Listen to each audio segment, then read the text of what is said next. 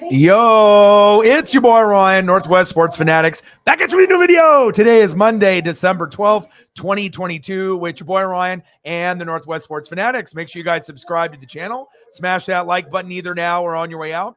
Donate to your boy if you can. Cash App, $ ORION NWSF, or the YouTube Super Chat right here. We got the New England Patriots versus the Arizona Cardinals. Live play-by-play and reactions with your boy Ryan and the Northwest Sports Fanatics. Kickoff is in about 15 minutes. I hope everyone had a fantastic Monday. There's been a few stories in the news. I know Mike Leach just passed away based on what Sarah sent me in the message, based on a heart attack and some other complications. So very sad to hear about that. But hopefully we end up having a good game here tonight. And like I said, I think a lot of people are kind of underestimating the matchup. They think, well, it probably won't be that great of a matchup tonight. But the last headline I see says Leach remains in critical condition. So I'm not sure if that's changed and he passed away. I'm not sure if that's like for sure news or a rumor. I know Sarah sent me something that he died. So what happened with Leach? Did he die or is he in critical condition? Because everything that I'm seeing right now is just critical condition, not that he's dead yet or he passed. So I don't know if that is, because sometimes we get these guys on Twitter that say, oh, this guy got signed, and then obviously they didn't. So we'll have to kind of check. I'm not sure what resource that you got your news from, but maybe he did pass. But everything that I'm seeing in the headlines, at least on ESPN and everything, that shows that he's in critical condition. So Sarah's in the building. What to do? Let's get to 100 and donos. Let's do it. Like I said, things have been a little tough, but I know we can bounce back the rest of the month. Let's go into some of the photos that we have here today. We got obviously at quarterback Mac Jones. Who? Mac Jones. And hopefully, we end up getting into the 20s, maybe even the 30s. But, I'm not really too sure where we're going to go. Then at running back, we got Ramondre Stevenson, who is a stud. Fantasy stud as well. Devontae Parker, Nelson Aguilar, and Kendrick Bourne. No Jacoby Myers due to the concussion. He'll be out for another week. At tight end, we have Hunter Henry and Jonnu Smith. And on defense, the best player on the team, Matthew Judon. Lots of sack lunches for him, so I got 3 pictures of him. On defense, we got Devin McCourty. And at kicker, we have Nick Folk. And I can't forget about the OG, Bill Belichick. And then on the flip side, we got Kyler Murray. Obviously, we know that he's had some new stipulations in the contract for studying. I really don't think he takes the game seriously. And based off the results that we're seeing, it proves that to be true. At running back, we got James the Terminator Kana. We'll see if he ends up getting into the end zone. I know people are looking for some fantasy points out of him. Backup, Keontae Ingram is a pretty good player as well. And then the guy that I'm looking for my fantasy points, so I can go 13-1, D-Hop, DeAndre Hopkins. After he's come back from the suspension, he has been a top 5 wide receiver in points at the wide receiver position. And I probably wouldn't be where I'm at today on the cusp of 13-1 without him, even though I didn't get to use him for the first 6 weeks. Then we got Hollywood Brown back. We obviously don't have Rondale Moore. He is still out. AJ Green at tight end, Trey McBride, and on defense, we got JJ Watt, aka JJ Swat, Buda Baker, and then Cliff Kingsbury. Let's go, baby. Let's go.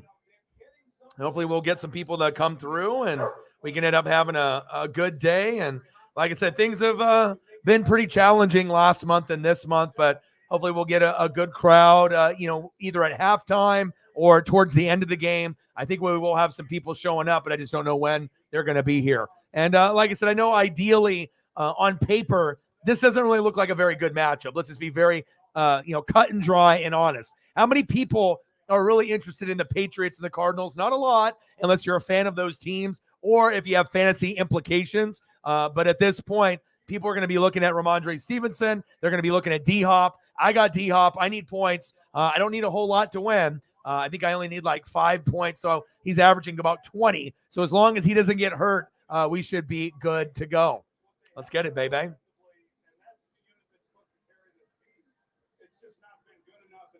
And I'm going to go down there some of the other news to see if there's anything new. Let's take a quick leak. Yeah, so it doesn't say that Leach died. I'm not sure where you found your information. I know we're on Twitter like 24/7, but it still shows that he's in critical, that he hasn't passed away. So, and I know T.Y. Hilton obviously joined the Cowboys, and I know they wanted it fucking probably OBJ.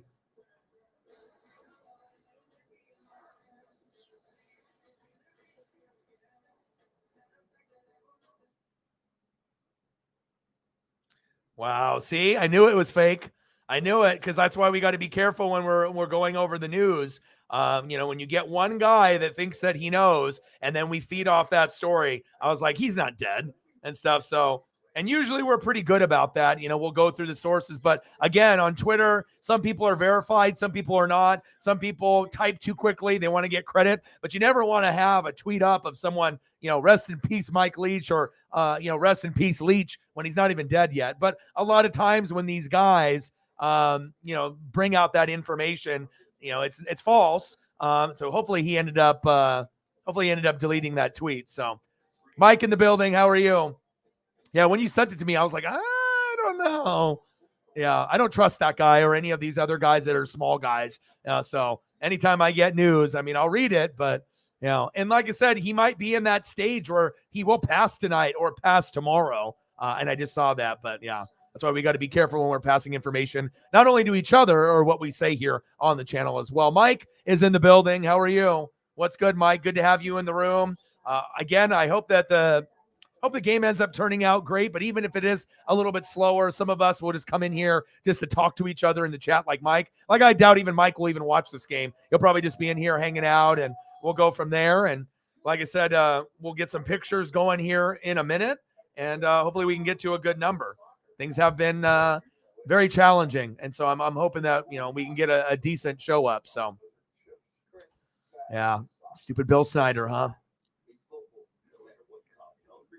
It's one thing when you're going over like a trade that's happening, or you're trying to jump the gun, like Arson Judge, goes to the Giants, or signs, but you never want to go over like someone died when they actually didn't die. These people are, truly fucked up on that sense, because they always want to be the first one to break the story. You don't want to be that guy. But once you're the guy that ends up releasing information that's not true, you're buried forever. Like, this motherfucker, Bill Snyder, is never going to get any kudos moving forward for doing that. So what a dummy. Yeah, I know he's in bad shape, and it just kind of sucks because I know he's had a kind of a tumultuous relationship with like former players. And just a couple days ago, he got in an argument with another player, and he pretty much told the player that, you're not good enough, or, made him feel bad about himself. And then he tweeted, since I'm not a good player, and, this, based on what Leach said, I'm transferring and I'm going into the portal. And now 2 days later, boom, heart attack. And I'm not saying it's karma. I'm not saying that, no one deserves to have a heart attack or, go through a position where they're almost on the brink of death. But it was kind of weird timing, and I know Leach has been kind of uncharacteristic. He's not like every other coach, and they've gone through some bad times, like when he was at Washington State, where they had like this shed where they would like discipline the players, a lot of illegal shit that made him get out of there. And he's gotten fired a few times for his questionable tactics on coaching. You don't put any player that's dehydrated in a fucking shed or to try to discipline some guy. So obviously there's been some comments and some things in the past where Leach has not done good things, but let's prayers up for him. And I hope Mike ends up pulling through. That's big facts, but it doesn't look good at the moment if he's in critical. That's obviously, heart attack, maybe some seizures, but hopefully he's okay. And we got the New England Patriots versus the Arizona Cardinals. Live play-by-play and reactions with your boy Ryan and the Northwest Sports Fanatics. Let's go over some of the photos here again before we end up having kickoff. We got Mac Jones. Who? Mac Jones, the Alabama Roll Tide alum. Ramondre Stevenson at running back. I love him. And then we got no Jacoby Myers, so it's going to be a lot of Devontae Parker, Nelson Aguilar, and Kendrick Bourne tonight. And I would assume Hunter Henry will be getting some looks in the red zone. Maybe they'll get Jonnu Smith a look. I don't know if they will. They like Henry more. And then we got on defense, Matthew Judon. I got a couple of him. because he's the best player on the team overall. Then you got Devin McCourty. At kicker, we got Nick Folk, and we got the old ball coach, Bill Belichick. And then on the flip side, we got Kyler Murray for the Arizona Cardinals, the man that thinks about Call of Duty more than the NFL. James the Terminator Kana. We'll see if he ends up rumbling and bumbling for a score tonight. The backup, Keontae Ingram. I like him. And then D-Hop Bebe. I got him in fantasy. I'm trying to go 13-1. I only need a few points, so pretty much I think it's in the bag, but you still want to get those points, and you want to be able to get those touchdowns with your fantasy studs. Coming back for the team will be Hollywood Brown with the trade from the Baltimore Ravens. No Rondale Moore, so we'll see a little bit more of A.J. Green and possibly a couple looks to the rookie Trey McBride. And then we got J.J. Swat, a.k.a. J.J. Watt, Buda Baker, and then at head coach we got Cliff Kingsbury. Let's go, baby. Shep, my boy, how are you? What's good? Yeah, I talked to Holly a little bit earlier. It sounds like she might be able to stop in a little later. I'm not sure if she's going to be on other streams or she got other things going on, but it sounds like she'll probably be in the room halftime or at the end of the game or whatever it ends up being. So hopefully we can end up getting some people. If we do, good. If not, I don't care. I've gotten to that point. If we got a lot of people in the room, it's great. If not, it is what it is. All I can do is just work hard every day and hope that we can end up getting some good results. So I'm good, man. I'm good. How are you, man? Took Paisley for the hour walk and got a nap in a little bit earlier, watched Little Simpsons, King of the Hill, for the mental health. And yeah, I'm good, man. Like I said, I went to the store, try to, stock up on the Gatorades and the Snapples and whatnot, just to make sure I'm, on point with that. Got the gummies and yeah, things are good here. Yeah, great personality, but I also want to, make a point that I know he's like uncritical condition. He's on his deathbed, but he's also done some dick moves. Like, there's been some disciplinary shit that he would get fired instantly if they knew that he was doing it and they had to do investigations on him. He is a great personality. He's great on the microphone, but he has had some POS moments to the players, and to the other coaching staff. I mean, I followed this guy's pretty much his whole career. So I know that Mike Leach is a good coach. He's very innovative, kind of like a Chip Kelly, but the way that he talks to people and treats players could be better. And, there's been some moments where he has been kind of fucked up with the stuff that he says, like putting himself on a pedestal so much better than everyone else. And I know a lot of people have transferred underneath him because they don't want to deal with him. And I know that, he is a good coach and I hope that he can pull through, but I also have to be real about it and not act like he's just this, peaches and cream guy. Like he's never done anything bad. And I'm not saying him being on the deathbed is karma, you know what I mean? But like I said, there's a couple players just recently just transferred to the portal and we're complaining about him and the way that he talks to players and the way that he kind of handles himself in that organization. So, I just have to keep it real. I don't want anyone to die. I don't want anyone to, pass away. And I want guys to pull through that obviously have had a heart attack, but that doesn't take away from the fact that you were a dick and you definitely did things your way, which wasn't the right way. And we got to make sure that we're clear on that as well. Unique coach, great on the mic, good interview guy, but I just don't think he's got the people skills, to be an elite coach in college football. But the first thing is we need to have, we got to prayers up and hope that he pulls through. That's big facts. So, good. When are you going? How much time do you have before you go to work, bro? I did see that. I did that. Sean Murphy actually is pretty good. And I'll tell you what, if we didn't have Big Dumper, Cal Raleigh, I would have been looking at him. I'd be like, come over to the Mariners, but we already have Cal Raleigh. But I do like him, and I think he actually will be a good piece for the Braves. And I think he actually will become a fan favorite for you guys. So, it was a 3-team trade, 3 teams that were involved. So, we'll see where it goes, but I still think Atlanta is going to be very, very good. So, good. So you'll be able to hang out until you actually have to, shower, get dressed, get ready, get the uniform or anything going. So awesome. I always really appreciate the time that I have with the GOATs. You know what I mean? Like I said, other people only care about the views and the subs and the donos, and they don't really care about the people. But like I said, I could have a handful of people, but if it's my favorite people, I could care less than having 20 people that don't give a shit about me, or 30 or 40 or 50. That's what it's about, is being able to spend some time. So let's go, baby. Yeah. Well, it all depends if you actually watch baseball. if you actually know, Oakland A's baseball like myself, I mean, I follow pretty much everybody, in the division, Mariners, Rangers, Astros, Angels, A's. I have to, being a Mariner fan, we usually get our ass kicked by all those guys. So I see those teams plenty. So that's big facts. Let's go, baby.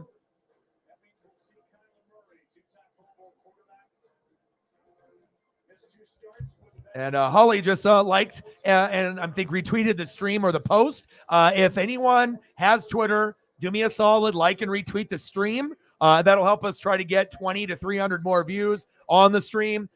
Views have been incredibly low, and I don't know if that has to do with the 300 people I deleted, off Facebook. But I had over like 515 friends. I deleted 300 people, and now the views are like cut in half of what I've normally been getting. So it's kind of sad. It's like when you can barely even get to 100 views or you're at 150 and you thought 300 to 500 views was bad. So I'm not sure if that's where part of the viewership went after I deleted those people. And those are the people that watch me, spy on me, never donate, never support, never sub. They just spy on me. So I could really give a shit about them. But hopefully, I know the NFL games haven't been the most extra, special, extraordinary. There's been a lot of shitty games in the NFL, and I know competition is kind of tough. Obviously on the NFL side, and obviously, as you can see, I couldn't even afford to get a thumbnail today because I can't afford it. When the viewership is down, so the support is, from the regulars, it's at an all-time high, but from the others, it's tough. So all I can do is keep grinding hard, and I just can't afford to be able to pay for something, especially if it's not going to work. If I'm spending $35 and it's not doing anything, why am I doing it? Big hit, little dump down to James the Terminator Kana. Yeah. Well, like I said, everyone has had their times of being a good person or a bad person. But the only reason I want to bring that up is because they had a couple of those guys that just went into the portal a couple days ago. And then, boom, they had a specific kind of like message to Leach, like, you are the reason, you know what I mean, based on how you talk to me. And then all of a sudden, boom, like a day or two later, heart attack and cardiac arrest. I mean, obviously, you're going to have guys that are pissed that go through the portal. And sometimes these college kids act like kids. So, it's just a bad situation for, everybody. But I just hope that the players, maybe can, have a little change of heart. Maybe that guy that had those words towards him, maybe we'll try to reach out, to the coach, even if he's still pissed at him. But hopefully he pulls through because we don't want anyone to pass. That's the bottom line. Kyler, first down and 10, scrambling, gambling, using his legs. Don't tear your ACL. Oh. And he almost injured himself there. Oh, he might have just tore his ACL. There we go. Kyler tried to do a move, and now he's down on the ground. I think he tore it. There it goes, Kyler. Season over. Bye. He went to plant, and then his cleat got caught, and he should have just went down. He tried to shimmy and shake, plants, and it's a non-contact injury. So this is probably ACL, MCL, PCL, something that went up right there. And now the game is over. That was a fast game, huh? We just started with the game, and now their season is completely over. Hopefully nobody has Kyler in fantasy, but if you do, he's done. Like I said, when a guy goes down like that, he's not coming back tonight. So if you were banking on Kyler for fantasy, that's his night is over. His season might be over. I hope he's okay, but I mean, I've seen that injury 1,000 times, and I've seen ones that look worse, but that did not look good. So he should have just went right down.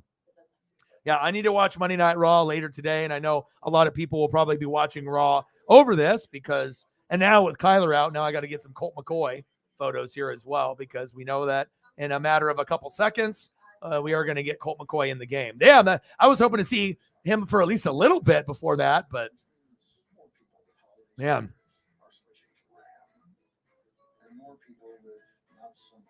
That's tough.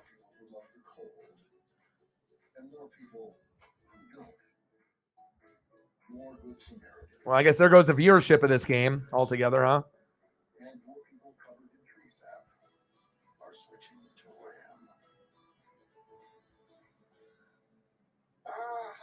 Damn, that's tough. I mean, maybe it's just like a sprain or something. Let's hope for that. That it's just like a sprain, but he grimaced, and that usually when you do that, it's more than just on something minor. Yeah, the way that this game is going, I might have to eat a whole box of gummies to get through it. Watch O-Dog sleep during the stream. That's tough.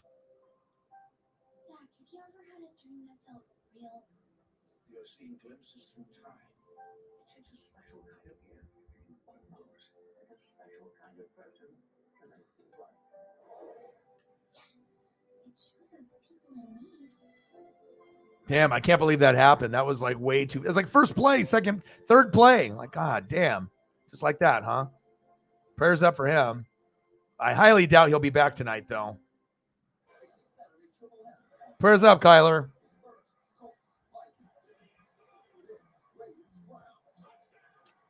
Yes, they do. Yes, they do. He's actually a pretty good one. Do you follow the A's at all, Mike? Who do you follow? I know you try to watch a little Atlanta Braves and whatnot. Now he's on the cart. Yeah, season over. Done. Yeah, he's done. And also, too, I don't want to, kind of harper into things, but karma is real. You know what I mean? And injuries suck, but it's just kind of funny how things happen to people when, maybe they could have been a better person. Maybe they could have put in a little bit more work. Injuries are freak things, but sometimes things do happen to people that, maybe, that are slightly questionable, that they could be a little bit better. Like, maybe care a little bit more about football and less about video games and baseball.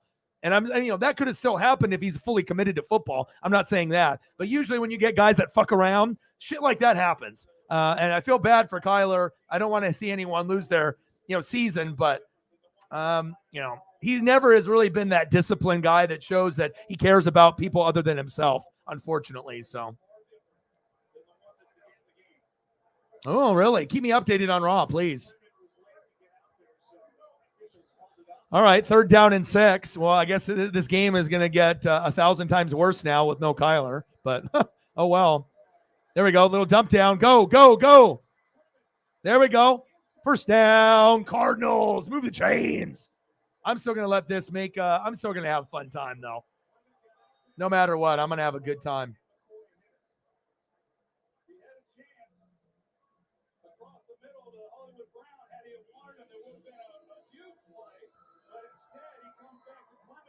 Clement, the former Eagle.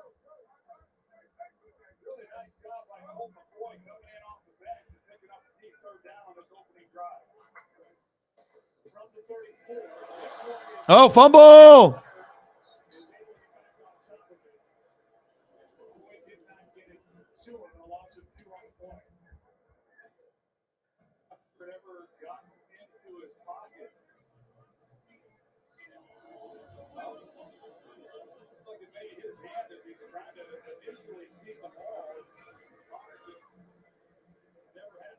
James Conner with a fumble.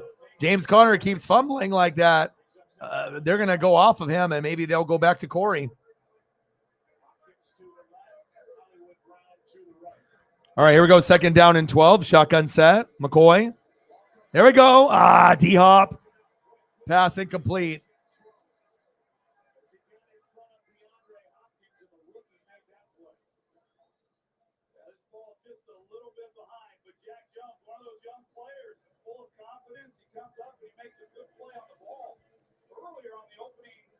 I need some points with D-Hop, baby. Fantasy, baby. This will be if I end up getting the dub here, which I think I should, this will be the best season that I've ever had in fantasy. I've been very good before, but again, it doesn't matter record-wise. You could play someone that's the 4 seed or the 3 seed, and Shep and Jake are very good. So a lot of people thought, O-Dog and Sarah are going to run away with it because they got the best records, but that doesn't mean anything. It's all about getting to the dance, so. Number 1 contender. Ooh, okay. Keep me updated on that, man. Are you? I mean, if guys like Kellen Clemens, the former backup for the Ducks, can make it 5-10 years, Colt McCoy, those type of guys can make it for 5, 10, 12, 13 years. You just got to get on the right team and just, they like you, and then you end up just being that guy and get paid a shitload of money. Yeah, I know Sarah was a little upset about that, but Prater. No good. Prater. Still 0-0.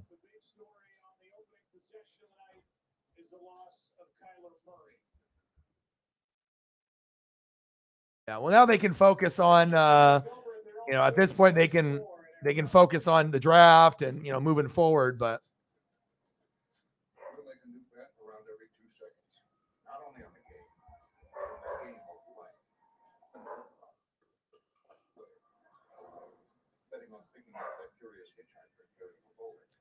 calm down, Paisley. And Prater's got a pretty good leg, but we already know how that goes. It's tough. It's tough in making those long field goals for sure. Yeah, and like I said, Jane Slater, kind of messaged that this morning. So I was like, well, okay, well, Ty is probably going to the Cowboys in a day or two, and then it was about 8 hours later that they put it together. So, and the main reason they're going with Ty is because they wanted Odell, but he's not ready. Odell won't get to play until maybe January, and who knows if the Cowboys will still be playing the time where he comes back. So he's trying to get a deal with a team and then play for next year. So some teams aren't really wanting him for next year. They want him right now. So, and I had Odell, and it doesn't look like he's going to be like a fantasy impact guy because I don't think he can cut yet. I don't think he's ready yet. I mean, he wants the team to sign him off good faith, but I don't know if people think that he can really do it yet. So that's why they went for Ty, so that way they can have depth. Amari Cooper's on, the Browns, so they got to be able to have, those other guys. Ty will be like number 3, number 4. You got Dalton Schultz at tight end. And then you still got CeeDee Lamb and Michael Gallup, but then they're hoping Ty can be like the Michael Gallup. Because it used to be Amari Cooper was the 1, CeeDee Lamb was a 2, or maybe Michael Gallup was a 2, CeeDee Lamb was a 3, but now it kind of has rearranged itself. So I don't know if Ty's in shape, but I think he's going to look good in that Cowboy uniform. So, yeah, I do wish him the best. Big facts. I know it's kind of weird seeing him there instead of coming back to the Colts. But again, you guys are trying to tank, and the Cowboys are trying to get to the Super Bowl or NFC Championship game. You just need 180 and 190. Yeah. Well, you might not even need that much. Honestly, if I got all red in the first week, you might be able to beat me with 100. 100, 110, 120. You might not need a massive number. I might be projected for 115 to 135, but if I hit 90 in that first week with all red, First down and 10. Mac Jones. There we go.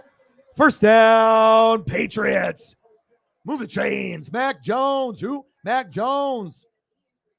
Going to Devontae Parker. First down, move the chains.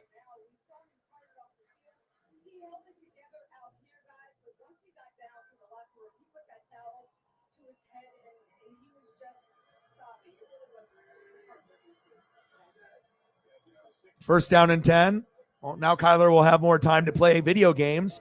And like I said, I just think a lot of people, they question the work ethic. That's really what it's about. You're the guy, and you're the guy, but I don't really like his persona. He's, like I said, if he goes to another team, maybe it'll be a new birth for him in his career. But I just don't really like this combination of Cliff Kingsbury and Kyler. I don't know. Kyler seems a little entitled to me, and he's not producing. And now he just got hurt, so I hope that he has a good recovery. But, I mean, anytime the guy is, focusing more on video games and when the new Call of Duty is dropping, that's a big red flag for me. I mean, I don't mind if guys play video games, but if that's taking up a good chunk of your life when you should be doing the playbook and working with the other receivers and the running backs, you know what I mean? And you care more about baseball and video games, maybe the league is not for you. Maybe your time is going to be up, sooner than later. Maybe you want to be a pro gamer full time. You'll have your time for that. Third down and 9.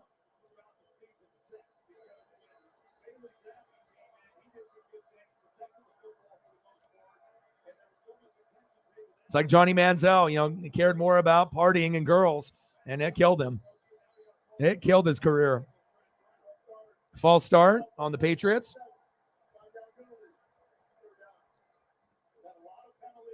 Yeah, but I don't know if that's going to be possible You know what I mean? Like, I'm not going to put myself in a position to lose. I'm going to put myself in the best position to win. You just have to hope my players shit the bed. I'm going to put the best combination in there. I'm not going to leave points on my bench, or I don't do it on purpose, or not often, right? But if guys shit the bed, that's, I got all red. So you have a great chance of beating me, man, even if I do go 13-1. Third down and 14. Shotgun set. Mac Jones tipped. Batted down by Mac Jones. Good defense there.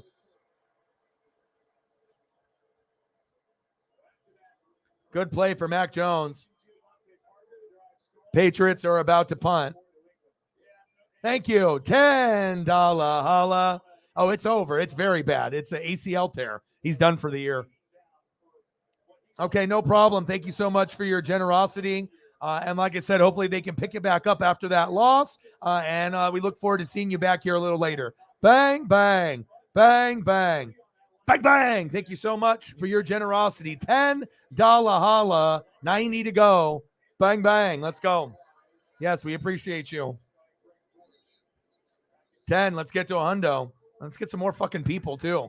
I don't know what's going on here in like November and December, but everything is just, I don't know, man. It's like, it's so hard to grind and do this. It's just, I just wish that I would be treated fairly. That's all I ask for. I just want to be able to be treated fairly. And it's just, I feel like I'm always, hated on, and it's just always a fucking uphill challenge, but we do got great people. And I do know that we will be able to get to the good numbers. So there we go.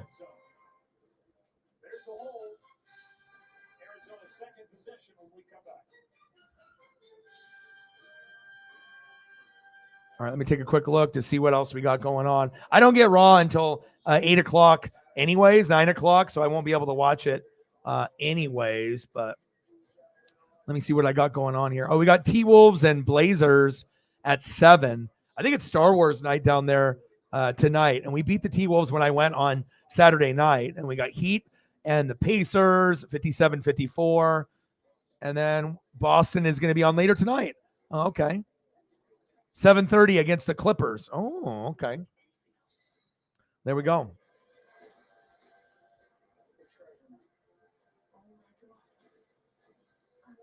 Yeah, one day. Yeah, but if you end up doing that, please do Cash App, because if you end up doing that, I'm only going to see half of it, and I got to wait a month.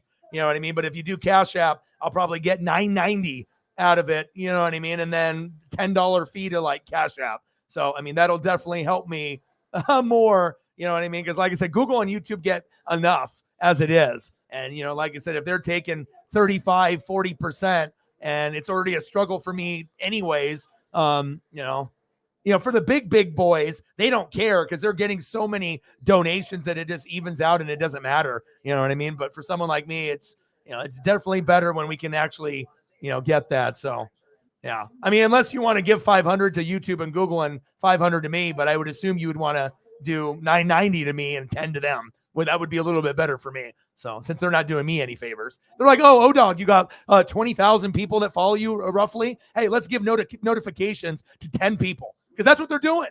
I'm going through all the stats and the analytics. Like, how is that fair? You know what I mean? It's like, I'm not even trying to tell you to promote it on every fucking YouTube page on planet Earth. But yeah, it's crazy, man. Crazy, crazy, crazy. National championship, baby. That'll be good. Colt McCoy, 1-1 career record versus the Patriots. 1 rushing TD, 1 pick. $10 holla for Megan to get us started. Appreciate that.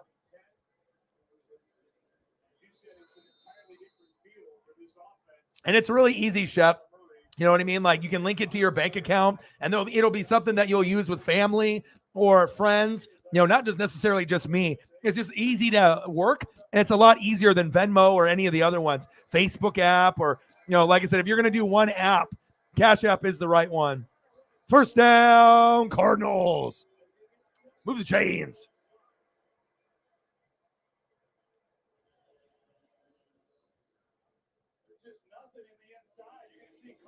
James, the Terminator, Kana, good blocking up front. Right, misses a tackle right there. And then just bounces out, contain outside with the stiff arm. Nice job. First down, Cardinals. Move the chains. First down and 10. Shotgun set, play action. Wide open, nice throw. First down, Cardinals. Nice job.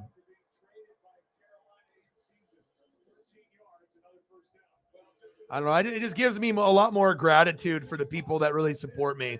Because there's some people that, don't support anymore. They don't come here anymore. They don't support anymore. And like I said, I just want real people. I want real supporters, not fake supporters. Or little kids talking shit the whole time, We don't got I got no patience for that. First down and 10. Shotgun set for McCoy. Hands off to Connor. Short gain.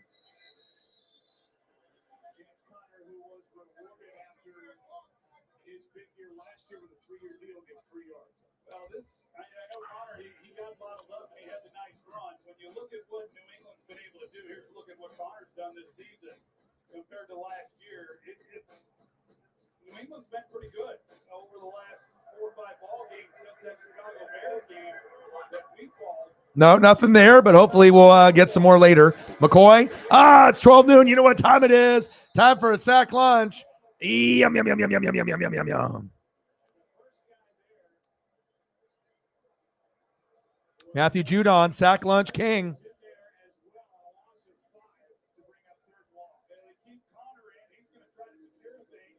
Yeah. Judon is such an awesome player. He kind of reminds me of like a Max Crosby. Like he might not be the biggest name, but you would love to have guys like that. Like if I could pluck a couple guys from other teams, Max Crosby and Judon would be on the Buccaneers like this. Like there's a lot of guys that, they don't have a big name. Max Crosby's a bigger name. There we go, D-Hop. First down, Cardinals. Flag on the play. Yeah, I tried to. It just depends on, when I went to the arcade, I sent you those photos. So I went to the arcade.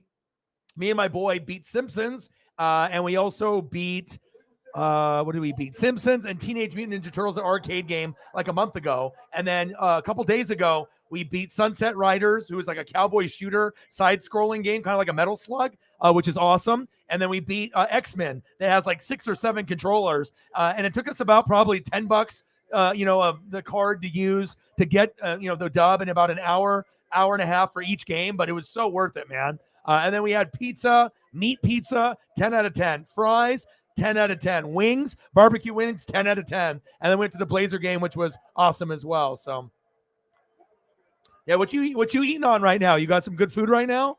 I always make sure I get photos from Shep and Chief Will Chief. Little check down.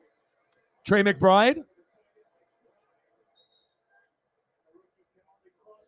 Colt McCoy to Trey McBride.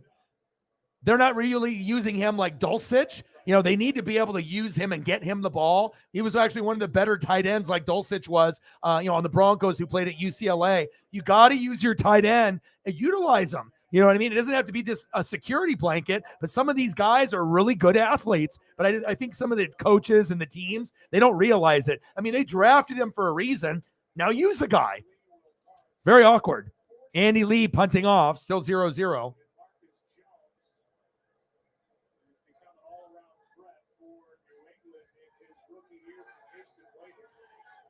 Yeah, but I guarantee Kyler, 99% chance his season is over.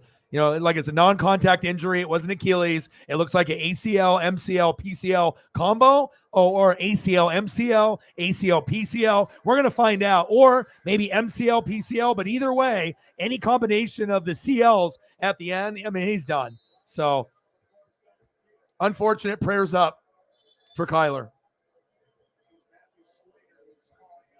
You did? Was it based off the pictures that we were looking at last night? Waffles, pancakes, French toast. Nice.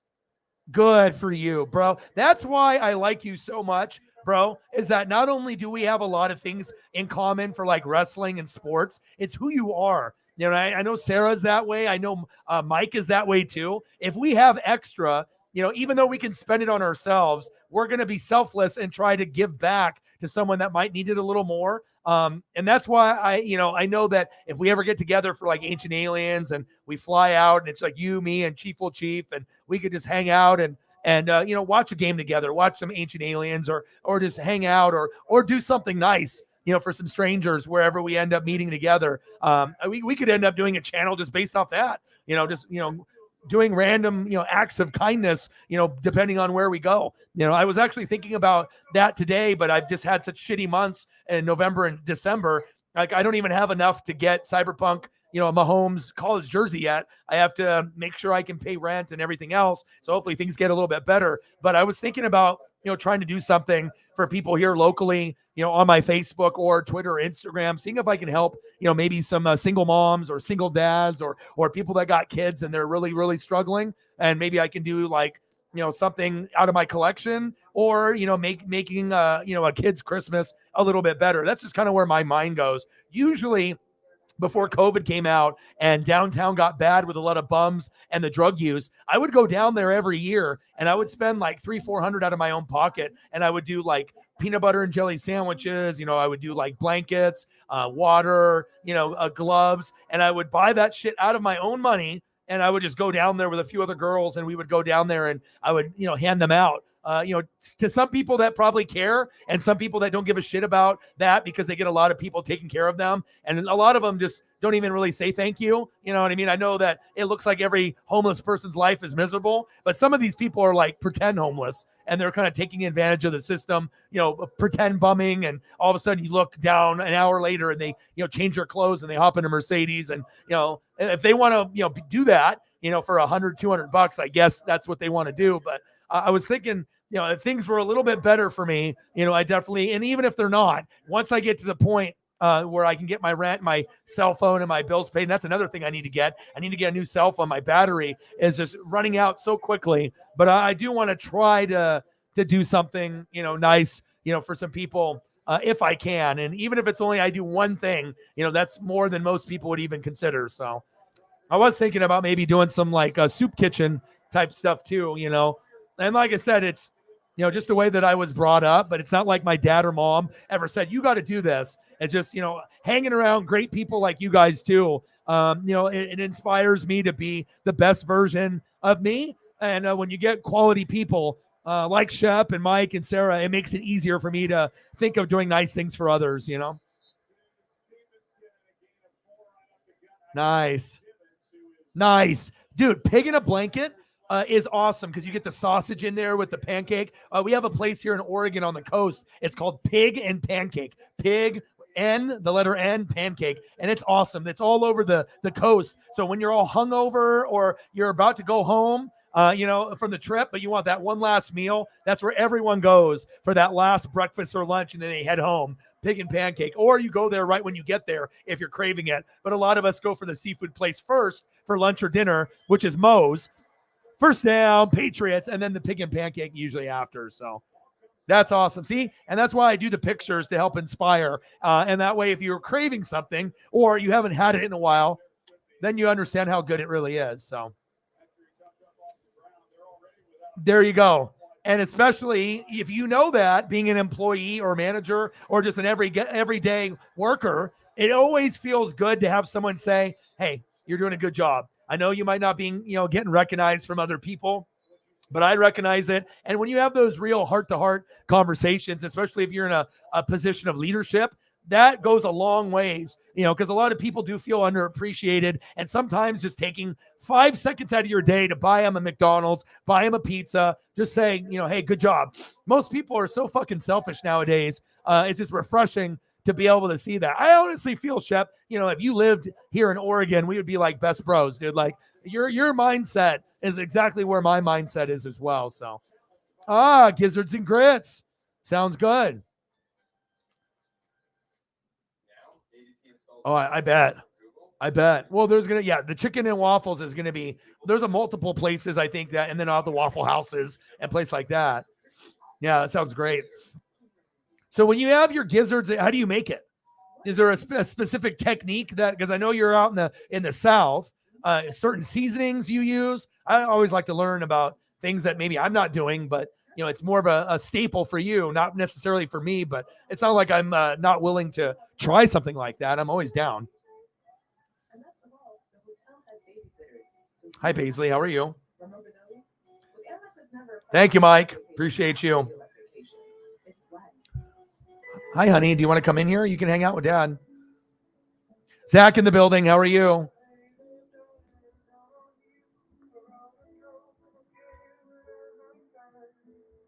Me and Paisley snuggied together. It's like so awesome. Like I can't even tell you the feeling that you get when you can like spoon with your dog. Like the dog will be sleeping and then she'll be just like nestled up, her head on my head, and I can put my hand on her chest and we can just kind of relax. And sometimes we can just pass out for like, an hour. And it's just the love that she has for me and the love I have for her. It's just, I don't know. It's a bond that cannot be broken for sure. You the man. Yeah. And like I said, you can always tell by, there's a lot of people on social media that try to play like an act or, this is how I am. No, seriously, this is exactly how I am when I'm not on screen, but we all know that people can say that, but it's really actions speak louder than words. And it's either you're a caring person or you're a caring person in front of the camera. And that's facts. And a lot of people are those, it's like if you're going to do something nice, right? Imagine being a homeless person and then all of a sudden someone comes up, shoves a plate of food in your face, and then has a camera right there. Like, you know what I mean? That's not the right way to do it. But people always do shit for clout and dumbass things like that. So just, oh, look at me. But if you're really a good person, you don't need to have a camera there. Mike with a dono, $6.66. Bang, bang, bang. Boom, boom, boom. Bang, bang, bang. Appreciate you, man. Thank you so much. Mike, the OG, another staple on the channel. I wouldn't be able to do this full time without you or Shep or Sarah or Holly or Cyber. There's about 5 to 10 of you. If it weren't for you guys, with the limited people that I have in the room that watch the videos at this point, there's no way I'd be able to go full time. Not yet. So, I've been working 10 years. It's just, you would think at some point that the hating will stop, but apparently it's not until, I go viral or some celebrity finds out who I am and then we blow up or something. I don't know. We'll see. I did see that. No worries, man. No worries. I'm glad that you're here. How's your mental health? And that's one thing another host won't ask people in the room because they just don't fucking care. But I do, and I know all of us have gone through some mental health issues, but I hope that things are good. And if you ever need anything, you can message me and I will respond as long as I'm not sleeping. Oh, what a stiff arm. First down, Patriots. Wow. Fucking stiff armed him to fucking Venus. Pluto. Jesus. Look at this. Blocker in front. Boom. Sit down.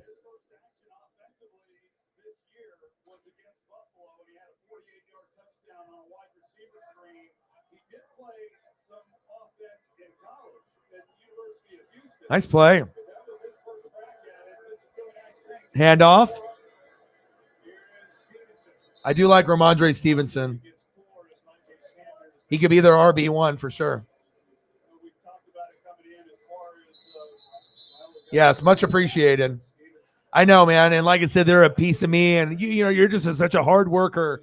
You know what I mean? And you'll be able to have that time back with them. And and like I said, it's one of those things, when you work on the road like you do, it's extra hard, I can imagine. But hopefully, you got plenty of pictures on your phone, videos, and things to cheer you up, And I'm always here to cheer you up, too. 17, let's get to a hundo. Oh, there we go. Did you take him to the dog center? Like a place for, like, maintenance? Or did you guys do it yourselves? Tony's. Oh, nice. Oh, good to hear. And like I said, it's one of those things that I feel like that's why my connection is a lot stronger because, a lot of people are going through things, but I think a lot of people online, they don't open up really. It's like a persona. They don't really open up and like become vulnerable and tell you everything. But I feel like I'm one of those people that I genuinely tell you how things are good, things are bad. I'm 100% just real, and that's just what it is. No filter. This is how it's going. And yeah, if things get tough, you can reach me. I'll help you. $3 from Sarah. Appreciate you. Bang, bang. Boom, boom. Bang, bang. Let me know what you guys want for photos for the people that have donated. Thank you so much. The best mod on planet Earth. Couldn't have done it without her. And I made the right choice with Sarah being the lead. Like I said, I took a lot of thought before I asked her. And I think everyone else knows that is a mod, that she's the right choice as well. 2nd down and 7. Play action fake. Jones. Floater. Picked. Isaiah Simmons with the pick. Wow.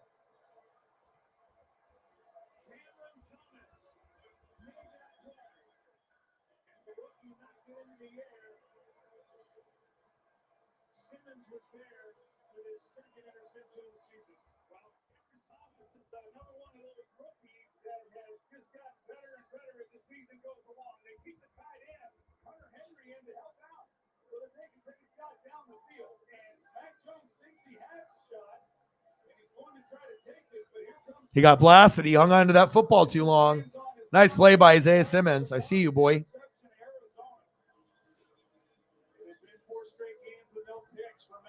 That one tipped. And Cameron Thomas made that play.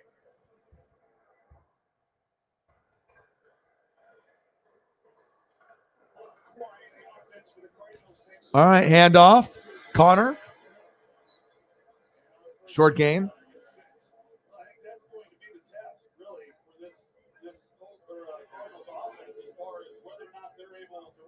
Isaiah Simmons, good awareness, but anyone could have really caught that, let's be honest. I mean, when you get blasted mid-throw and it just goes up in the air, like as long as you got like some kind of athleticism, someone's going to pick that. It may not be a D lineman or D tackle, but you got to think a linebacker, corner, safety, if they're in that vicinity, it's a pick, and it was. 2nd down and 4, D-Hop. Get out of his way. I need fantasy points. Your boy needs points, baby. I need some D-Hop. D-Hop. Gimme D-Hop, baby. Yes, thank you so much. $20 holla. Let's get to a hundo.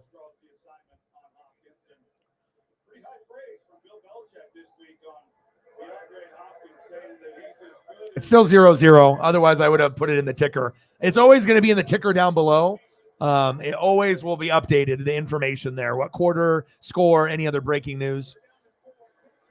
If I can get my scoreboard to work on this platform, then I can take this, look to a whole nother level by having it at the top, but it doesn't format properly. And then if I use the other one, it might be too slow. And that was the problem, that it was like taking up too much space and memory on my computer, where I would have this amazing look. No ticker, no pictures I can pull up, but I got an amazing scoreboard, one of the best that's on YouTube. But then it was like the connection wasn't good. It was like, jittery, and I have a good speed internet, but it was that particular program that just wasn't being able to handle it. And over the years with like OBS Studio and OBS Streamlabs, and then I did OBS Studio in the beginning with like reaction videos and my scoreboard. Then I had to do this StreamYard, and then I tried doing OBS Streamlabs, but then I couldn't get the edit button to work for the scoreboard. So I was like, well, how am I supposed to update the scoreboard if I can't even update? Like, it was like a thing, the link was like broken. I was like, well, I guess I'm stuck doing this. And I do like the ticker, and I do like bringing up the pictures. Of course, having a beautiful scoreboard at the top would be something I'm definitely going to use at one point. But if I had to trade the beautiful scoreboard and then have no ticker and no pictures at any time or after the stream, I would rather do the ticker and the pictures. That's more my style. So, I mean, yeah, scoreboard's great, or I could have like ESPN stats behind me, but I think that's just corny. Like, a lot of people do that, but how many people really need to see what fucking I mean, we're watching the game. Do you really want to see like, some of that stats behind the person? I guess some people do, but I just think it looks cheap. At least have a good background, but that's just my opinion. So either have a nice view, or have a good scoreboard, ticker, pictures. You got to have good visuals. I don't know. Some YouTubers are lazy or stupid, I think. I don't know. Stupid. Lazy. Petco. Okay. Still 0-0. End of the first quarter, 0-0. Oh, yeah. For real. Always mad. Always just like, like he's got to take a shit or something. Like always, like, never happy. Just like, always unsatisfied. Oh, we're up 50-0. That face. Oh, we're at 0-0. That face. 13 to 10. That face. Like it never changes. Never satisfied. I mean, you might get them to do a grin when the Super Bowl when they win it. But if it's not like a Super Bowl win, good luck, All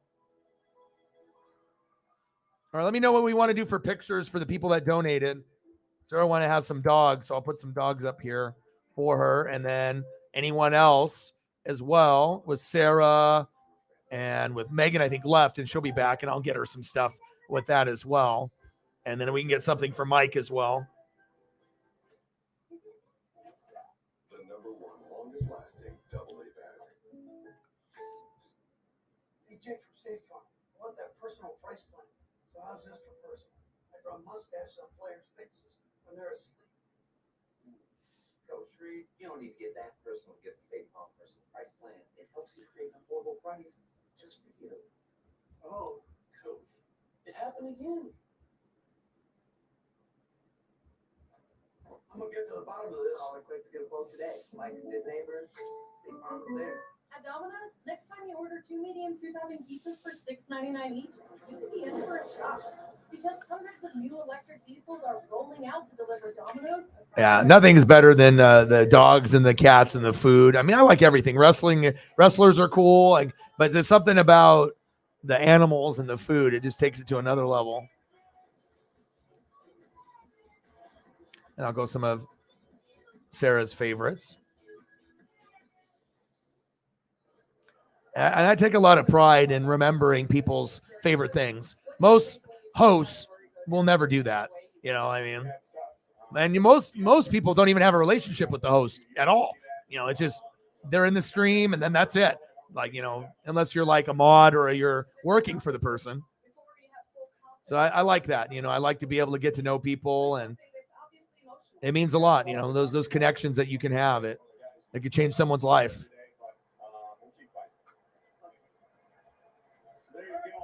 I got one more. 3rd down and 6. Oh, pass incomplete. Colt McCoy. AJ Green. Hollywood Brown in that area as well. I need to get some D-Hop points. Colt, don't fuck me over here. I don't need a whole lot, but, I got to get 10 points or more. Don't fuck this up for me, man. Don't fuck this up for me. It's D-Hop.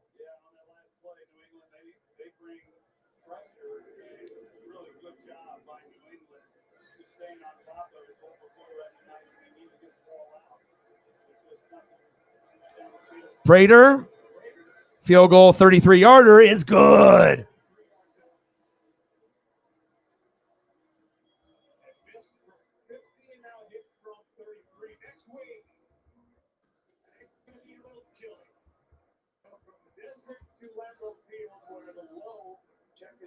All right, 3-0 Cardinals are up. I know, his face never changes, man. Always the same expression. Is he happy? Is he sad? Is he angry? Fucking nobody knows. Nobody knows what's in Bill's head. He's probably just thinking, well, man, maybe I want some roast beef for dinner. Like, who the fuck knows what he's thinking? I wonder what my wife is doing. I wonder what game she's playing on her phone.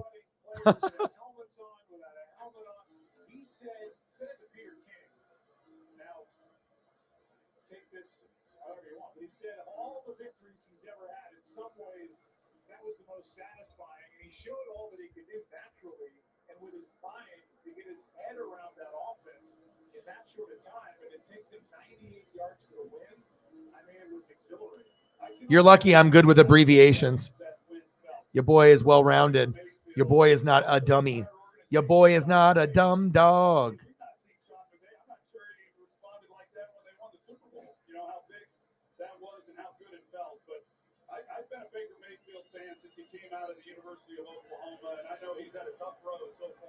All right, 3-0 Cardinals.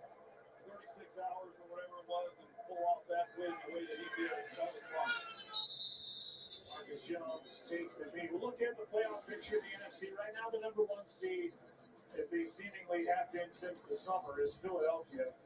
Minnesota, number 2, San Francisco at 9-4. Then Tampa Bay at 6-7, coming off that loss at San Francisco yesterday. Then you got Dallas that had to come back and beat Houston at 10-3. Washington, the Giants.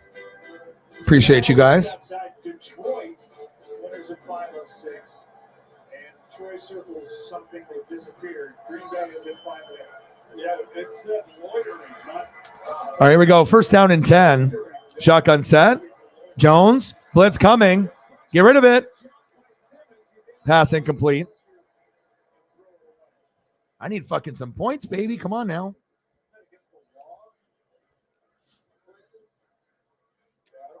Eagles in the building. Thank you for liking and retweeting the stream.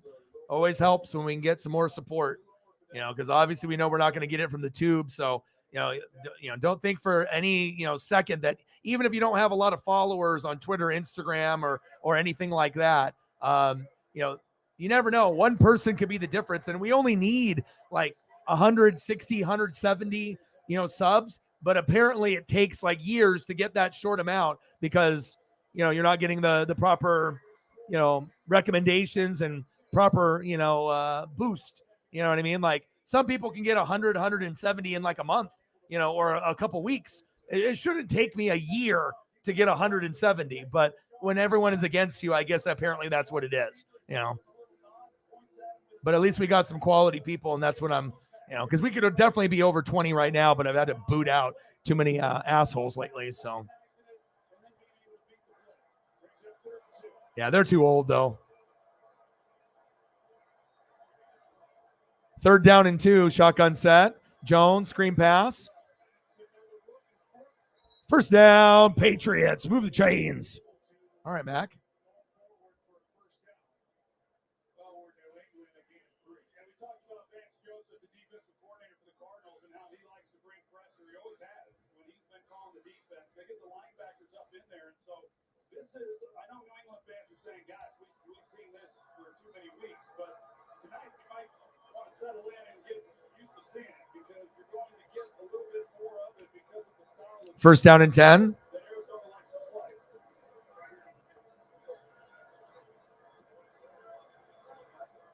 Jones, hands off. Ooh, nice run. Kevin Harris, short gain. Jones, some injury updates for you. For the Patriots cornerback Jack Jones is questionable with a knee injury. The Patriots are already down their top receiver, Jacoby Myers, and now Devontae Parker is questionable with a head injury. And Ramondre Stevenson also questionable and ankle injury.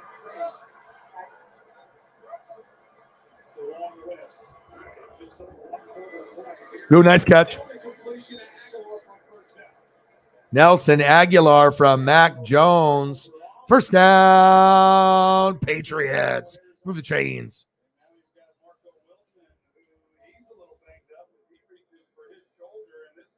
Damn, everyone's getting hurt. It's that time of the year. That's what's really going to come down to on the AFC side. Who stays hot and healthy? Bills, Chiefs, Bengals. It could be any one of those three teams. And Kevin Harris on the play earlier. Not bad, man. They have a lot of no-name guys that can end up making plays. Patriots are the best at that. Well, that guy's got some ice on his neck. I need that. Where's that ice on O-Dog's neck? O-Dog needs some ice like that. There's a diamond-crusted chain. Hello, Brittany. How are you? Well, Kyler's not playing, so there's no excuses now. You just got to get it done. How are you? How's your son? How's the weather? How's the job? I saw your sister's the little bridal shower. Looked like you guys got a nice little get together there. So hopefully that was fun for you. And hopefully you can end up getting some good offensive plays today. We got a little Mac, and hopefully we'll get a little Ramondre Stevenson. No Jacoby Myers, which hurts, but you still got guys that can make plays like Parker, Aguilar, Kendrick Bourne, Hunter Henry, Jonnu Smith. So it's not like you got nobody out there. You got plenty of guys. The only one that you're not going to really be able to use is Damian Harris because he's hurt. So, baby shower, yeah. Congratulations to your sister. That's awesome. And do they know if it's a boy or a girl yet? Did they announce like the sex of the baby or no? If it's gonna be like a boy or a girl. All right, let me go get my Snapple. Gotta go get my Snapple. Mango Madness.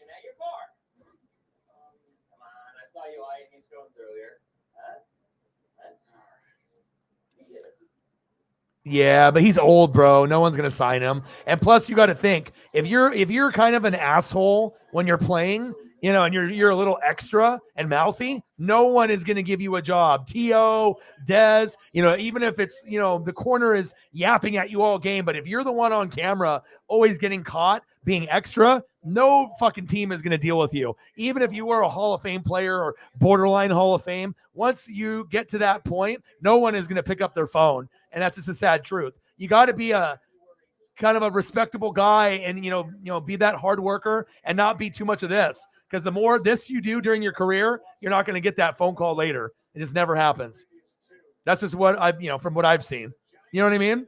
Like, we already know that they could have probably made plays on teams right after they retired. If a team would have hit them up just as they retired, that 1 or 2 years after, they could have played, but now it's way too far. Baby boy. Frank Jr. Yeah, well, they only got T.Y. because OBJ is not ready. They're not going to be making any more wide receiver pickups. First down, Patriots. Move the chains. Thornton from Mac Jones. Brittany's boy.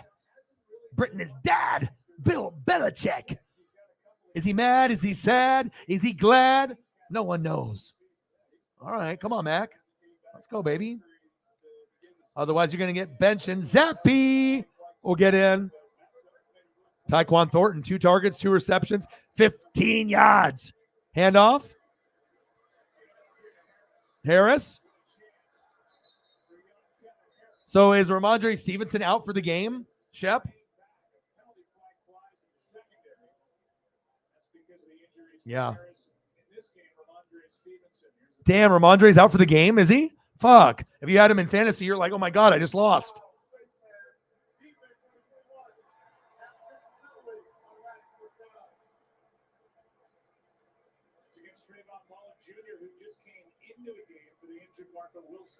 Well, you watch this Kevin Harris, and he hasn't had many opportunities this year, but he has done a good job already tonight in really helping set up some of these. 3-0 Cardinals in a barn burner. Must-see TV. Everyone on planet Earth is watching this game.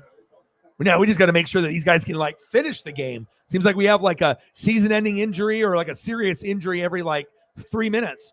Hopefully the injuries can stop for once. Handoff. Nice. Wow. Touchdown. Patriots. Your boy's got the photo. Kevin fucking Harris. Ramondre Stevenson. Fantasy owners are livid. There you go. Brittany's like, well, if I go over to O-Dog stream, maybe he'll bring me a little good luck. And there it is.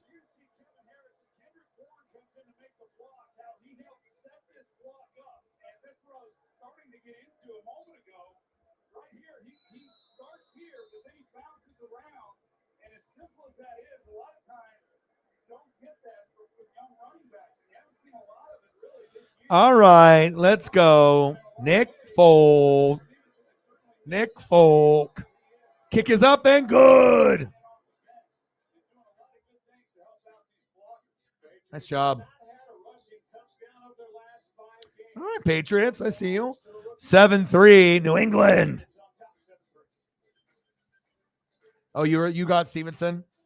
Yeah, he was a nice fantasy pickup like that. If you actually had him as an RB2, a flex, shit, at some points he was even giving you RB1 numbers. And most people used him as an RB2 or a flex. And yeah, that just sucks because injuries, you never know when that's going to happen.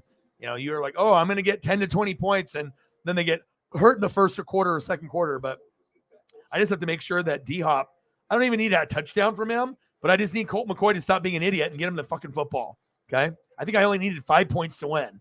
And D-Hop's been averaging 20, but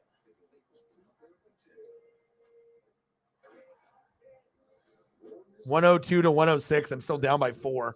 Come on now. Chief will chief. D-Hop is 0. Doesn't even have anything yet. Come on. You know what your boy wants. Some of that, baby.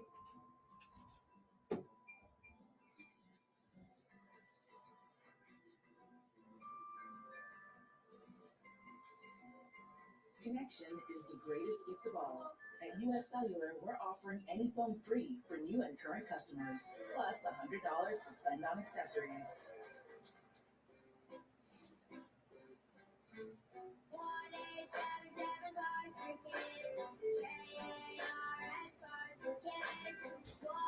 Donate your car. Cars for Kids network. That's cars for the cat. Pick up is quick and easy. You'll also get a vacation voucher and a tax deduction. 1-877 Cars for Kids. Donate your car. Hurry! It's your last chance to donate for 2022. Imagine living in a place where social and business communities come together. A place inspired by the majesty of the Pacific Northwest, where creative leaders and cultural influencers. Had to go check up on my Paisley pup. Had to go check on my Paisley pup. She's just chilling on the couch. You know, got some like Snuggie comforter stuff she's laying on. Just waiting for dad. Just waiting for dad.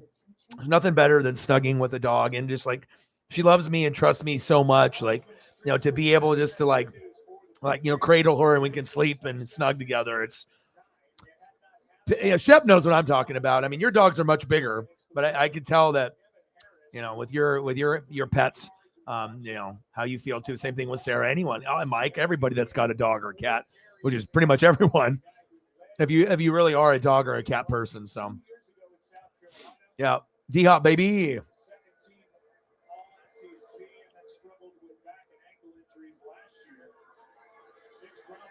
Yeah, it sucks. Injuries suck. There's nothing fun about it, period. Give me D-Hop, baby. All right, I need 15 to 20 points. Let's go. Because I always try to look at the total number I'm trying to score too. It's not just trying to get points, but I'm just, you know, I'm trying to score as many as I can every single week because they collect all that information. All right, I got some Mango Madness. Snapple from the freezer.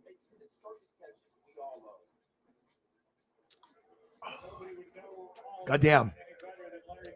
That first sip, just like a Starbucks or any type of first sip of whatever that is, energy drink, coffee, or whatever you drink. Oh my God, that is so good. Especially when it's like on the brink of being frozen. It's like very, very, very, very cold, not just store, you know, room temperature, not just been in the fridge for a few hours. I like it as cold as possible. If I'm going to have a drink, I want it to be a refreshing drink. And goddamn, those taste so good out of the freezer.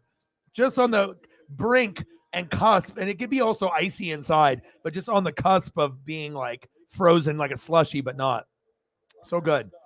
Only way I drink my drinks now, either for, you know, Snapple, you know, with the kiwi strawberry or with the blue Gatorade.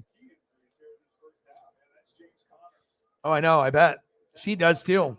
Yeah, Paisley's always sleeping on the couch or on the bed. There's no dog bed. Like we tried doing a dog bed the first like month, and she would at one point just start like ripping up the bed. You know what I mean? So she would snug in it a little, but she likes human contact. She likes to be able to feel the hand, you know, the caress, the arm, the leg, the warm spots on your body. She likes to caress and feel that security. And yeah, so many fucking injuries, man. It's just crazy. But she's like the most talkative dog I've ever owned and also the most loving dog. I mean, there would be times, you know, when she was like a baby, she would lick my face or the top of my bald head. And normally a dog will lick, you know, 2 or 3 times. She would do like 50 to 100. Like she loves me. Like, you know, most dogs I don't think are going to lick someone's face or head like 100 times or 100 licks. But, you know, yeah, we definitely have a nice special bond for sure. The bond is real. Yeah. I mean, I'm at this point now. I don't even like really hanging out with people. Like I'll hang out with, my boy Justin, Preston once in a while. That's about it. I mean, I don't really hang out with a lot of other people because a lot of the other people are just not good influences in my life. I'll be doing bad shit if I hang out with them. So just better to spend time with, the pup and then hang out with y'all. So yeah, way too many injuries. Venture X card from Capital One gives you premium travel benefits, like 2 times miles on every purchase. All right, get the ball to D-Hop, damn it. Too loud. Thank you. I mean, I could have started Godwin, and it was like I knew he was going to get 10 to 14 points, and I would have won. But I was like, yeah, D-Hop's averaging 20. Even if there's an injury, it doesn't matter. Even if it's Colt McCoy, they're going to go to D-Hop, or they should go to D-Hop. Like pretty much every drive, you should be going 3 times, 4 times to D-Hop. I mean, you can run the ball with James the Terminator Akana, but I mean, unless you really think Hollywood Brown has a better matchup or AJ Green or Trey McBride. But let's be honest. I mean, the guy's been fantastic. He's been a top 5 wide receiver in fantasy since he's been off the suspension, 20 points a game. So he's like right there with like Justin Jefferson and some of the other top guys in the league. So hello, D-Hop. Hello. I mean, I would call Cliff, but he doesn't pick up his phone. They should fire his ass. See you, Cliff. He said the building is that way. Now Connor's hurt. Jesus. Everybody's hurt on this fucking team.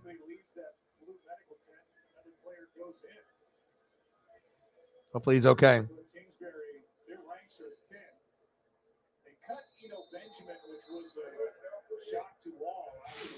All right, 2nd down and 6, 7-3 Patriots. Shotgun set. McCoy going long, going deep. He's got a man. Oh, tried to go for the one-handed grab, and there's a flag. Intended receiver was Hollywood Brown. That's not D-Hop. Dummies. Flag on the play.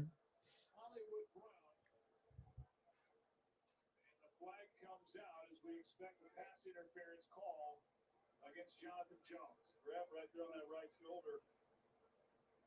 Looks like that's probably going to be what got the call against Jonathan Jones and Colt McCoy. Boy, he hung in the pocket. He took a pretty good hit. There's the grab you see on that left shoulder pad. Pass interference. Defense number 31. PI, no doubt. Automatic. First down. He also grabs the wrist of the receiver so he can't go up with 2 hands. So that draws the flag. It was Uche who's been so good rushing the passer for New England, who was a step late.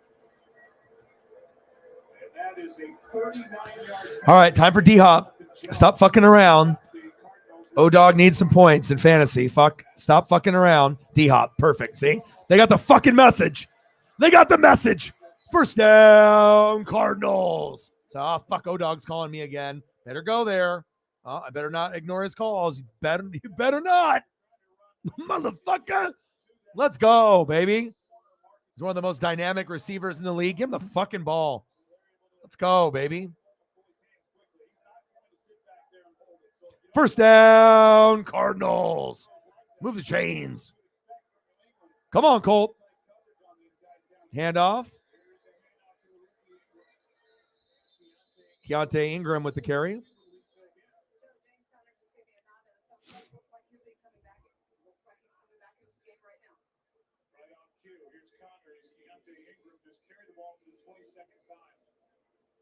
This is rookie season, so he'll check out. Connor back in. 2nd down and 9. Second down and 9. Trey McBride in motion. Shotgun set. Play action fake. Throw it to D-Hop, you idiot. Throw it! Incomplete. It's like, Colt, you're not at Texas anymore. 3rd down and 9.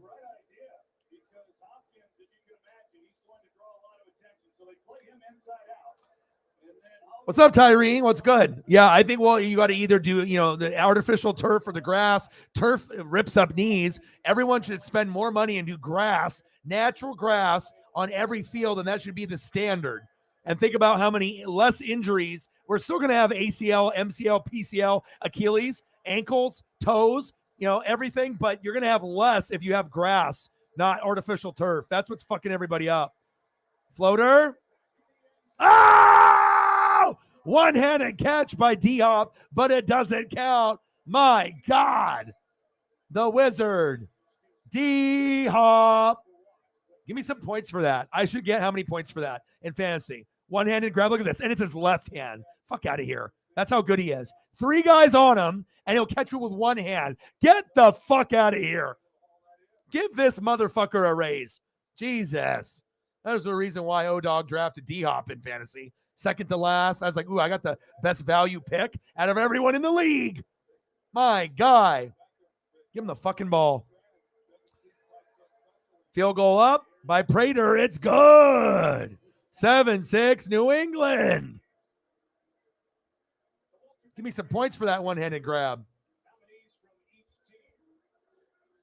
If you just actually give him a capable fucking quarterback, D-Hop could give you 10 to 20 touchdowns. I mean, like I said, you got to bust it up, Kyler. You got, Colt McCoy, and he's still putting up 20 points every fucking game in fantasy. There's only like 4 other guys that are doing that. So, and he's probably in the worst situation. Free D-Hop, come to Tampa. Come to Tampa, baby.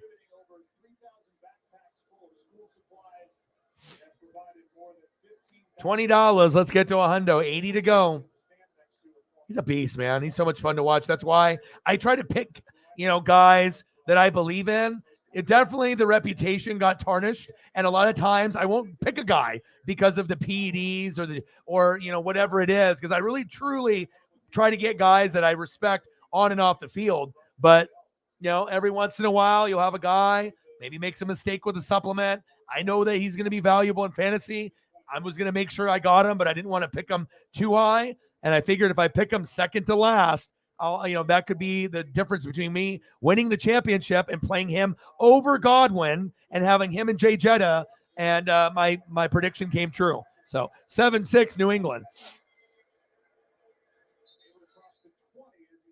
I never lost faith in D-Hop's skill set, that he might not be recognized as a top 5, but if you look at his overall skills, he has skills as a top 5 receiver still, but if you want to be a hater, he hasn't bounced out of the top 10. And, and being, suspended for the first 6 games, and to be able to immediately, be a 20-point guy right out of the gates, even with questionable play calling, coaching, and quarterback, that says a lot about the player. First down and 10, Patriots 7, Cardinals 6, 9:29 left in the second quarter. Mac Jones, screen pass. Ramondre Stevenson is back for fantasy owners, but he dropped that intended pass. What happened to my hands? Ramondre Stevenson owners, rejoice. Jake in the building. What's good, man? Congratulations of getting in. I know there was a point where you and Shep probably thought, fuck, I'm not going to get in. You know what I mean? But you were diligent. You made moves. You kept playing. And you guys both got in, and you both can still win the thing over me and Sarah. And normally that's someone that's undefeated or 13-1 or 12-2 is going to be cocky as fuck. They're like, I'm going to win. Everyone's going to lose. But I've already, been good. And I haven't even won it in the last 3 years. This is my 4th year doing it on the channel. And you would think I would have won it at least once. And I finished in 2nd and 3rd every year. So injuries can kill you. And guys shitting the bed in fantasy in the playoffs can kill you too. Trust me, I know, because it's happened to me the last 3 years. So this is my best opportunity to win.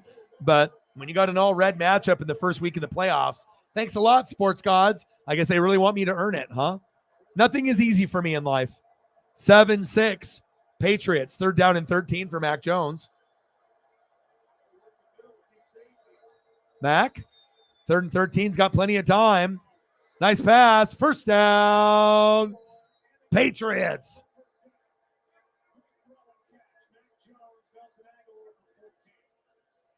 First down. Patriots.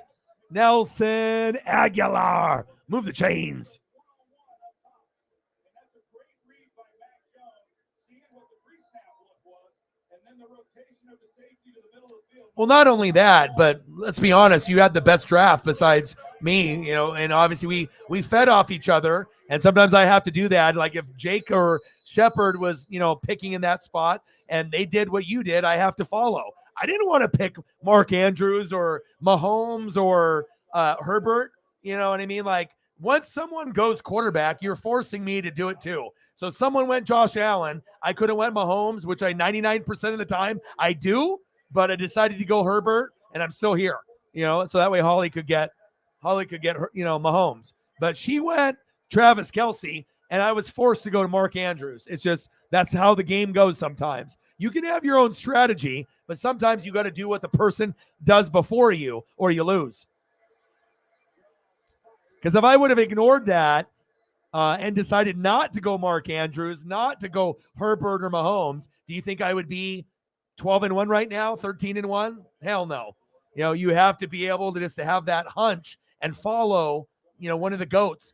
Sometimes it's me that makes the first move for that first quarterback or tight end or kicker or defense, and sometimes it's the person before you. So.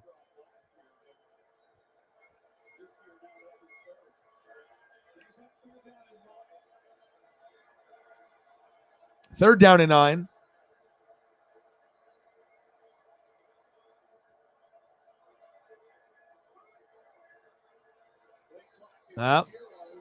Yeah, that was a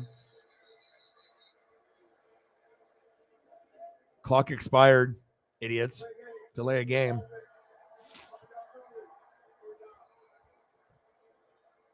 Yeah. And I'm not surprised that that Jake got there. Odin's son with a tenor. Thank you so much. Just because he made the second most moves. And typically if you make the first, second, third most moves and you're really trying, you usually can get there unless you incredibly suck or you don't know the players or you leave a lot of guys points on your bench. So, I mean, if I made 110 moves and he made 50 to 60, you should be in the top 4 unless you know nothing about football. And apparently you know enough that obviously made some great moves, picked up some guys that I dropped, and it worked out for you. And now you're sitting in the playoffs. And Shep got in there, and it was between him and Eagles John. And obviously we knew with me and Sarah's record, we already knew with our personnel that unless we had drastic injuries that we were going to be in it. So illegal shift on the offensive line. Come on, Patriots. Yeah, it's going to be fun, and it's better for me not to be cocky because cocky people, you always, like if I was that person that's like, I'm going to fucking beat the shit out of everyone, I'm going to win. Like, you think really sports karma and the gods are going to be like, Orion is talking too much. There's no way in hell we're going to let his players stay healthy, or we're going to make sure that his players shit the bed. You know what I mean? So thank you so much. Look at you doing something nice, just like Shepard and me and Sarah and Mike. That's one thing I'm proud of, that other people will have 60, 600, 6,000 in the room. But I got fucking the people that are the closest to me that are always thinking about others. Other channels don't have that. They got a lot of kids, trolls, assholes, entitled, privileged people. This is something that's nice. And hey, I imagine that they really appreciated your help. And I appreciate you. This is my first person that ever believed in me. Dono wise. Odin's son. Oh yeah, this O-Dog, he's kind of good. He kind of knows his chief information, kind of knowledgeable.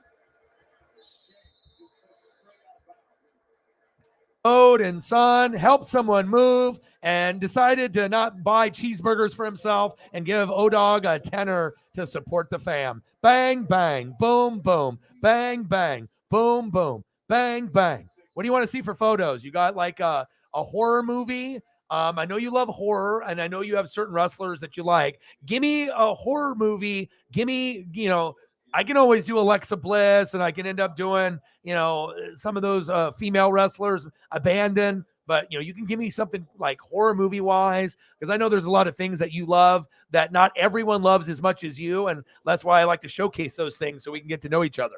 So you let me know what you want to see, Mr. Son, and I got you, brother. It's my boy. Odin's son, my boy. There's me and Odin's son. We're boys.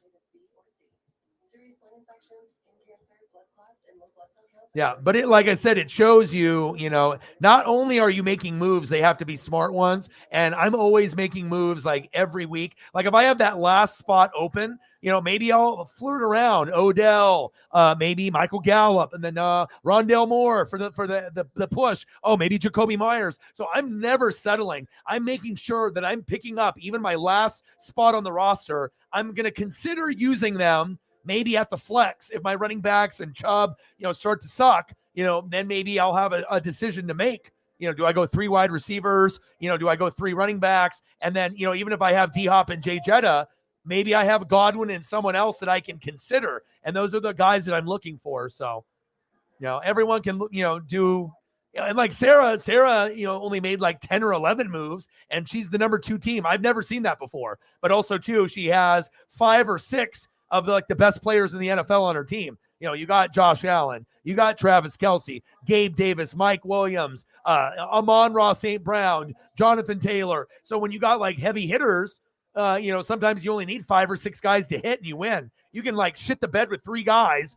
Maybe even your kicker or defense doesn't matter. And if you got 6 guys that are hitting out of 9, you're probably winning. So $30 in donos. Let's get to a hundo. Yes, thank you so much. We appreciate you. Nice. Oh, Devontae Parker is out? Jesus, everyone's out.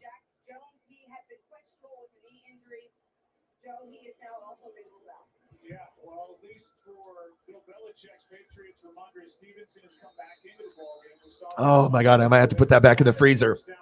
Mango Madness. So good. 7-6. I need some D-Hop points. Otherwise, O-Dog's going to eat the rest of the gummies in the box. Sleep on the stream. McCoy.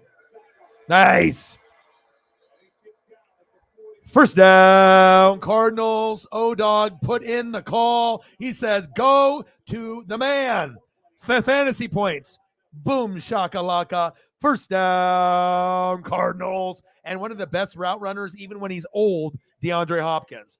He's got great hands. Out of all the wide receivers in the league, he's top 5 in hands, top probably 8 in route running. There was a point where you got Diggs and Keenan Allen, but D-Hop can still run a fucking route. Don't you forget it. First down and 10. McCoy, pump fake, check down. Connor, shake and bake. Gain of about 6 or 7 there. 7-6. Patriots are up with 6 minutes to go.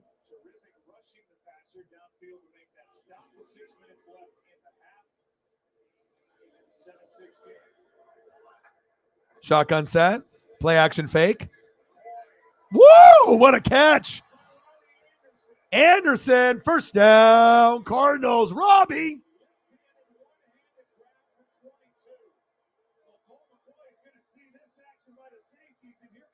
It's not over yet. I'm at what? It's 106 to 104, unless I have to update it.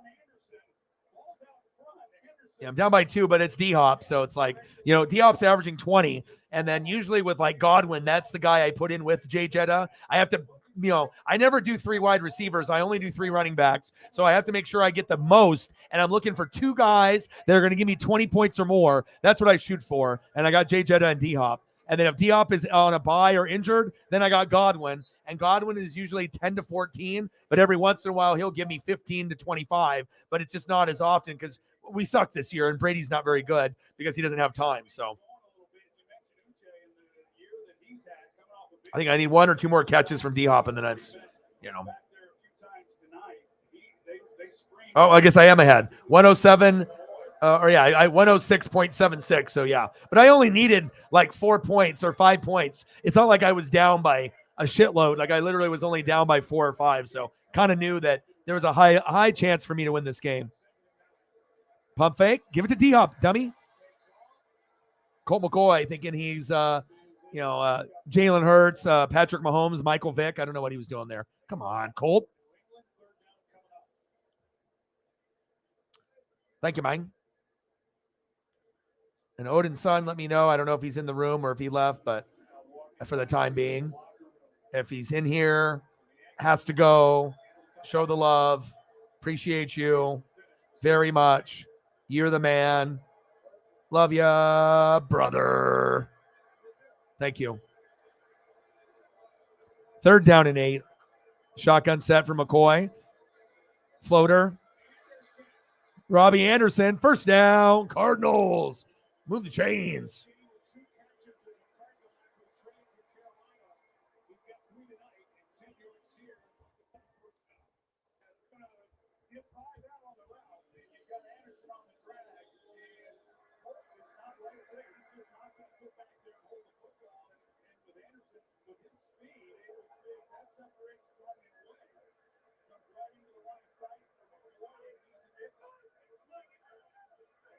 All right, Robbie, I see you, bro. Still weird that you're on the Cardinals, though. You know what I mean? Same thing with like Hollywood Brown. It's just weird that they're on those teams. I still picture them on other teams. James the Terminator Connor. Whoa! Carrying 4 men to the touchdown. He's fucking carried them. My goodness. The strength and the consistency. Pump those legs. Flex those muscles. 10-yard tutty. Carried 4 guys. Touchdown, Cardinals. Let's see if he gets in. Oh, yes, he is.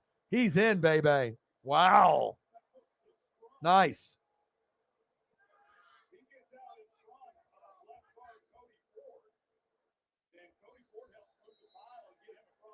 That was awesome.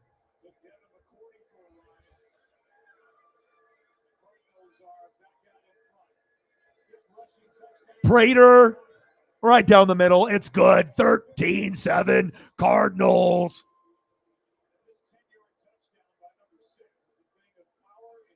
Yeah, that was one of the better rushing touchdowns that I've seen this year. There we go. See, that's why I need you in the room more. And I know you're busy a lot, but like I said, there's just certain people that are in the room that love wrestling and football as much as me. And we have a shitload in common. So I feel like I could easily hang out with Odin's easy. Pay-per-view, you know, we want to go have a drink. We want to go eat. We want to, you know, watch a wrestling pay-per-view, go to a game together. No problem. New Jack, Vader, Spike, Sabu. There we go. There we go, baby.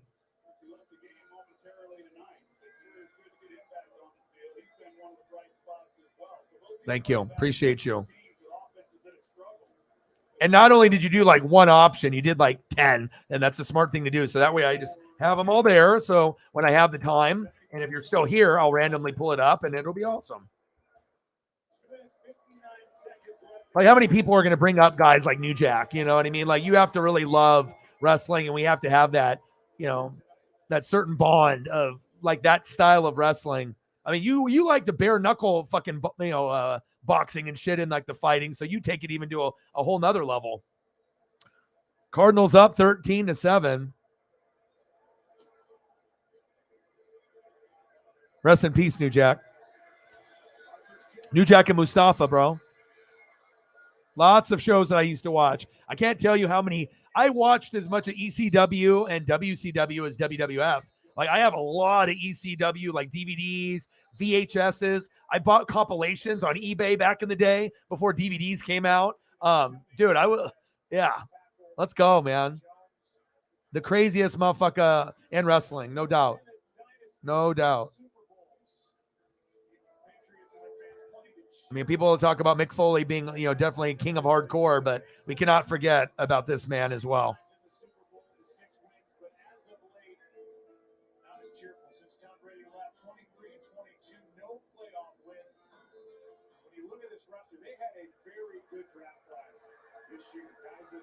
Died in 2021. Screen pass. Aguilar, short gain.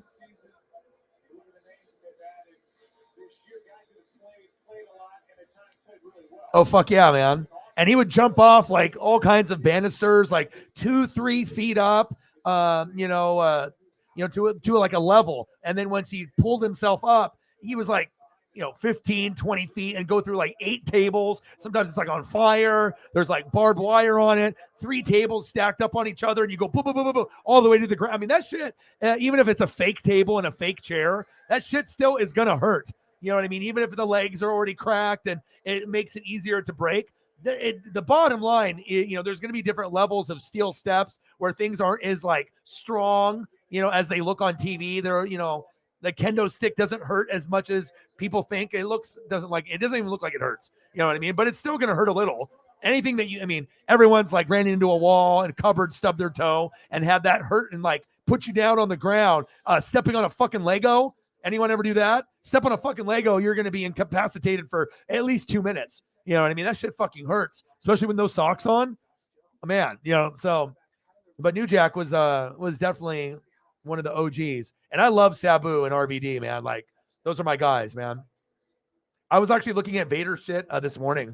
That's so weird, huh? I'm like one of those, weirdos that stuff will come up on my timeline. And yeah, man, it's just, I love it. Old school guys. It's Vader. Time. And there's many Vaders, him with the mask, him without the mask, in all kinds of different federations, Japan, WWF, and, ECW, WCW, but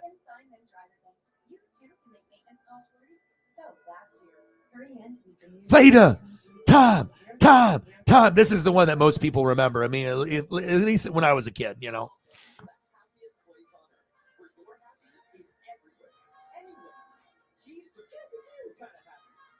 Fucking A, dude. Like, seriously, he wanted to, like, really hurt you, so. Yeah.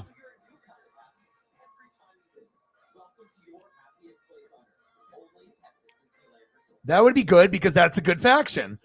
Killian Dane, Cross, that was, you got to find, a group sometimes. Like sometimes if you're a singles wrestler and they don't give you enough mic time, or maybe you're not very good on the mic, or you're young. Sometimes like a Dominic Mysterio was never going to make it on his own, but then they put him with the Judgment Day, and now it's a good fit.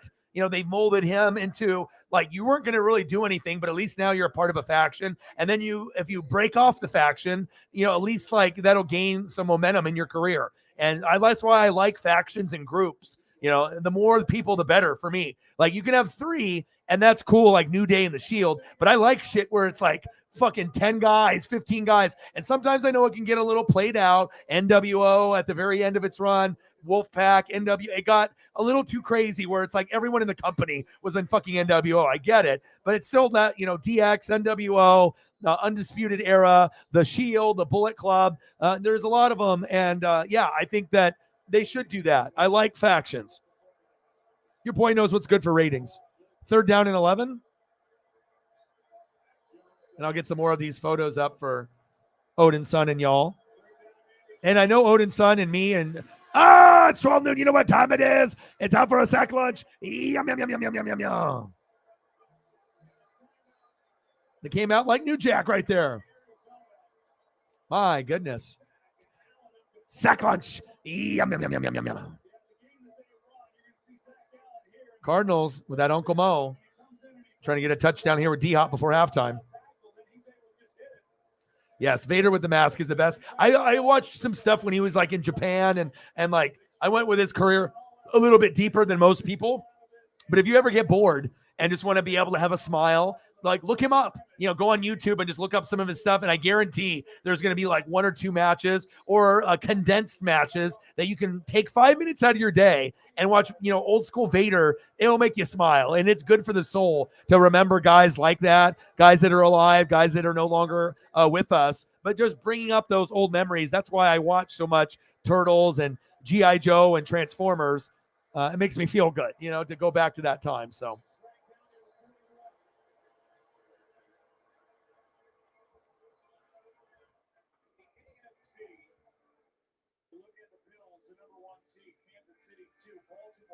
Yeah, Sabu is in my top 2. Like out of my top 10, Sabu's up there with RVD. Like they were very impactful on my life. Like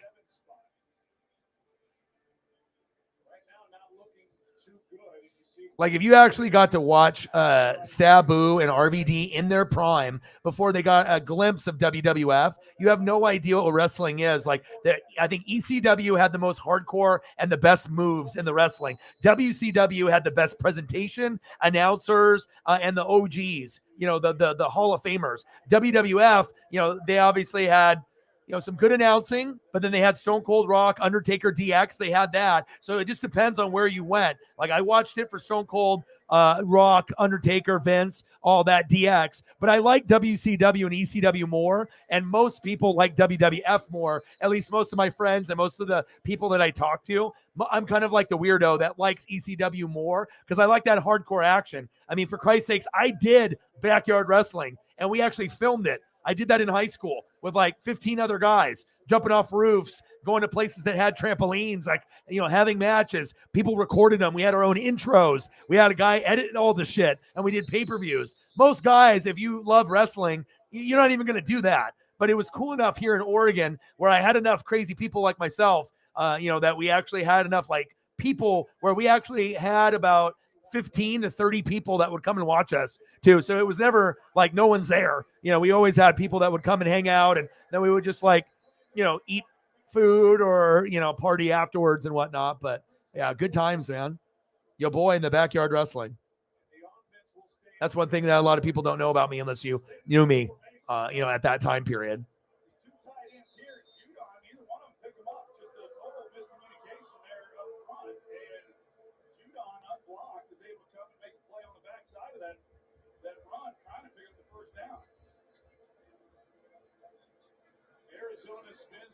But I feel that no one was more clean and hardcore than Sabu and RVD. If you actually seen the Van Terminator, the Van Daminator, and all of Sabu, jumping off the chair, going in the ring, out the ring, into the crowd, flipping backwards, frontwards, somersault. I mean, these guys really put it all on the line, and some of the best matches. No lie, Rock and Stone Cold is at the very top for me, but RVD and Sabu had some of the most best matches together, one-on-one against each other. Them going against like Hayabusa and Hukashi.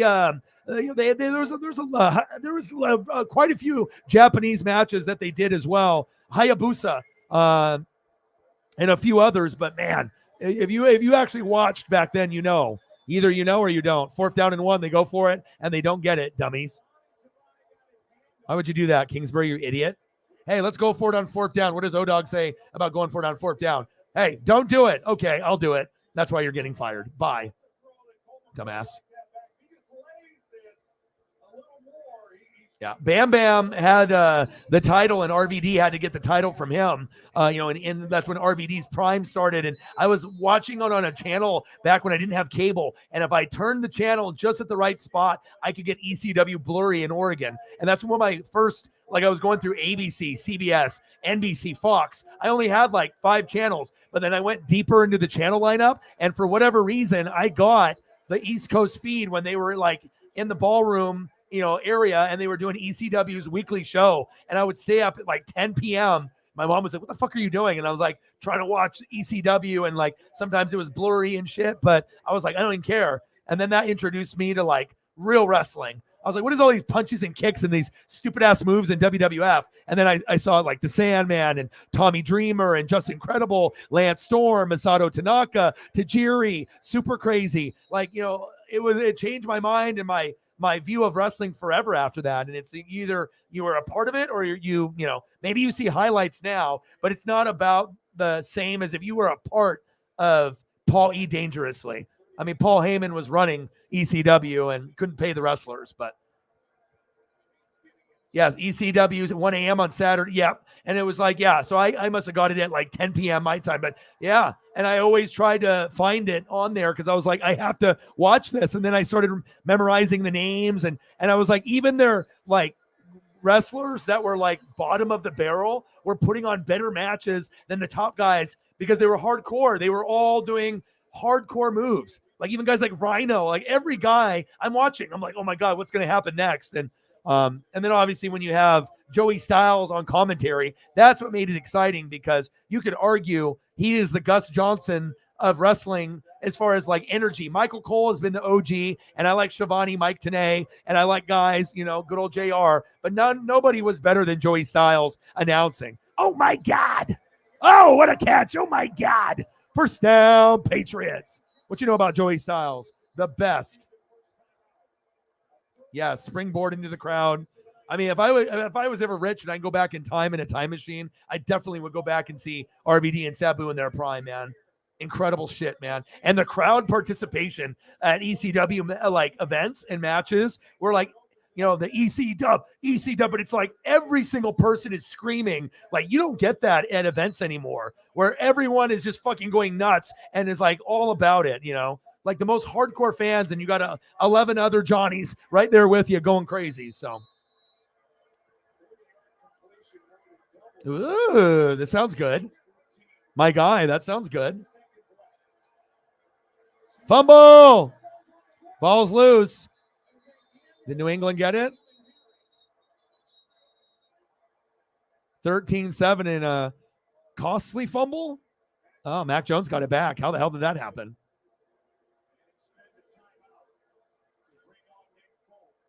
That actually sounds good. It's nice to mix it up once in a while. And we actually have the same thing, but it's not, I don't think it's tuna on the end, but we have like some spicy sausage and it's like kind of hamburger helper stuff. But that's actually, that's funny that you made that. We don't got no garlic bread or French bread. And it's always good to do garlic bread or French bread with, you know, the salad or with the whatever you end up having. I mean, depending on what you're having.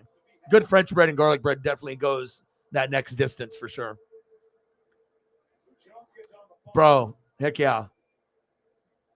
I'm jealous. I mean, I know New York is crazy, and I know sometimes it's like going up to hell and everything, right? But I know you live there, but I know you recognize how things are deteriorating there. But there's just certain things in New York that are available to you that aren't available to us here in Oregon, as far as like going to shows and wrestling stuff. So I do get a little jealous about the people that live in the Midwest, because a lot of times maybe they'll come to Portland, or maybe they skip us, or maybe they go to Seattle, or maybe they just do the LA or the Vegas. And it's like, I wish we would get a little bit more opportunities for stuff, but most wrestlers are, you know, on the East Coast or Midwest.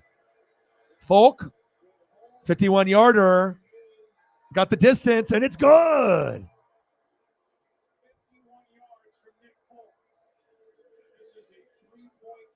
Nice job.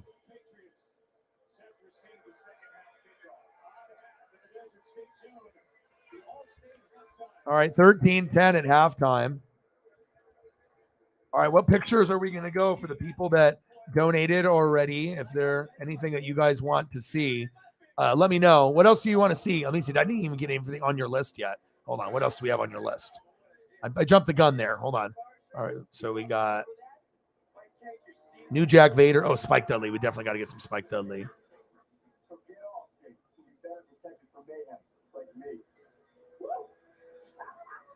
This shit is my life right here. I'll show you.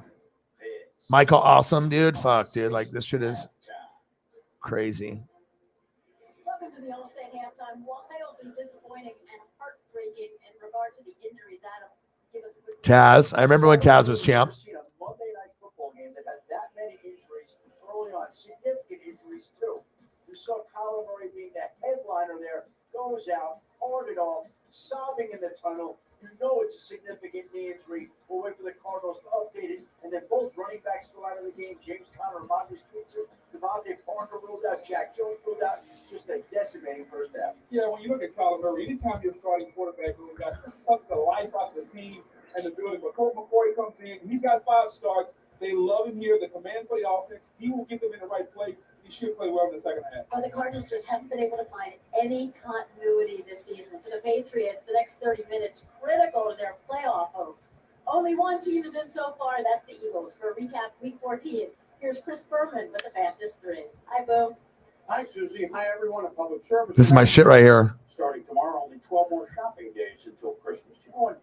Tom Brady's 2+ decade-long career of brilliance in the National Football League, you would think that growing up in San Francisco and being a San Francisco 49er fan, 5-star frog splash, and just like the homicidal, genocidal, suicidal Sabu is just so awesome, so entertaining. These two, you could argue that these are the 2 most entertaining wrestlers of all time. I mean, there's a lot of entertaining wrestlers, but I'm not sure if there's that many that are more entertaining than these two. There's guys that are going to be better on the microphone. I get that, but as far as like in the ring, pretty crazy.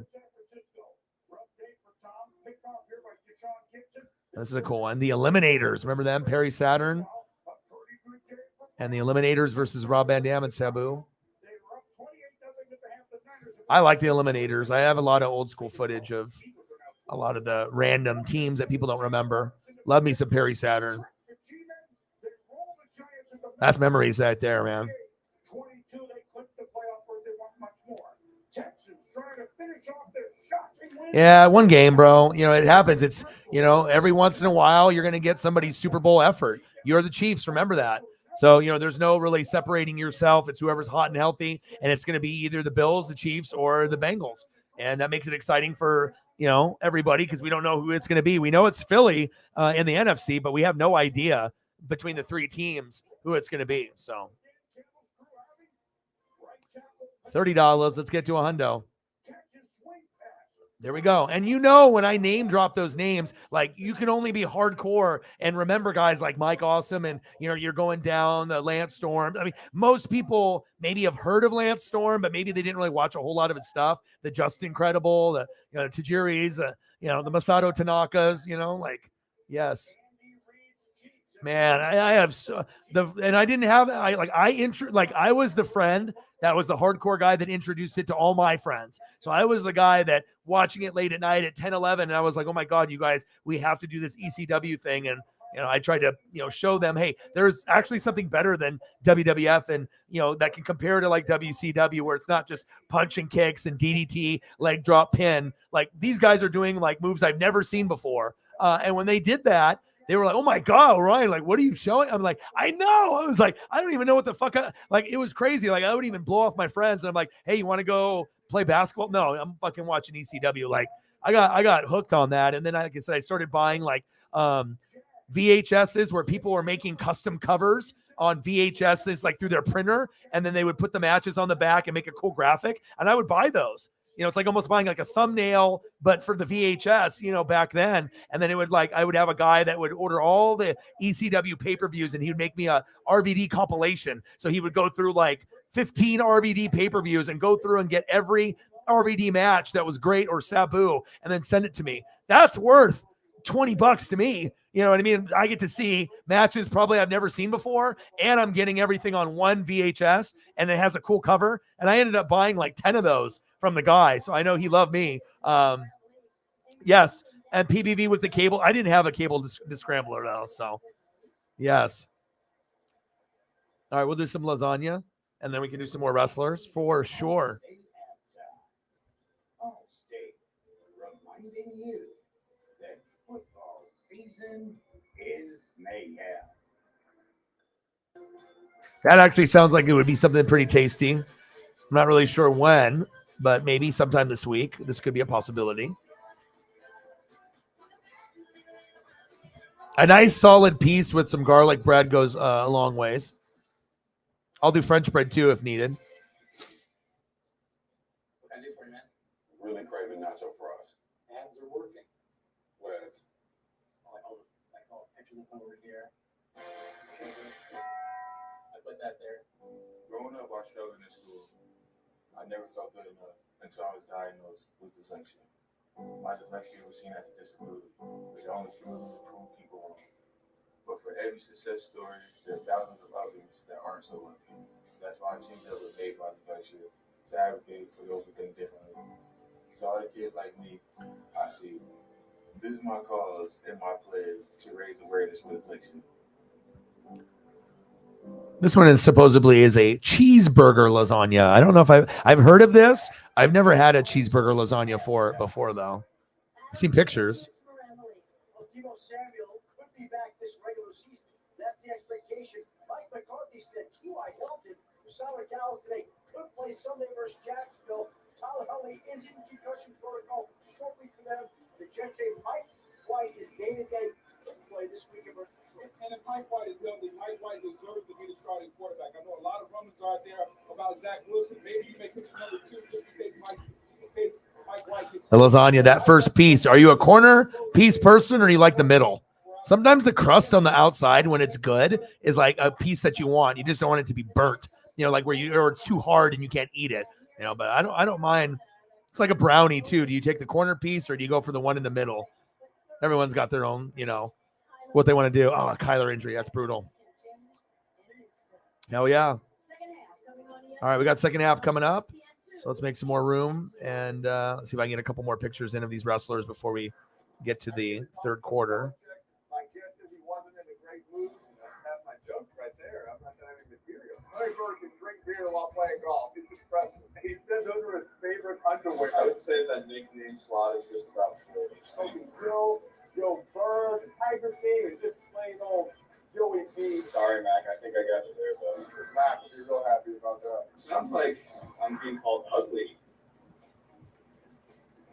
Thank you for watching the All-State Halftime.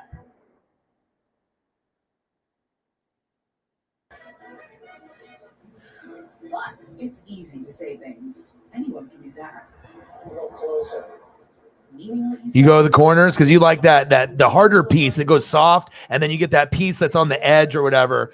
Yeah, sometimes that corner piece it actually tastes better on stuff. I guess it just depends. Most people, I think their brains naturally go for like, oh, I want the ooey gooey middle piece that's going to be the best. But sometimes those corner pieces are like actually end up being the best pieces in the whole thing. I guess you just either realize it or you don't. I guess, right? Back in 2004, my brother came back from his first tour.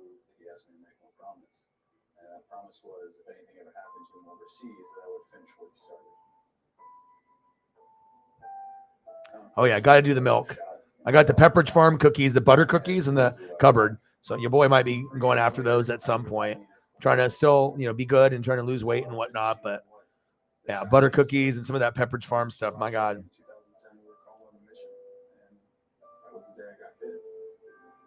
Transitioning back to civilian life was extremely difficult. You feel like an outsider every day. It was hard to admit defeat, and that's exactly what I felt like I was doing when I finally contacted the Warrior Project. I knew that I needed help, and when I reached out, they gave me tools to better my life. They truly saved my life. It's good old Spike Dudley, man. What did you expect? The Dudley boys. Did you think you could relax? Or had you convinced yourself some records were forever? That you'd seen everything there was to see? Good memories, man. I could go back and watch wrestling for like, if you're really hardcore, I mean, watching an hour to 6 hours of wrestling is no problem, especially if you have like a pay-per-view or. And then on top of that, if you end up being a fan of more than one federation, then that opens up your love and your fandom and you can enjoy more. But if you're just like only WWE, you're really limiting yourself, altogether. If you didn't watch like ECW or WCW or anything. Did you? I figured Spike sacrificed his body a lot.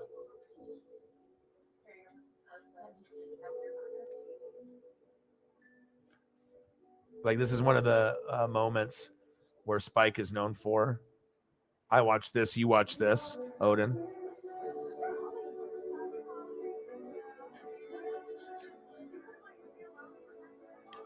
That with the on fire. Oh man.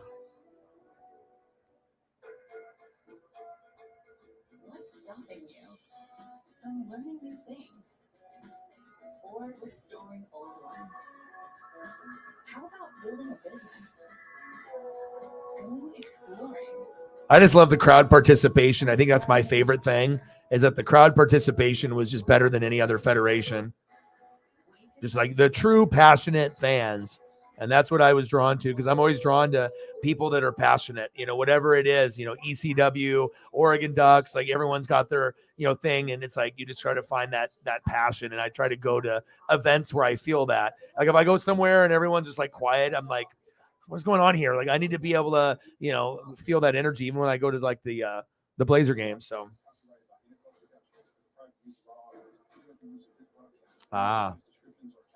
Wonka.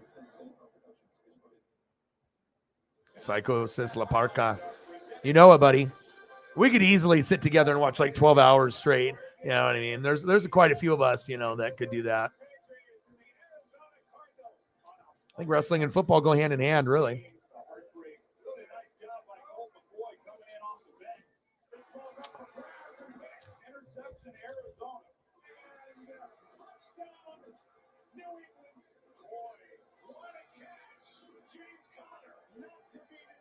Oh my God, when his eye popped out, holy shit.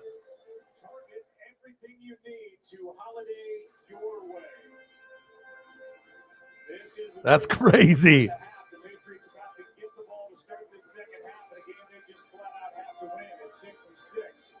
Right now on the outside the playoff picture looking in. There are the numbers for the two quarterbacks. Very similar. The only pick on a deflection. The record for Mac Jones, and we'll welcome you inside the broadcast booth, everybody. I'm Joe Buck. That is Troy Aikman. And I don't know what we witnessed in the first half. A lot of injuries, terrible injuries. Troy Aikman, Joe Buck. Nothing else needs to be said. 13-10 Cardinals. Third quarter. Cardinals are up. Lots of injuries. Hopefully we get some some touchdowns with D-Hop, or like we get something. We get something, a little excitement, and then we'll throw up pictures along the way. And I know we'll get some people that will show up after the game is over. And then hopefully we can get a few more people, and then we'll be able to hit the goal. So shout out to everyone that already supported up to this point. Yeah, you guys are the best. There's going to be, good days, bad days, but I just, like I said, this will be something that we go back and we'll laugh about it. You just have to pay your dues before you get your break. Everyone's time is different. So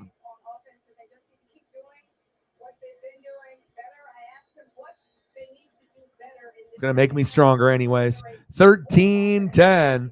If you can get battle tested and, you're going to have streams with a lot or a little, that definitely will make you more grateful and more humble about things. Have more gratitude. Like I have for you guys. Nice catch. Kendrick Bourne, first down, Patriots. Move the chains. Nice job. Your favorite. It's your favorite duo. Imagine how much better this would be if it was Gus Johnson and Joel Klatt. Like if Joel could actually research and dedicate himself to knowing the names and really, and that's going to be a hard thing to do because like I said, you can do play-by-play, which takes a lot of fucking effort, but also being the color guy, you have to be good. You have to have a good voice. You have to be able to have good storytelling ability. You just have to have a good personality. And that's the problem with a lot of these guys on TV, that people can't connect with them, or they're just annoying or they're not good. They're like, well, he was a former player. We don't got any other option. Okay, no worries, man. Thank you so much for your support. And I'm going to keep grinding. 13-10 Cardinals.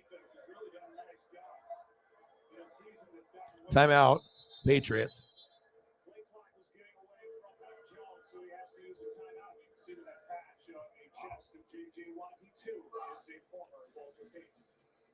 Big F-bomb there.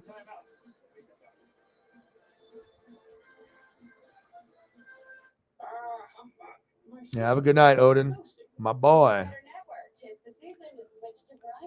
And then I just got a message from Cyber about the jersey. We're trying to get him the black Texas Tech jersey, and he sent me a link for one. So if I can find a better option, Sarah, you might be able to help me with that as well. But if you can find the Under Armour, we have one here at RedRaidOutfitter.com, but it's Under Armour Texas Tech. I think it's kind of a bootleg, but it is an Under Armour jersey, but I think it's like a bootleg, fake jersey, because I'm not sure if you can get the actual one with his name sewn in the back or not. But if you can find a Under Armour official Texas Tech jersey, that would be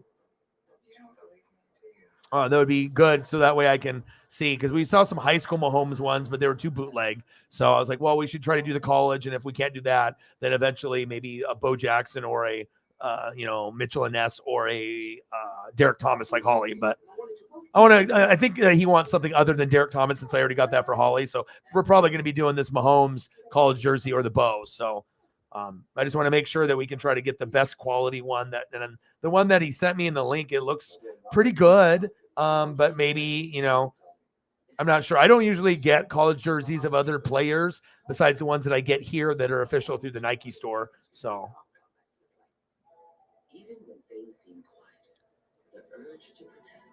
And it says Red Raider Outfitter since 1975.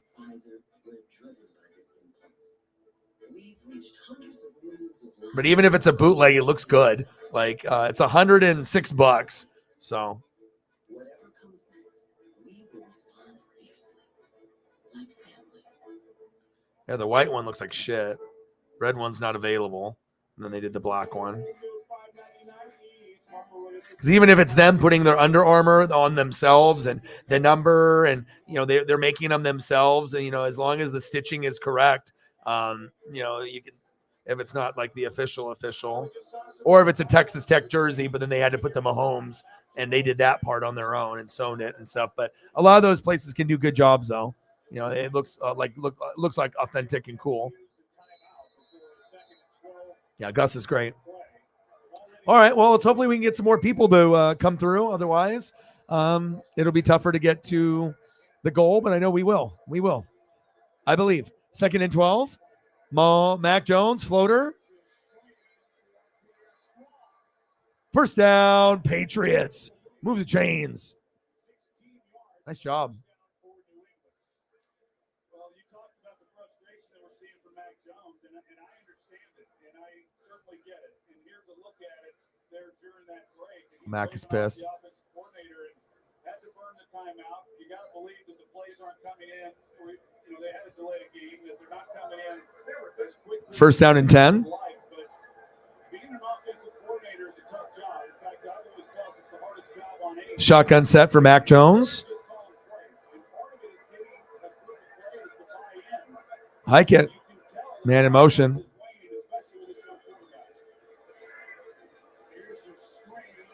Good defense by the Cardinals. Good speed there. Flag on the play. And we have an injured Cardinal.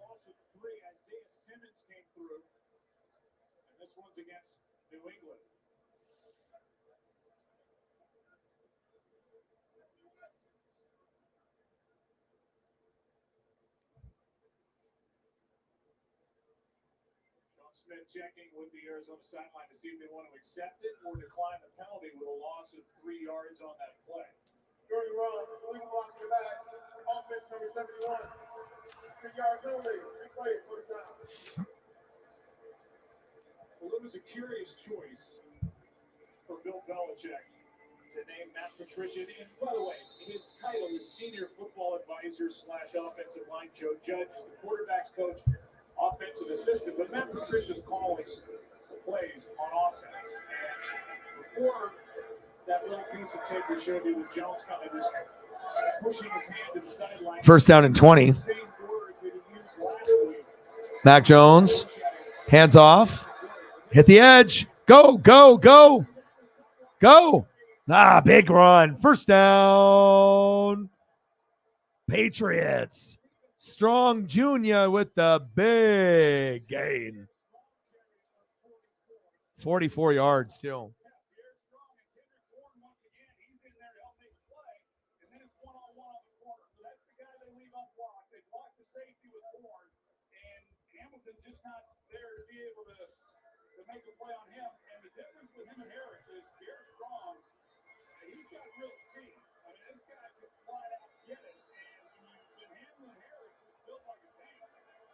All right, Pierre Strong, my guy. Gets it again. Yeah, Gus is great. If Gus was on the NFL, ratings would be so much better. He's fantastic. He's the best. There's nobody better. He's just love for the game. He takes it serious. He's got a great voice. He's got great energy, and it's not fake. It's not forced. He truly does get excited in the big plays, and it shows that expression, and it comes off as authentic and real, and that's why he's the best to me. And I know you love him too. I mean, like I said, it doesn't take a rocket scientist to listen to Gus call a game compared to everyone else, and everyone else is ass compared to him. Except for Jim Nantz and Romo. They are up there with him. My opinion. That's who I would want to listen to. Nantz and Romo and NFL, and then obviously Gus and Klatt with the college.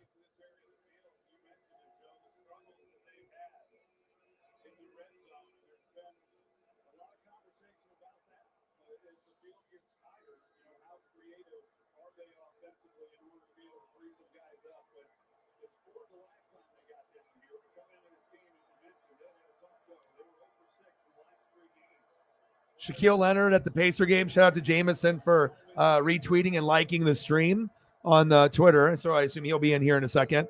I think Holly will be coming in later. So we'll get some more people.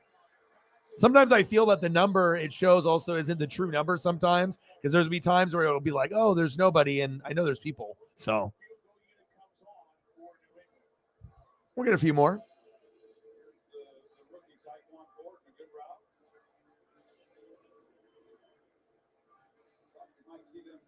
(13-10) Arizona.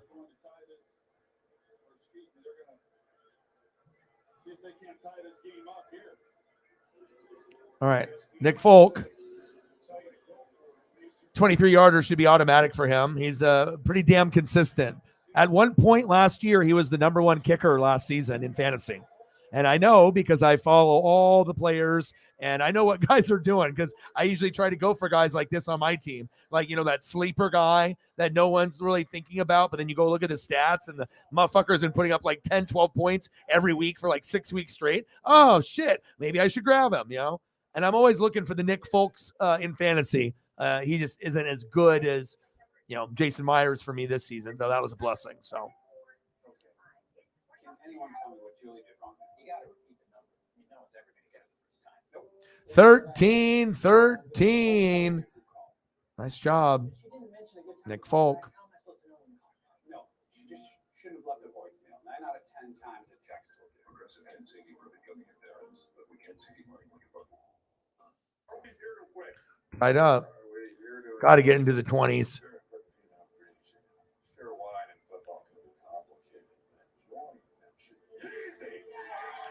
Yeah, I mean, it seems like the company, I'm not questioning the company, because any company can get jerseys from anywhere, authentic ones, or you can get ones from like bootleg China, eBay, and you buy it on eBay thinking it's a real jersey, but it ends up being like maybe the jersey is real, like Texas Tech, but then you have to take it to a seamstress, right? And then they have to stitch Mahomes in the back. Or a patch. Not every jersey comes complete, especially with college. Sometimes you have to get the patches like on eBay, like I did from the Natty, and I had to take that to a separate person to sew that on. Then I had to take it to another place to get the James sewn on for my Duck jersey, my LaMichael, which is one of my favorite jerseys, because I had to modify it to make it as close as what they wore on the field. But I had to buy the patch separately through the website, through the BCS. And then when I bought that for 10 or 15 bucks, and it took probably about 10 or 15 to get it sewn on. And then the stitching on the back wasn't too bad. I think it was like $5 to $8 per letter. And they did a great job. And it's probably the closest thing to an authentic LaMichael Natty jersey when we lost the Cam that anyone has. Because every time I wear it when I go to a Duck game, everyone's like, dude, where did you get that? Because everyone else's jersey has no name on the back, and it typically doesn't have the championship patch on the front. And I like those little subtle details, the name on the back and the patches and whatnot. Ah, there we go. We were just talking about you. We were just talking about the jersey. I asked her if she had any other options. But yeah, I'm thinking that one looks legit. So if that's the one that you want, we can go that. I mean, honestly, dude, you support me so much. There's probably going to be quite a few jackets and jerseys and cool stuff that I buy for you, to show that gratitude. So, fucking Mahomes, Texas Tech today, couple months down the road, Bo Jackson. I mean, it's, we'll figure everything out. But if that's the one that you want, and let me know what size. Send me a message on Twitter. And if that's the one that you want, let me know what size. Remember, sometimes it's good to go a size bigger if you wear hoodies, so that way it's not as tight.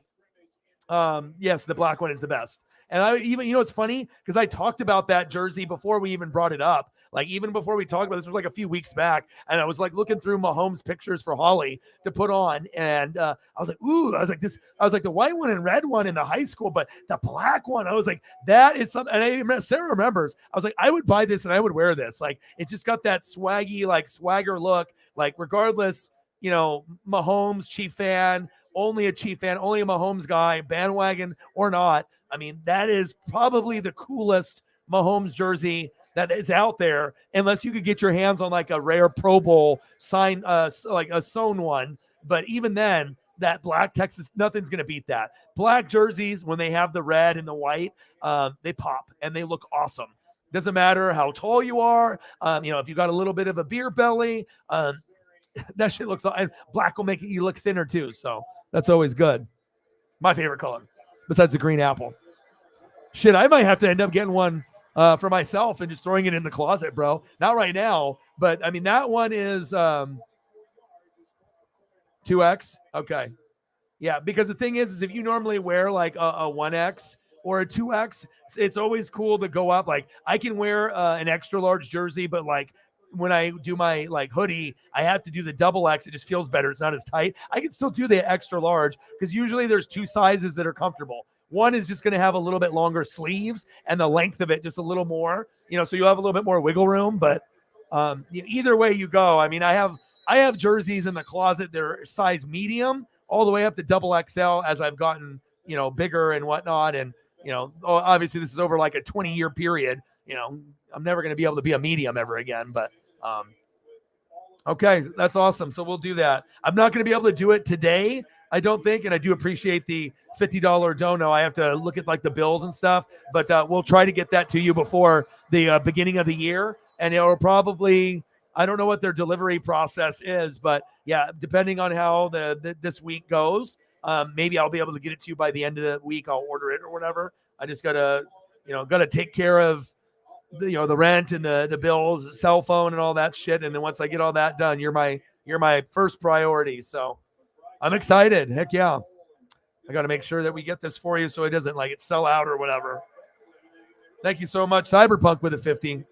Yeah, I'll make sure. I promise I'll get it to you at the very latest in January. But I'm gonna, if things were going a little bit better this month, I would have already sent it to you. But yeah, I definitely will get it to you sometime this month or next month, 100%.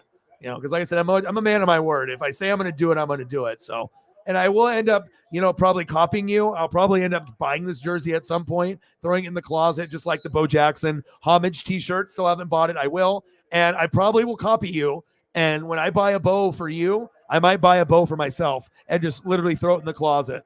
So, depending on if we get the blue or if we get the white, or if you get one, I get the other one or whatever. I don't know. We'll see.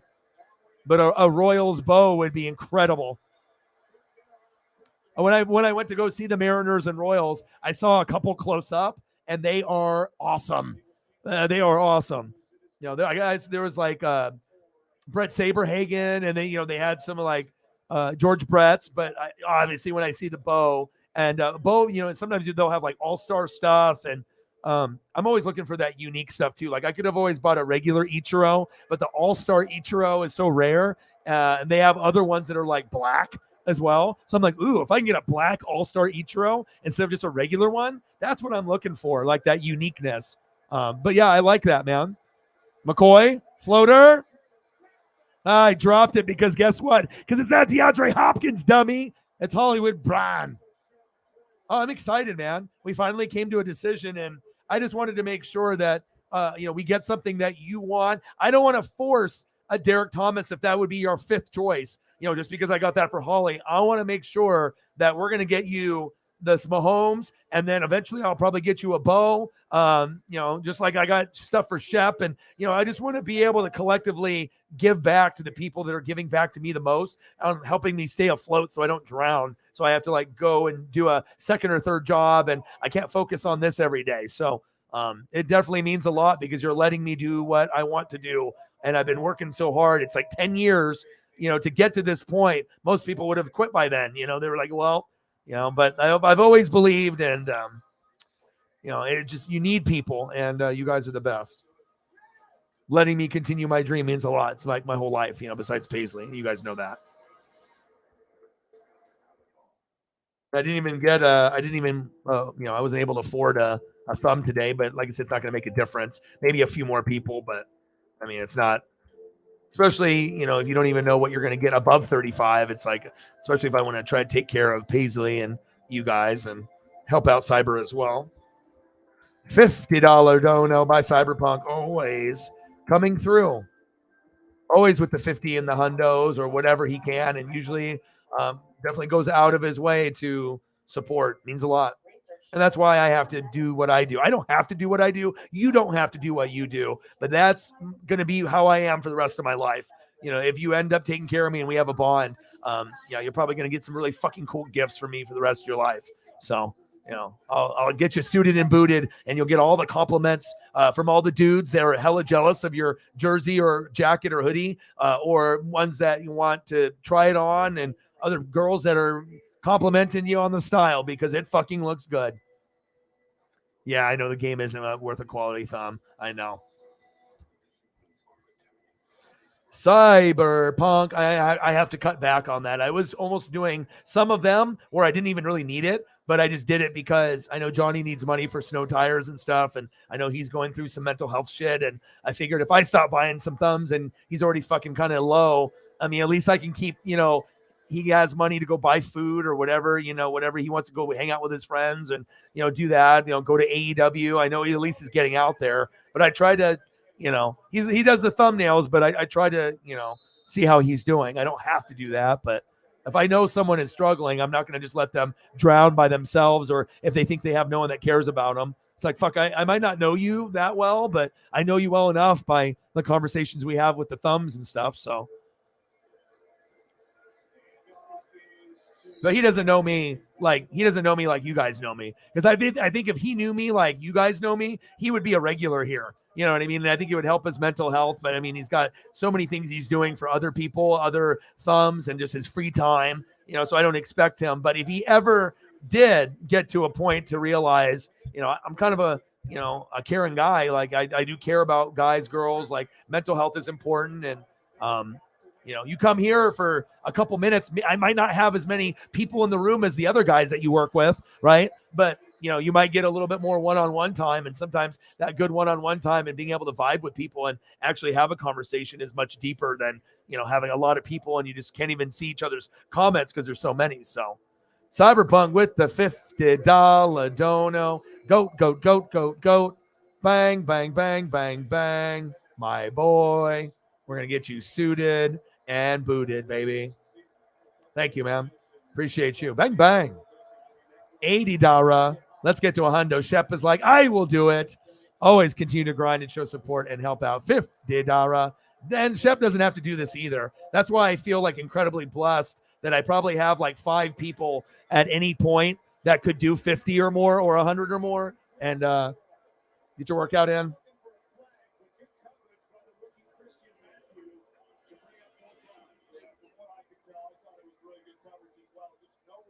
There we go. Get that workout in. You feel better. Sleep better, feel better, mood better, mental health better. Yeah, well, $50. And like I said, the crazy thing is if anyone else on planet Earth, had the amount of people that we have normally on like this channel, there's no way in hell you're getting to a number or a good number for that. So that really shows it's, more about quality when you could have 50, 500, 5,000, and I can compete with some of the big boys that have way more, because it's not about how many. You can have 1,000 people in the room and no one donates, or you can have just a couple and you have incredible people that really care, and it means a lot. And it's actually a fun thing for me to give you guys gifts, no lie. I mean, buying shit for myself, after a while, like, it's like, do I really need 15 fucking hoodies, or do I really need fucking go from 20 jerseys to 40 jerseys? Like, at some point it's like, you want to make sure that if someone has like 1 or 2 in their closet, let's get them a fucking Mitchell and Ness, and let's get them something they can be proud of wearing that's going to get compliments, and they probably wouldn't buy it for themselves, or if they would, they'd have to save up for it because the shit is expensive. And yeah, you guys will be getting some nice gifts, and I appreciate you guys. $50 dono, another $50 dono, $100. Bang, bang, bang, boom, boom. Cactus Jack approves. Appreciate you guys. 130. Let's get to 2, then 3, then 4, then 5. Not today, but we are going to break that dono record sometime. Probably won't be this year, but I know at some point we're going to get there, and then I'll be able to give back some cool stuff. Giving back like starter jackets and Mitchell and Ness jerseys and unique items like Megan's 12 chain. Like, I live for that shit, because it's like, you always get gifts from like, grandma, grandpa, or like friends, or like a Friendsgiving, or like a Friendsmas, or, or you just get like company stuff. But even when you like, have like an idea of what you want. There's just so many shitty gifts that people don't mean to be shitty, but sometimes they just don't know the person well enough. And it just, you end up getting let down in a gift. So when you can end up giving something that I have a really, standard of what I would want to buy for myself, I would rather hold off instead of buying a couple cheap things to go for that big, like $350. I'm buying this once a year, probably not buying anything else, but this is the one I'm buying instead of buying like 2 at 150, like if I have my mind set to something.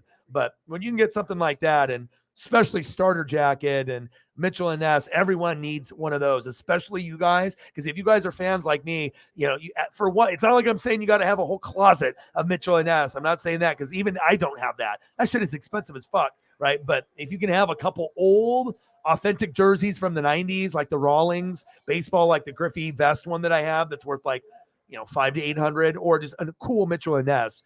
It's just, I don't know, man. It just something about the Mitchell and Ness is like the way they feel. They're so thick and the stitching is so good. Like you literally feel like a rapper or like some kind of like celebrity on. I feel like I'm like Clips grinding. I don't know, man. It's just, you got those certain like throwbacks, the basketball, the hockey, the baseball, the football. They all feel different.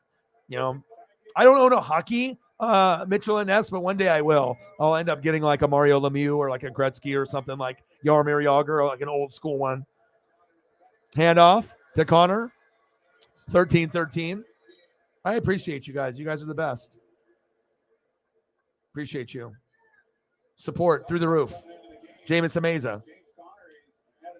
That's what I think that the new people, when they come in, they're like, how is this guy getting to this number with like nobody here? Like, or they'll just come in here and talk shit about the amount of people that are here. But, then we just give them the Hollywood Hogan boot.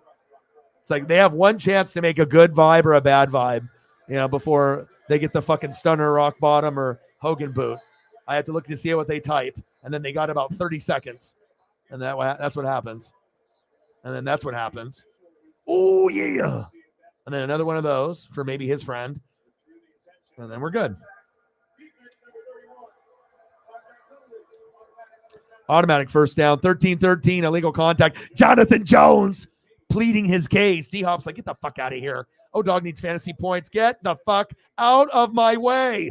Stop grabbing. I need O-Dog. 13-1, fantasy football championship. Come on, baby. Stop grabbing. This is not a grab and go. Let me know what you guys want to see for photos, and I got you. You guys are the best. Boom, boom, bang, bang. And, to be very honest, too, just because we're behind the 8 ball, the bigger ones mean even more this month than any month I've ever had. There we go, D-Hop. Oh, and then he fumbles it. Fucking A!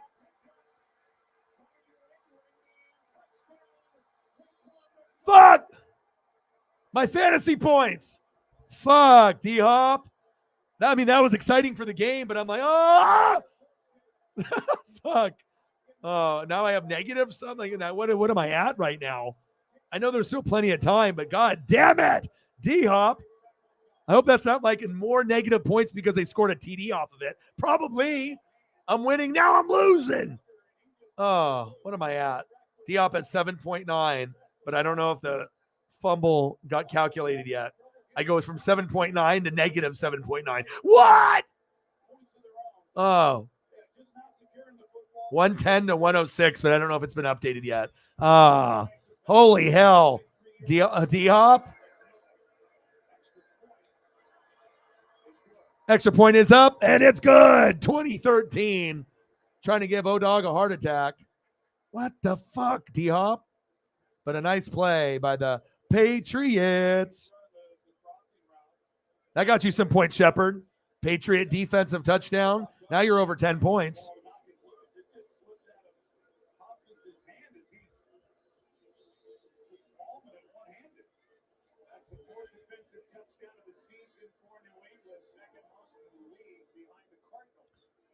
Unbelievable. We've had some kind of crazy touchdowns. Like the Tyreek touchdowns were so crazy. Like, come on, I need some more yards and touchdowns. O-Dog needs fantasy points.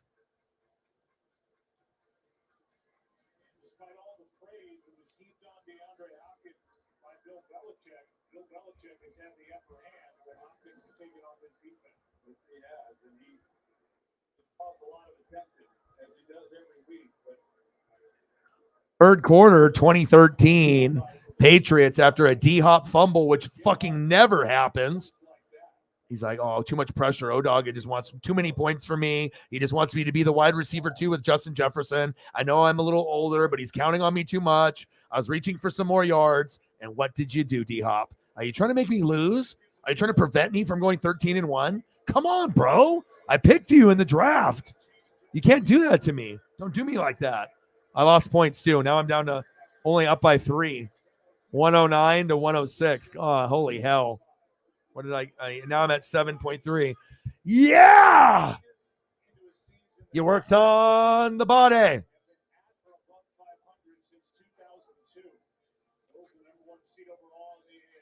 Chicken and waffles, pizza. Yeah, how many points do you have? I'm good. I'm still winning, and I think Diop still has a chance to get a touchdown or at least gain another 40 to 50 yards with a quarter and a half, but we'll see.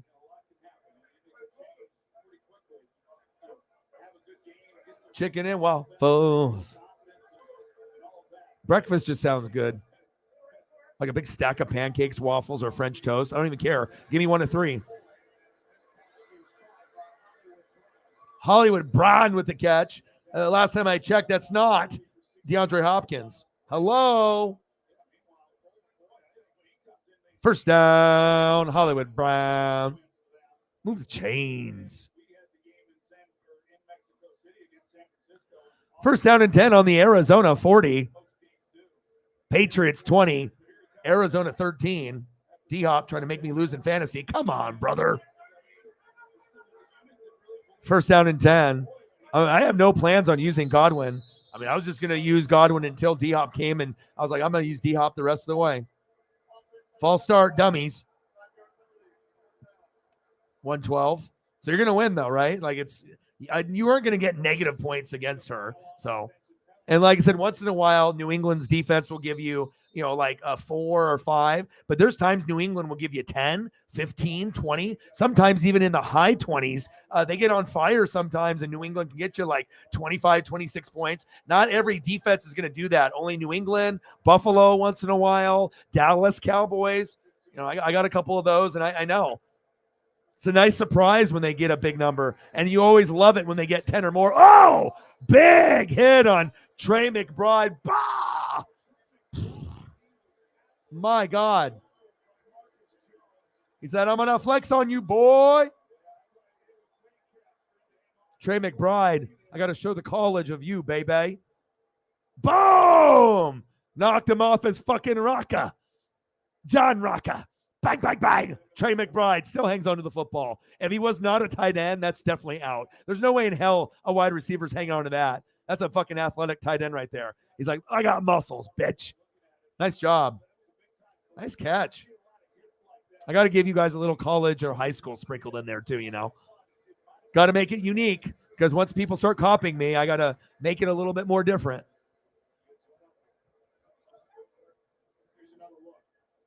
Pop like a motherfucker. Hello, pal. Night, night, Jones says. He's like, oh, but this is a tight end. That's a wide receiver. That might be a little KO party. What's good, man? Ooh, 14 is sexy, dude. Anytime I get that out of the Bills or the Cowboys, I'm just like, you know what I mean? I'm like, once I start getting over like 10, I was like, as long as my kicker gets to 10, but I'm like, okay. If I start getting to that 10 range, it's like, okay, 12, 14. Once you hit 14, bro, you're like, I might hit 20. And then once you hit 20, you're like, ooh, 30. Like, because shit starts escalating in that Uncle Mo. You get one turnover. Sometimes that leads to a pick 6. And then all of a sudden you get another like 7 points on defense. Like, yeah, it gets crazy, man. I know how that goes. I watch point totals and yeah. Oh, you got kicker 11. Nice job. I mean, that's my goal. I'm always trying to get 10 and 10 or more. But then if you can get 15 and 15, 30 or 40 combined from your kicker and defense, you're living your best life. Third down and 1. Colt McCoy. I assume Kyler's news of the MRI will be shortly, tonight. And season over, hopefully he'll be rehabbing and doing Call of Duty. But like, I don't know. Sometimes I feel karma is a bitch, and it's like, if you're known to be lazy or, not put all your eggs in one basket, sometimes bad shit like this happens. And hopefully this injury won't be career ending, but maybe it'll get him to focus and understand Call of Duty's cool. You can be a pro gamer, but they need you more in Arizona or wherever you're going next, unless you decide to quit and go to baseball with the Athletics. Like, they're going to need you more. And as great of a player as you are online, you're better as a football player or a baseball player. That's just the truth.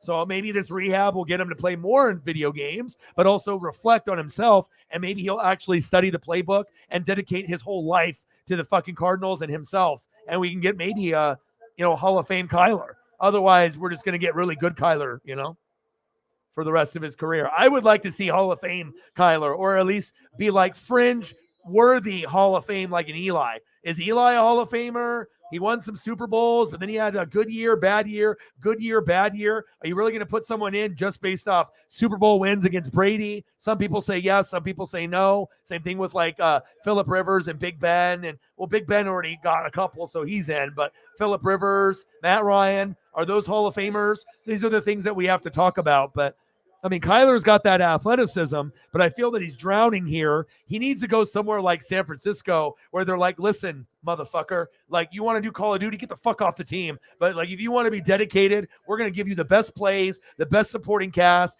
the best defense, the best run game, one of the best organizations. And all you got to do is just fucking buy in. And then if, he goes to a team like that, that could lead the Niners to an NFC championship game or a Super Bowl berth. You know what I mean? But if you don't go to like structure, I don't know what we're going to get out of Kyler for his career. He's got to go somewhere where he's got a Sean McVay or a Shanahan type, Kevin O'Connell, or I don't know. Because if it sticks with this, you ain't going to no NFC championship game. I mean, you might be able to make the playoffs and win a game, but that's as far as you go. Most of the time, you're going to get to the playoffs and get beat based on the roster and how it sits. Not this year, though. You're 4-8, so. But I know you guys feel the same way. That better be picked, just like O-Dog said. When it rains, it pours. Your boy knows football. Bang, bang, bang, bang, bang. ESP, ESP. Bang, bang, bang. ESP. Your boy knows. Reads a lot. Bang, bang, bang. Lots of film. That's the difference between me and everyone else on YouTube and Twitch. They're like, oh, this guy kind of got it.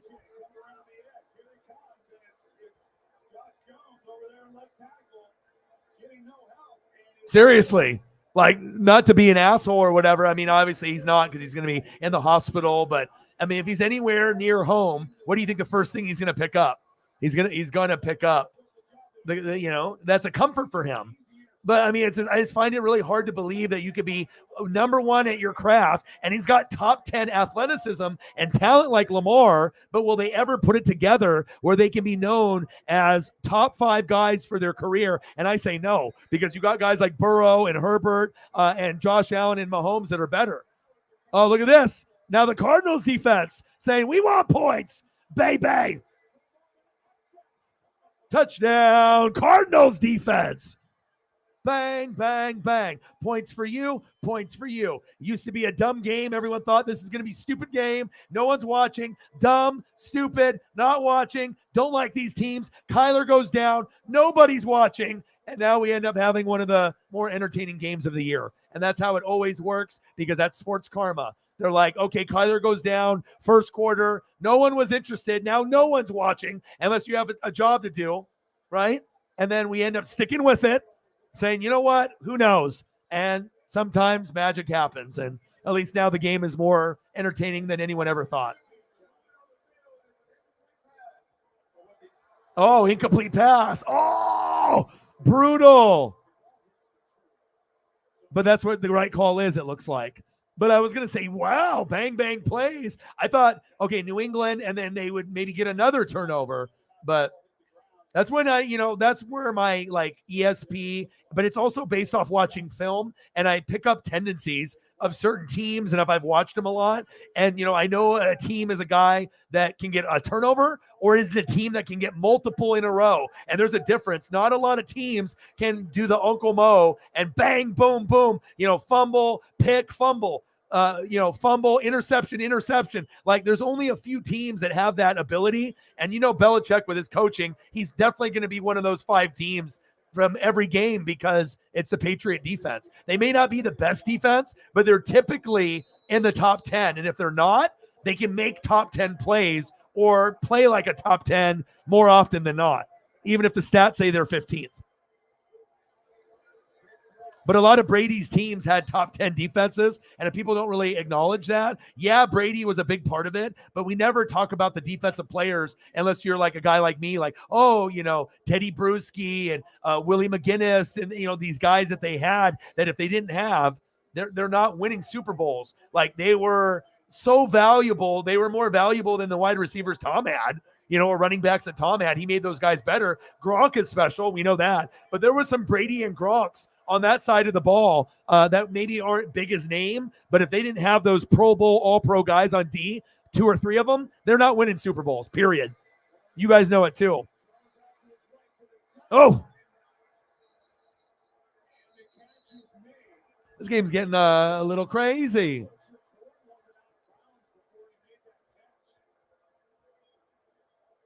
He's like, I like it when O-Dog roots for my defense and my team. O-Dog, keep doing this. He just talks about it, then it happens.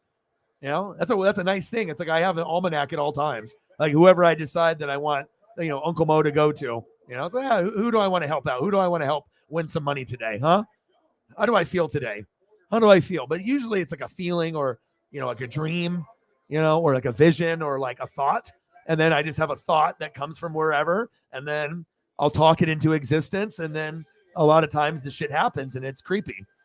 Like it's really fun, because it's not like this is something that just happened. Like I've been like this ever since like 5 years old, like weird things. So maybe there is some truth to it. Hey, 17, good chance to 20. All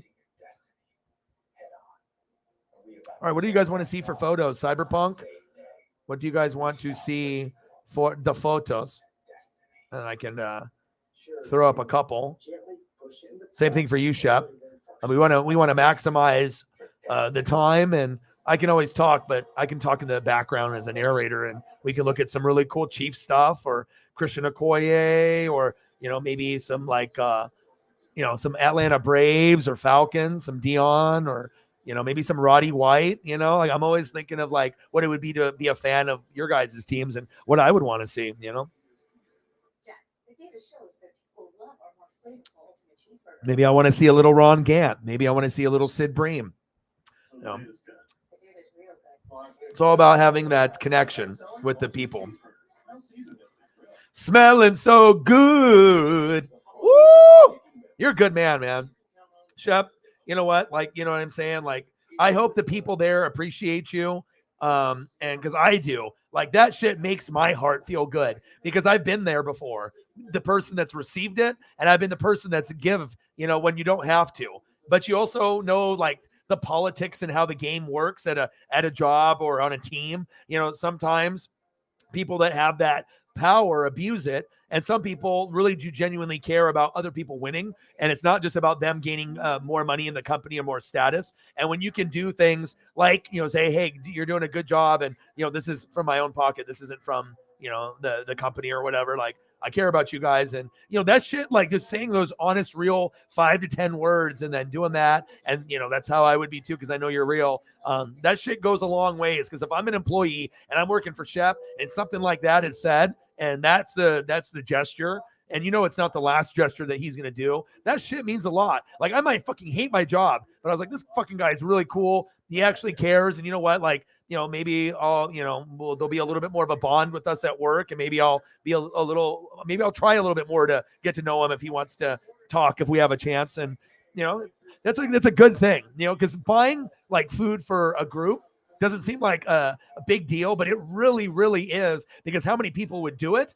You know what I mean? Like, there's a thought of doing it, but the action of actually, doing it and making a difference in people's lives. And that's the thing that I like about you the most. And that's why I respect you the most, because there's a lot of us in the room that are that way. And when you can group like-minded people of goats together, we can achieve anything. Oh, Mac Jones, Hunter Henry, first down, Patriots. Boo, boo, boo, boo, boo, boo. Let's go, baby. Hey, but even if it was out of your own pocket, you would do it. So even corporate card paid for, you would pay for it out of your own pocket. And I would too. So, even if you used it this time. Boom, boom, boom, boom. Bang, bang, bang, bang. Mac Jones. Who? Mac Jones. Hunter Henry. First down, Patriots. They're knocking on the door now. 20-13. This ended up turning into a fucking pretty good game. First and goal. Handoff. Touchdown, Patriots. But a flag on the play.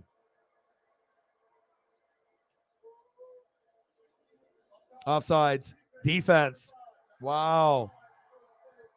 Touchdown, New England.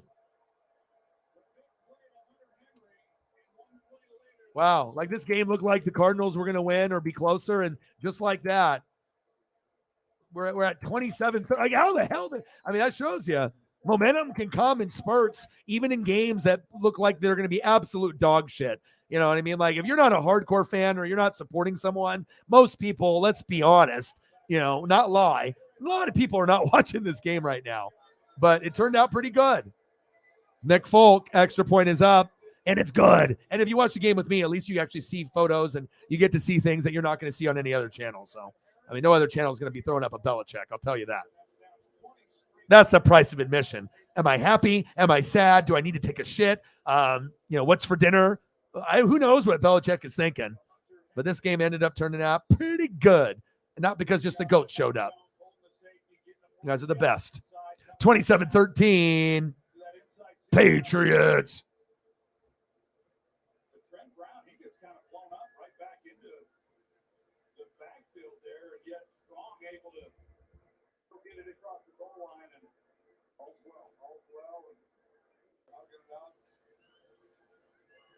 Patriots sideline. Good to see.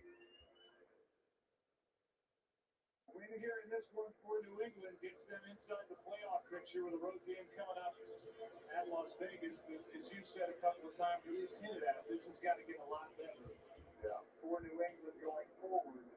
Getting into the playoff picture is one thing, being a legitimate threat to do anything in the playoffs. Polynesian Hall of Fame. Oh my God, you're just name dropping, bro. This is the reason why I like you, man. Like, when I can talk to people that can throw up the random. Everyone knows the superstars, but can you remember when you were a kid or when you were younger, like a random, just a random, guy, but you remember them for whatever reason. They made a play. You remember, sitting there playing with your starting lineups, and you just remember the players that go through each year, and sometimes they don't have to make all the plays, but sometimes those obscure guys end up turning into favorites. This is awesome. That's why you're the GOAT. Nice job. 130. Let's get to 2. Oh, nice. 110. Fuck it, dude. Yeah, it's like, dude, you got to think $20 to $30 now for pizzas. They're not like $5 or $10 anymore, unless you want some booty ass pizza that tastes like shit, like some Little Caesars or something. You'll take the Little Caesars, but when you get a pizza from Little Caesars compared to a pizza from anywhere else now, there's a difference in the dough and the taste. I've been there. I've ate the Little Caesars, but I try not to because there's so many other options that are so much better. It's like, that's like the bottom of the barrel. You're broke as shit, and it's going to be like a double cheeseburger, a ramen, or maybe a $5 pizza. But at that point, I think I would rather do a frozen pizza, from my Safeway rather than doing the Little Caesars, unless, it was something that I felt that would be good. But I don't know. I think we all have been to Little Caesars before. It is what it is. So. Hey, could have ordered 8, $220. What is this on the company card? Pizza. Shotgun set. Give it to DeAndre Hopkins. Short gain for Kana. He had a nice touchdown earlier. Shep is like, Orion, just say it already. Say it so it comes true. He's like, we got 4 pizzas for a real good deal, and they don't even tell you the price. You're like, sold. Then you end up getting the receipt and the email. 110? Yeah, I thought this was going to be $60. Yeah, maybe like back in 1995 when I was a kid. It's 12 noon. You know what time it is? A New England clam chowder sack lunch. Yum, yum, yum, yum, yum, yum, yum, yum. Oh, my. Oh, Bill loves that. Is he happy? Is he sad after that sack lunch? Oh, yeah, baby. Yeah. Let's go.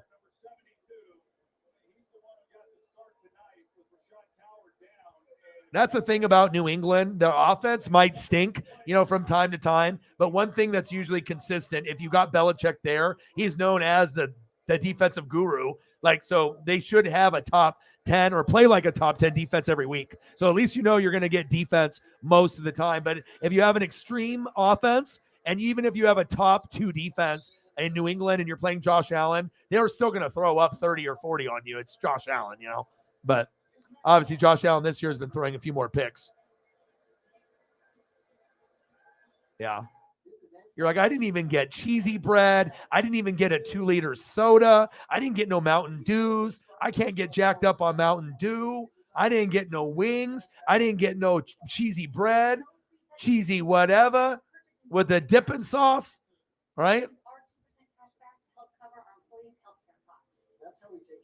That's what happens, man. That's why Uncle Mo is so real, because it can come out of nowhere, and then all of a sudden the energy in the building and the defense, they're like, okay, fuck, we made one play, let's do it again. And then they actually put the effort just like they did, and then sometimes magic happens, and then boom, you get another turnover instead of just kind of coasting through the game, playing through the emotions. Like, you got to be able to have guys that are just like crazy, like Brian Dawkins, that would go out there and just try to take your head off every play. Then it makes everyone else play harder, like Budda Baker. Budda Baker is like that. No one plays harder than him. Like, you see him go from sideline to sideline, and all the other guys are just kind of like jogging, like not really putting the effort. This guy's like sprinting, like he's getting, chased by somebody. Like, I like that kind of effort, and those are the type of players I root for. So the breadsticks and wings from there are better than the pizza.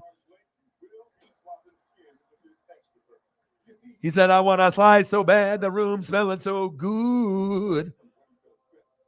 Oh, I bet you are. You're like, damn, this motherfucking O-Dog. He's like, all of a sudden he says something's going to happen, and then something else is going to happen, and then it's going from like 10 points, and then 14 points, 18 points.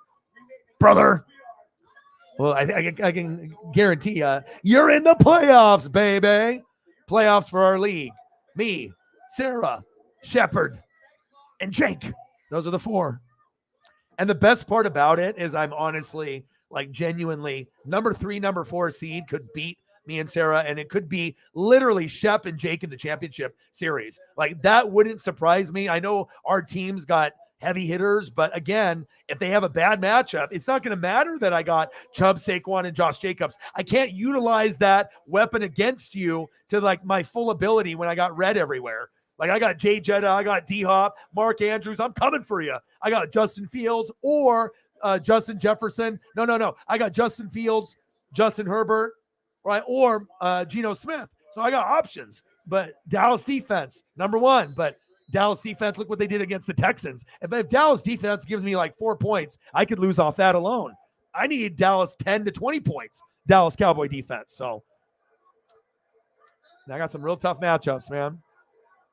But I am, I just want to be able to win my own league at least once. I mean, it's already been the 4th year and I haven't won it yet. Like, and it's not like I'm bad. It's just I, end up finishing 2nd and 3rd. And it's never been because of me leaving points on the bench, thank God. Because if I left points in the bench and I lost because of that, I left someone on the bench that got 30 and I had a guy that put up 15, I would be crushed. I would be like, I don't even know if I can play fantasy football. Like, what am I doing? But luckily, that's never been the case. I've always had the best option, but, they just don't produce. All together, like they're like a fucking boy band, like like they're NSYNC and Backstreet Boys holding hands, and all that lineup, they all suck, and all the guys are just putting up 4 points in fantasy for me. You can throw 98 degrees in there too with Nick Lachey. There's all the points, all the guys there, just nothing. That's heartbreaking. I mean, imagine being me, like scoring the most points, giving up the least, right? Getting the number 1 seed, only losing 1 game when all my guys had to bye, and then I just get my ass kicked in the playoff. I mean, it could probably happen. So, oh, the 2 leaders. I had a really, really good orange Fanta. If you're looking to like get yourself in a better mood, grab the orange Fanta if you haven't had it in a while. Put the Coke and the Pepsi and the Dr. Pepper and all that other stuff. Root beer is good. Root beer is kind of my go-to, but the orange, you do the orange Fanta. That's a vibe, especially when it's super cold. 27-13 Mango Madness, beautiful. I actually asked a worker to go in the climb at the very top shelf in the back to get a ladder so I can get all of the mango. That's how extreme I went. I almost put off my slides and I was going to climb up there. But if I did that and I bring the whole rack down, like there's going to be a lot of glass and, plastic everywhere. So I was like, I let the other guy do it. He's like, I'll go up there. I was like, all right, man. I was like, I'll take every single kiwi, strawberry, and Mango Madness that you got up there. That and the blue Gatorade, but I can get blue Gatorade is easier. So, yeah, and you have a chance to win. It's not even over, dude. You're learning every year. Plus, if you play with me, you're going to learn more if you just study what I do. You can do your own research, but if you see what like Sarah does, what I do, and like the people that are at the top other than yourself, then you can gain a little bit more knowledge, and then you start learning a little bit more. And that's the main thing. Fantasy forces you to learn about the league, not just about your team and your players. But if you want to win a championship, you have to know players in the league. If you don't, you're not drafting Mike Williams, Gabe Davis, and Amon-Ra St. Brown like Sarah did. Brilliant. Like she now got Amon-Ra St. Brown because she thought that he would blow up. He did, but she also got Mike Williams as well as Gabe Davis because they're the best number 2 options based off who they have at quarterback, for the season. So you're going to get good numbers with Gabe Davis and Mike Williams when they're healthy with Josh Allen and Herbert. Not every person's smart enough to go grab guys like that. They wait too long. And by the time they're thinking of those kind of guys, right, their guys are already drafted, and they went for like another receiver that they thought was starting, but sometimes getting a number 2 receiver. But if they're the best in the league, it's like having another number 1. So even I know that. Lashley got fired. What? Like in the storyline? How? What happened? What happened? Explain.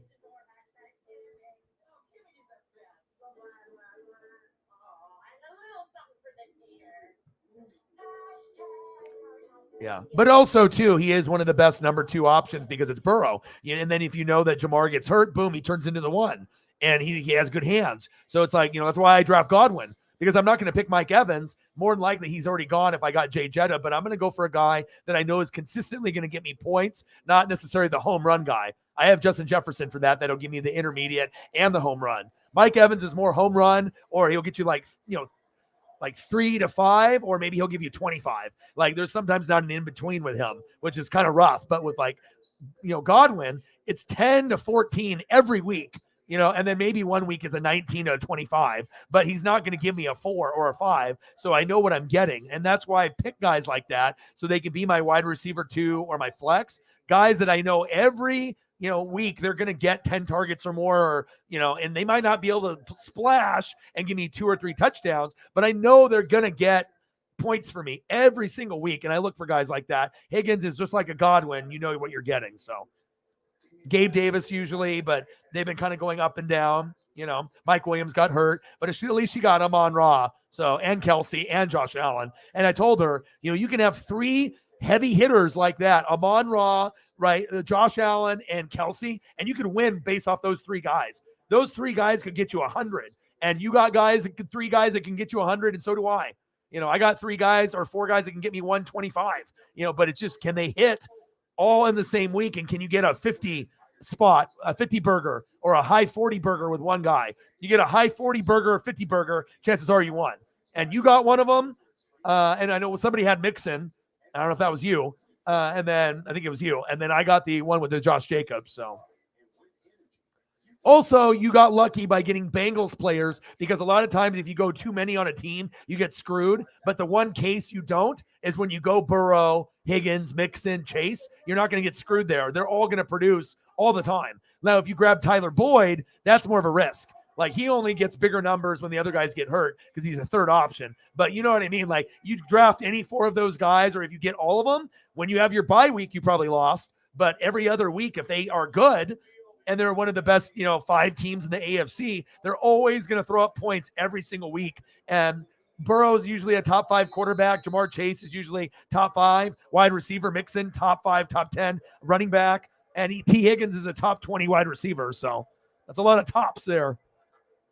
But I try not to have too many people on one team because I don't like losing in that bye week just because I got 4 guys on the same team and I'm playing 3 out of the 4, flag on the play.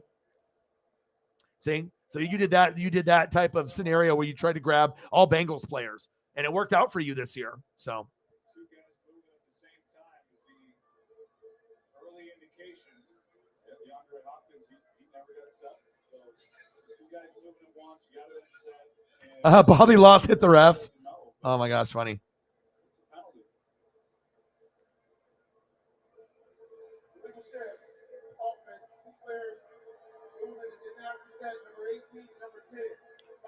Yeah, and like I said, take pride in what you do. If that's your favorite thing to do, bro, I'm one of those people, like if I could be in the studio while people are making beats or when people are doing songs or, they're doing little set, I could do that. I could be in the studio for 12 hours. I could be doing this for 12 hours and working around people that like the same thing as me. Like, it's either you're one of those people that's like an artist, whether you're recording music or beats or YouTube or Twitch, but we're all built from that same grain where we're grinders, and people also that have jobs like Shep and Cyberpunk and a lot of y'all that, you grind and, grinders stick together. That's what we do. And like I said, if you like doing the breakdowns in the film, there's always going to be college and pro teams and XFL and other federations. They're going to be looking for guys to do stuff like that, or even content creators. If, depending on like, because obviously for me, if I could ever get to a point where I could get like an NFL pass and I get access to all the footage and they're not going to copyright strike me and I could do my own X's and O's, that would be awesome. But I don't know if that's ever going to happen unless I work for NFL Network, And I probably won't be able to do that type of stuff on the channel. It'll only be exclusive at the in the building. But that would be cool to do like a little X's and O's, and Matt's an X's and O's guy, and I'm an analytical guy, and I just try to give a different perspective, and I'm defense on top of that. So not only am I giving you the analytics and the stats and the history and the knowledge of all 32 teams, but also not to be biased, and the names and the recognition and just. Special teams, defense, O-line. Like I'm giving you everything that you're not getting everywhere else. Like everywhere else is giving you the same type of thing. I'm giving you coaching, OCs, DCs, O-line, special teams, defense, coaching perspective, X's and O's. And that's why we have such a special group here. Oh, pass incomplete because it wasn't D-Hop. But if this is something that you want to do it, man. I know it's not something you're going to have access to do like videos, but like you can make your own evaluations by just watching a lot of tape, and that's what I do. I do a lot of reading and I watch a lot of film. I watch a lot of games and, game footage and broken down tape and stuff on YouTube, stuff on TV. That's how you get great. You're not going to be able to know all 32 teams and the players if I'm just occasionally watching a little film or reading maybe whenever I want. No, you got to dedicate your life to this shit if you want to be the best. First down and 10, 27-13, Patriots, 8:03 and counting. That's not DeAndre Hopkins. Come on now.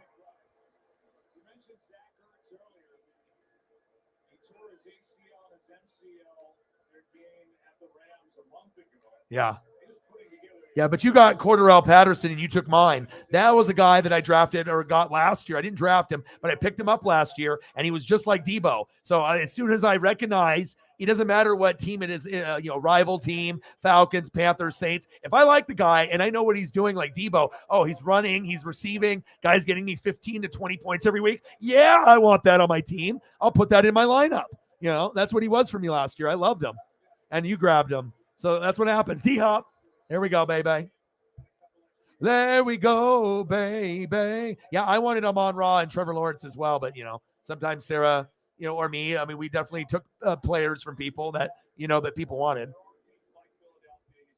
Sarah made me go and do the draft, the way that I had to do it.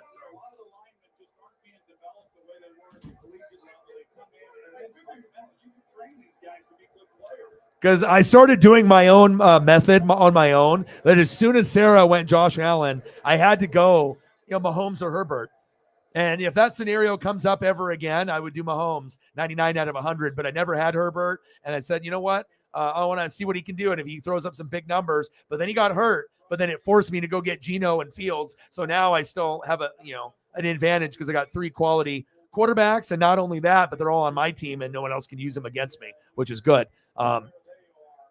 But, and then also she went Travis Kelce. She forced me to go Mark Andrews. I had a feeling that some of the other tight ends like Waller and some of the others, Goddard, they might get hurt. So it's like, if you don't get Kelce or Andrews, typically you're fucked. And Andrews is hurt this year. So I haven't really been able to get elite Mark Andrews or Herbert. So, but somehow, some way, I've only lost 1 game. So that shows, if you're able to manufacture Gerald Everett's and Dulcich's and other tight ends and fillers until Andrews got healthy, or if I'm able to find the Geno Smiths and the Justin Fields, I was able to still dominate, even though those, because normally if you lose a Herbert or an Andrews, you're fucked. Like, unless you're really good at fantasy and you can pick up good replacements for a few weeks or the season. I have a dilemma. It's probably not going to be Herbert, but it's probably going to be Justin Fields. Geno's the automatic points. Herbert usually is yards, but only 1 touchdown, right? About 19, 20 a game, but I would rather go with Geno, more red zone trips. And then Justin Fields gives me a chance to get 40 or 50 because he can use his legs. So that's the ultimate fantasy football player. So even if the matchup is the Eagles, it's hard to be like, well, to really think Fields is not going to get anything. Yeah, right. Even Fields going against a number 1 D or a top option, Fields, if he's healthy, or even when he's not, can get you 20. So yeah, Amon-Ra is going to end up being one of the top receivers taken. Like when we go moving forward, you'll have the top guys, the Jeffersons and, the Jamar Chases, but Amon-Ra will be like right in that category. He's going to be drafted regardless if it's Goff or not. I'll be honest. I'll try to grab him on my team. He's fucking money. He's proven to be a superstar and he's one of the top 10 receivers in my book. I think that he's not like maybe top 5, but like, when you look at other guys like Keenan Allen or Mike Evans or Diggs, and maybe those guys are taken or you have options, maybe going for Amon-Ra, the guy that is not as big of a name. But if the guy's putting up more points, yeah, I want that. I want consistency. So if Amon-Ra is going to give me 19 every game, yeah, I want that. Rather than a guy that gives me 12 consistently and every once in a while a 20. Big sack lunch, Matthew Judon, Colt McCoy, where are you going? It's 12 noon. You know what time it is? Time for a Matthew Judon Patriots sack lunch. Yum, yum, yum, yum, yum, yum. More points for Shepard. Yeah.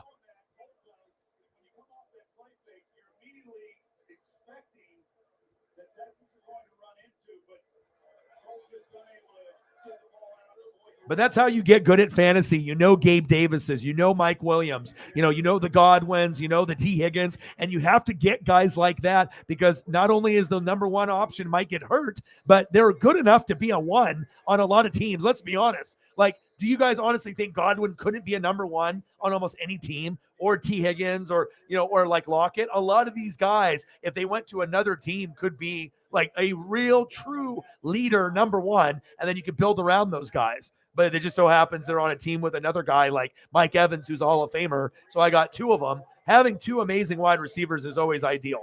Marvin Harrison, Reggie Wayne, it's like you want those guys. Not every team's got the elite ones. But Higgins is money because it's Chase and it's Burrow. Burrow is money. I like Burrow more than Josh Allen. I might be the only one on planet Earth that says that besides Bengals fans. But I just like Burrow over Allen because he makes less mistakes. He's more like Joe Montana. I can trust him more. Allen can end up giving you more upside, but he gives you more risk because of injury and the way that he plays kind of recklessly. But he's very good at it. Let's not get it twisted. Some people think Josh Allen's the best player in football, but to me, I still think Mahomes is better, and I would rather go Burrow starting my franchise, and then Allen and Herbert. They're all great as well.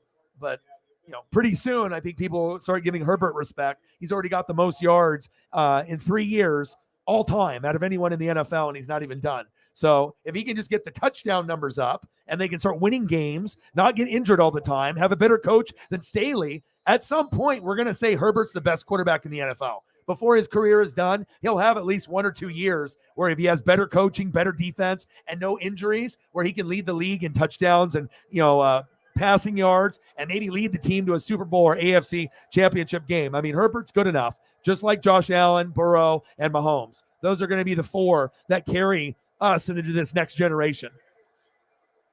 McCoy, another sack lunch. How many points are you getting in fantasy? My goodness. Yum, yum, yum, yum, yum, yum, yum, yum. 5 sack lunches?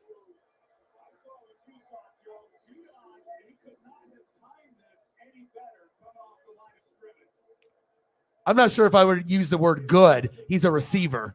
He ain't the same like his bro. Equanimus is okay. Amon-Ra St. Brown is a superstar. Like you're buying the jersey. Ooh, baby. O-Dog started talking about 18, 19, 20 fantasy points, and it happened, baby. Shepard's like, this motherfucker is like this fucking half Asian Yoda. He's like, whatever he says, boom, comes true. Nice, dude. 5 sack lunches. Congrats, bro. The way to be, because sometimes New England defense is only projected for 4 or 5 points. So you're like, they're not going to do anything. And then they get you like that big number, and you're like, this projection is stupid. Like they should have been projected at least at 10 going into the game, not like 5. But that's where projections are weird. Sometimes you'll get like those 5 to 9 point projections because it's really hard to get points out of your defense and kickers. So.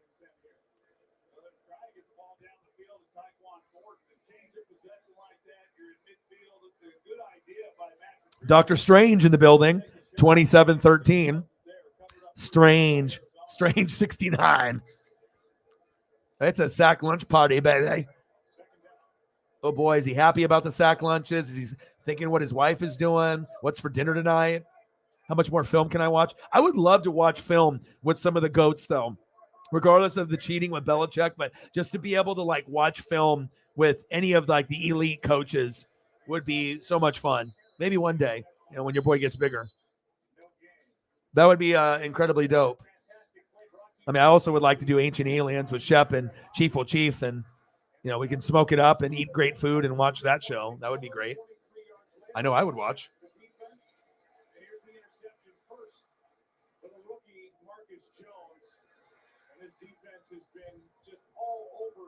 Double digit 6 times is excellent. That's excellent. What was their overall ranking going into this week? Like as far as their defenses, what was their rank in fantasy? They had to be top 10 in fantasy defense, right? Some weeks, not very much points, but some weeks, the double digits, and that's what you look for. I need to talk about my team though. I need to have things like go better for me, like I need more subs. I need more views, more potential donos, more exposure, more people. I need to have, these millions of dollars come your way so I can give it away to other people. I need to talk shit into existence like that. Number 4 rank. Nice job. And your boy is in first place because I got Cowboys D that's ranked number 1, but then I also have Bills D that's ranked number 6, but they were at one point number 2. I mean, imagine having the number 1 and number 2 D. And the best thing about it is that the only reason I'm as good as I am this year is I got Cowboys defense on the wire like week 1, and I got Jason Myers within the first month. And those are 2 of the top at their position. And if I didn't have that, and I drafted Harrison Butker, then picked Koo, dropped him, and then luckily found Myers, and it worked for me. A lot of times, if you draft a Butker and then you don't hang on to him, you're going for other depth, you're screwed. So it's just a blessing that I was able to find a keeper that was better than Koo that could get me where I'm at. So 4 rank, awesome. Good job. And they weren't ranked 4th going into the season. Did you draft them or did you pick them up on the wire? I mean, that's another thing. It's like you either know football and you know the Patriots defense. Like maybe the team sucks, all right, but it's not about necessarily the record. What am I getting in fantasy? Are they going to put up points? Oh, the coach is Bill, and he's known as being the best defensive mind of all time. Well, you know what? They might not have a lot of good players, Devin McCourty and Matthew Judon, but they make a lot of fucking plays. And this guy has some of the most sack lunches in the league. When you got a guy like Matthew Judon being number 1 or number 2 in sack lunches, that probably tells you they have really great discipline in coaching, and they do. That's the one thing that I do envy about the Patriots is the discipline, not the cheating part, but the discipline in the defense. That's what I always would want for like my own team, like the Ducks or Tampa Bay. Like I want them to play like they care and they're like they play for each other. You get that out of the Eagles and the Saints defense. They play for each other, the passion. But New England's defense, no matter what the record is and how shit the offense is, the defense always shows up, and they're really good at drafting no-namers from small schools that turn out to be studs. And they let guys go early rather than too late. But their offense stinks. Like Belichick doesn't know how to draft wide receivers. But as far as defense, he knows. Go, baby, go, baby, go, baby. How many points do I got with D-Hop, baby? Oh, and Brett Maher. Nice. And that's the reason why you're in the playoffs. You got the number 4 ranked defense and a number 5 kicker. That will help you get to the defense. And they've helped you win games this year. And you know it. You know, sometimes you got them to hit both at the same time. Like if you get both of them together combined for 40, which you have this year, that's, you know, you're winning. You know what I mean? Like some kicker defense combos give you 4 points, 6 points. They both shit the bed. One gets 0, one gets 5 or 6 or -2 or, you know, or you're getting 10 points combined. That sucks. But then when you get 20, 30, 40 out of the kicker and the defense, you're like, okay, fuck you guys. I won. You know, I got 40 points out of my kicker and defense. You guys are screwed. D-Hop. Even with the fumble for the touchdown, 12.9. So that was more than Godwin. So I didn't leave any points there. But I should have did Bills D. I got 11 over the Jets. Cowboys D only got me 4, motherfuckers. Andrews got me 3.7. Chubb got me 8.4. Saquon 6.8. Normally I don't win with numbers that low. Like it's a bad time for my running backs that have killed it for me all year. Saquon, right? Nick Chubb, step your game up. I need to win a championship. Don't shit the bed. Come on now. Josh Jacobs, Nick Chubb, Saquon Barkley. Yo, boy. Took a risk on Saquon. It paid off. AJ Green.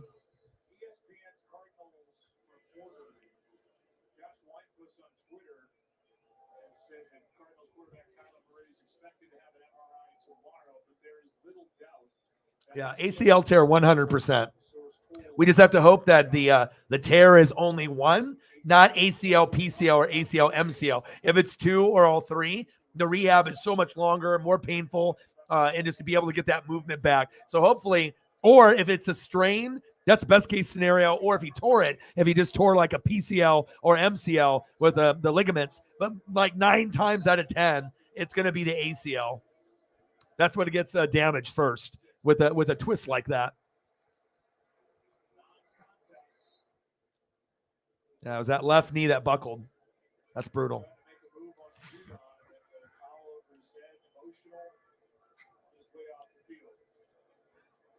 (27-13). Another sack lunch party. Uche with his 3 sacks. Like, who the fuck is Uche? Well, the Patriots know, and they got him. And the only team that probably would have got him is the Patriots, and that's what happens. Josh Uche. Who the fuck is Josh Uche? No one knows who the fuck Josh Uche is. One motherfucker knows. One motherfucker knows. And it's Bill Belichick. And then you get a guy named Josh Uche. Who the fuck is this? 3 sack lunches. Like he's playing like Nick Bosa or Joey Bosa or, you know, like one of the greats or the GOATs. That's what makes Bill good on this side of the ball. Unbelievable. And then they had Tom and Gronk. So, like, they just literally had the best quarterback, the best tight end, the best defense. And then they had the best kicker at one point, too. I mean, that's a pretty good combo. Like, oh, running backs, wide receivers, not good. Who cares? We'll find a way. Offensive line has to be at least, like, in the middle of the pack. But you want to have some good O linemen for Brady and Gronk. Best quarterback, best tight end, top 10 defense. The best defensive mind will cheat even to win. Man, they had the perfect storm. Good kicker in the clutch situations. Vinatieri, Goskowski.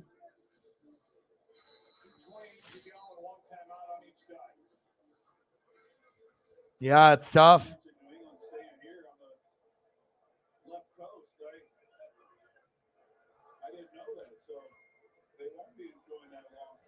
All right, here we go. 4th down and 13. Shotgun set. Colt McCoy, the only option is DeAndre Hopkins, you motherfucker. Yeah, you're not going nowhere. Bear hug, bear hug, bear hug.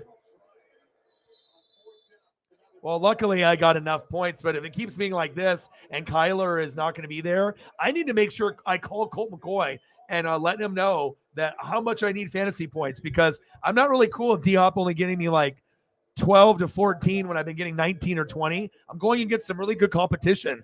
I'm going against, Shep. I'm going to be going against Sarah and Jake. Like, I need the best I can get. I don't want my worst performance in the playoffs.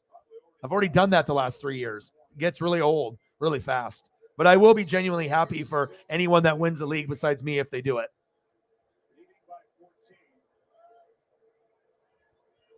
But there's people that are like me that play. Imagine playing in a league full of me's. That would be interesting. Oh, what a move.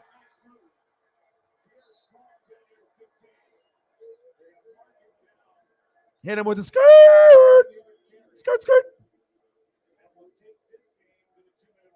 Pierre Strong. First down. Patriots.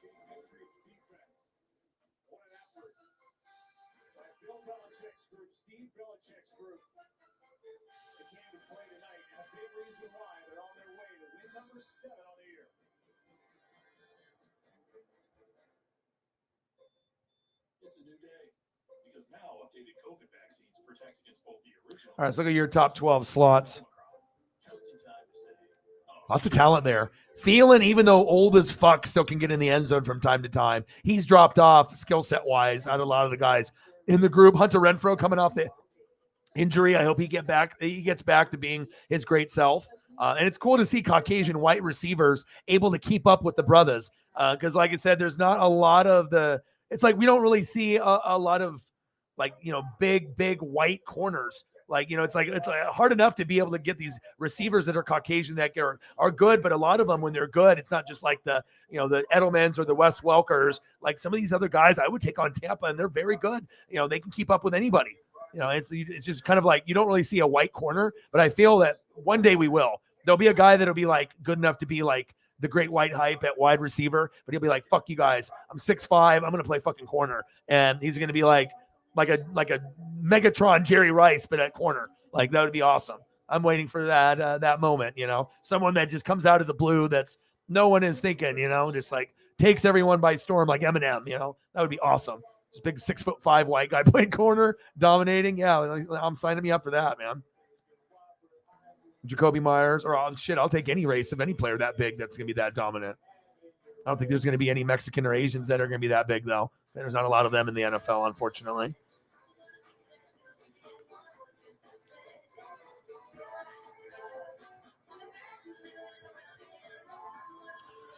Pats, Raiders. He's going against Dad. Josh McDaniels going against Dad. Is that good? Did I talk that into existence enough for you? Was that good enough for you when you were sitting at under 10 and then little words of encouragement and the boom shakalaka, and then that's what you get? It's like, man, this guy needs to do this for me every fucking week. Where the fuck have I been? This motherfucking Yoda motherfucker. This Yoda looking motherfucker. I love it helping people win, though, like money and, predictions and stuff. It's hard to win with like predictions unless you have the almanac. Time traveler. DeLorean. Cardinals are going to limp out of here, literally and figuratively at 4-9. And the New England Patriots have a 7-6 record. At the end of this night, they will jump into the number 7 spot. The playoff seedings in the AFC. Is that good? That's always what you're wanting to get touchdowns on defense too. That's really separates the really good defenses from the great ones. You got to be able to get the fumbles and picks back into the end zone for those extra additional points. It's cool to get 8 to 10 every week, but it's always awesome when you can get like a 25 on defense. Feels good.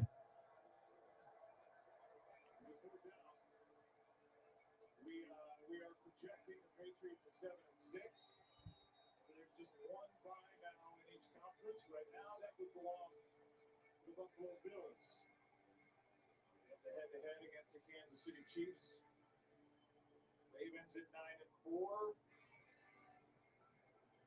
That division is a long way from over in the AFC. All right, game is almost over, but we'll still go for a little bit. We'll go to the 4-hour mark or the 5-hour mark, just depending on when everyone wants to go, depending on what you guys want to do. So final score, 27-13, New England. That was a good performance from their defense. You're probably not going to remember anything on offense, but you remember the defense played like amazing.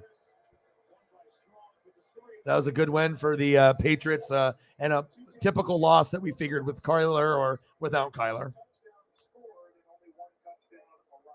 That definitely is going to hinder my ability with D-Hop, though, the ceiling for him with Colt McCoy rather than Kyler. We'll take on Las Vegas next, and the Cardinals have a lot leading up to do. The results. 27-13, Patriots win. So we'll go for a minimum of 30 more minutes, but we could go as much as an hour and 30 minutes. Let me know. Yeah, really good. Let me know what you guys want to see for photos. If we would go food or whatever you guys like, let me know. I'm going to delete some of these photos. Nice job by Josh Uche, huh? Jesus. 3 sack lunches from like a no-namer. That's when you know the defense is just fucking lit. When you get guys that you've never heard of, you know what I mean? There's just like, that these guys, they might not have even been drafted by another team, or maybe if they were, they're probably not doing that. And that's what happens when you get great coaching. Even like the no-name guys can blossom into somebody's under a great, coaching. It's beautiful. Beautiful thing to see, especially on the defensive side. I'm a defensive guy. Josh Uche, unbelievable. James Conner had that nice run. All right, this is over, so we're not watching ESPN anymore. So I think there's Blazers and Boston Celtics is on. And Monday Night Raw, right? So I need to go to Monday Night Raw too, but I'm going to watch the Timberwolves and the Blazers, the end of that game. All right, so Blazers and Timberwolves. I'm going to watch the rest of that. And how is Boston doing? I need to look at the scores here. How are they doing? It's been on for an hour. They're down by 5, and the Blazers are up by 15. Yes. All right, Blazers are up by 15. And I got to go to the game that the first time that Dame and Simons hit 30 or more in the same game, and I was at that game on Saturday against the T-Wolves, so that was awesome. Yeah, should we do food? I thought food was really fun yesterday, so we did breakfast. If there's anything that you guys want to do, just type it in the chat. Shep or Sarah, start us off, and then we'll see if we can get a few more people to hop in with some potential donos, maybe to get a little higher on the dono side, and then we'll hang out for 30 to an hour and 30, and then we'll call it a night. So it just depends on who shows up. Like if Holly ends up showing up, I will probably end up staying the extra 30 or hour if they have the time to hang out, or someone of that nature. So shout out to Sarah and Shep and Cyberpunk and Jameson and Matt and everyone else. Let me know where you guys want to go. Otherwise, I will continue to delete the photos, watch the Blazers win. And the Blazers is a vibe. My buddy says I can go to quite a few free games with him if I want to. So it just depends if I'm going to be, if I'm going to be recording or not. Stuff. Most of the time he'll go with his dad. His dad is a Dodger fan, just like my dad. So we have a lot in common. And he's only 2 years younger than me. So I feel like our connection is like, if I was a junior, he would have been like a freshman. Like I'm 40, he's 38. So it's like probably my closest friend based off age and memories and experiences. All my other friends, the gap is a little bit bigger there. 78-63. Come on, Blazers. Oh, and we're wearing our whites. We look so swaggy and clean. Oh, gosh. This HD 4K shit in here, it looks awesome. Screen looks crispy. So nice. I need to start doing some Blazer games.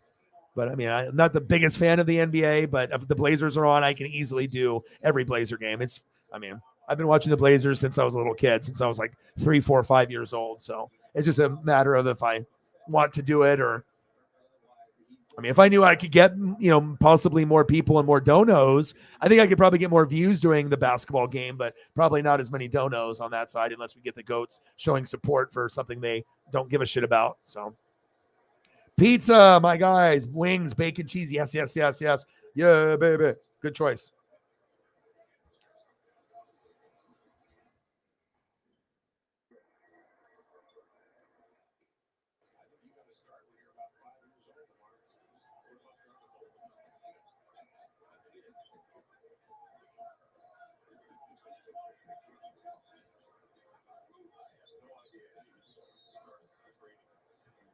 Damn, this one looks good. That, it's like when you get the pizza, and I always try to give you guys like experiences when I like do something, and you guys probably do it too, but like when you pull that first slice out of the box, and then when the cheese goes and you got the toppings, and then that first bite of just like, I don't know, man, it is definitely a vibe, and you got to have enough pepperonis on there if you're going with that route.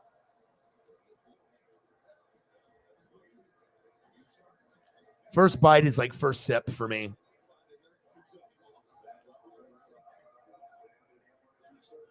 Like that first sip of Starbucks or coffee in the morning or energy drink, like, especially coffee. Coffee is one of those ones. If you're a coffee drinker, it gives you that burst of caffeine, but it just tastes really good. Gets you going, gets you going, maybe not as jittery as like an energy drink.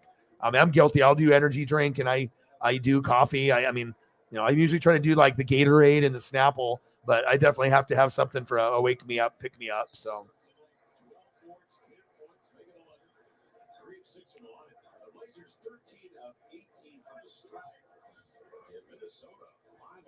Oh, bison burgers are dope.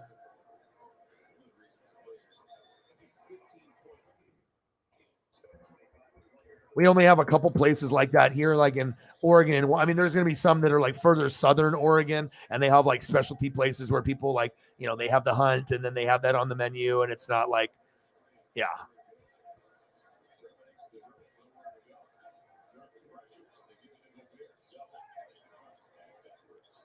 And then you have like elk and bison and like, different types of, options. Yeah. It's like, if you're not going to give it a shot, you never know what you're going to be missing out on. And sometimes things can be a little gamey, but it's also like when people make jerky and stuff. Like back in the day, my dad had a smoker, and that was a big part of our life, like having the smoker for a good part of my childhood. And like some of that stuff, like people would think, oh, I'm not going to eat that. But once you go through like the smoker, like it ends up like being a little bit different. It's like, depending on what you're making in there. I had some good memories from that back in the day.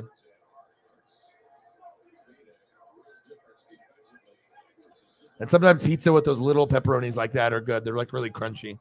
It's like a different option.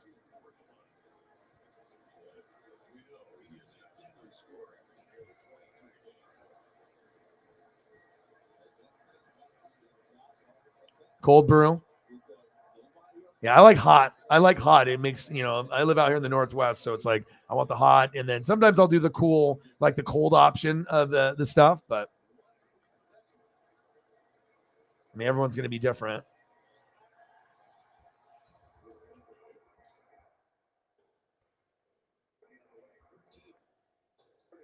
Come on, Blazers, 80-67, baby. Let's go.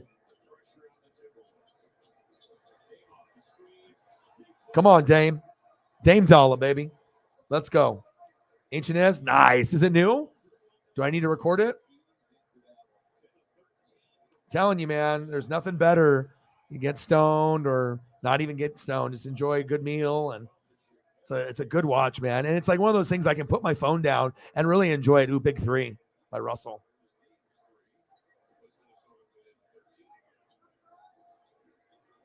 Let me check my DVR. I don't think I have it recording. It's just like a reruns or whatever. I got Cleaning Lady and Raw, Simpsons, Yellowstone, King of the Hill. But my cable might be on a different thing than you guys. Let me take a look on the channel to see if it's going. I'm always down to record one, even if I've seen it already, just to see what it is. We have Discovery Channel's got Street Outlaws. Do you guys watch that? Street Outlaws. Then we got Life Below Zero. That's one of my favorites. That's Life Below Zero Next Generation. And then Expedition Unknown. Josh Gates is awesome.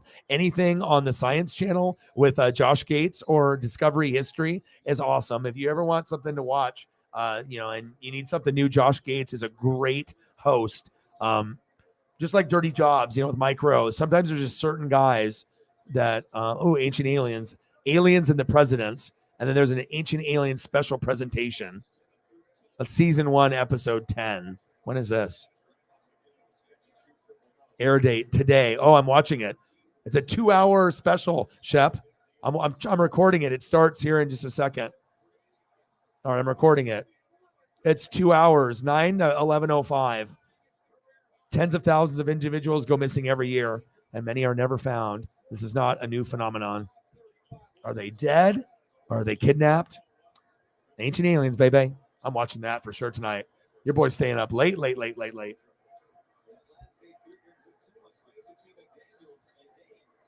they knew, man. They're like, oh, Orion's going to help you get some fantasy points. Then boom, Ancient Aliens, baby. I don't even care if it's new or not. You know what I mean?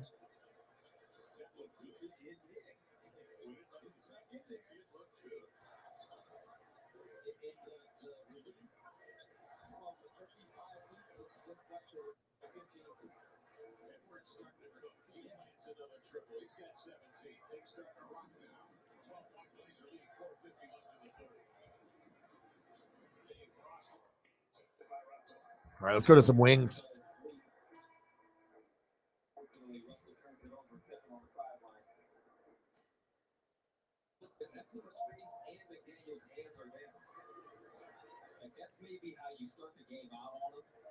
I'm going to hit you with the best of the best, right? Let's go, baby.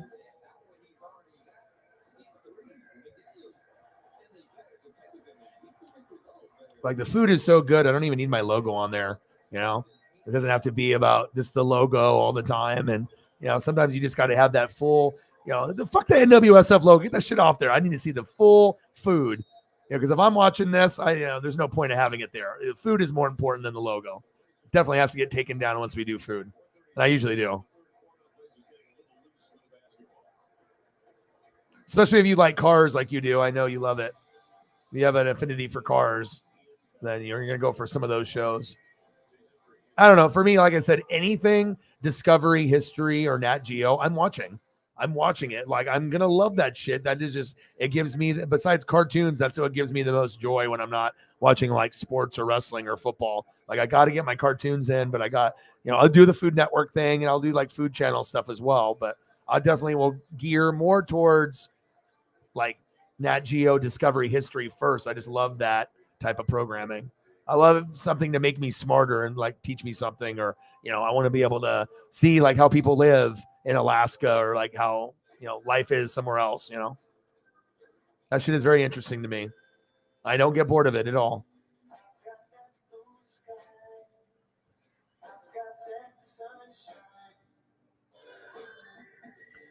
I could look at a barbecue, chicken or meat, wings or anything chicken or meat related, and never get tired of it. I love it. It's like, and I can just over and over this one, that one, this. It's like none of them is. It's just so many different styles. Just like hamburgers, you never can get old. It's like it's always going to be good. So many options. There's not just like one kind of burger out there. And I love seeing people like put their own flair to food. Like put their own little spin to it. I would love to be able to travel and just eat food and like record it, hang out with you guys. I think people would watch too. Just get like my people that like seafood the best, and because I'm still gonna probably end up going, before I die, to Maine, and I'll fly out there just to eat food, nothing else besides that, to see the views and just to eat the best seafood I can on the East Coast. I know that sounds crazy, but I'm gonna do it for sure. The best lobster, the best crispy shrimp, the best clam chowder. Like I want the best, and like I'll go there just for that. It's a crazy thing to say, but I totally mean it too. I love it that much, man. I don't want to go like without living my whole life without like feeling what it's like to be on the other side of the coast. I know what it's like to be over here, but yeah, baby. Sweet chill. Ooh, yeah. Is that your what's your favorite like barbecue? Everyone's got their habanero, like everyone's got like, the lemon pepper. Everyone's got a little, ooh, sweet chili. Yeah. Oh, interesting. Brock and Gunther.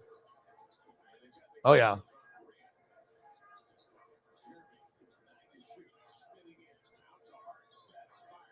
I could be a good host. I feel like, I honestly feel like nothing is really like makes me uncomfortable as far as like talking on the mic or doing like radio or TV or anything. And most people, it's, I don't think every single person could do it, but let alone just being able to, vibe with anybody.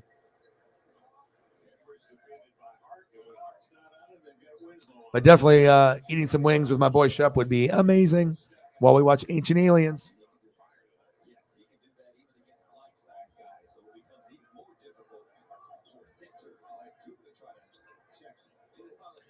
Wings are just pure greatness.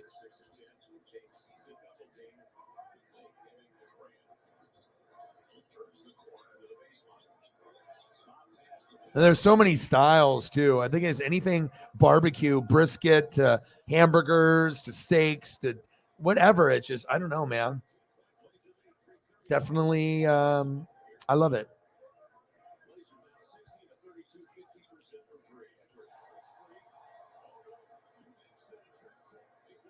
$94.80 Blazers. Yes. Nice three. Jeremy Grant. Let's go, boy.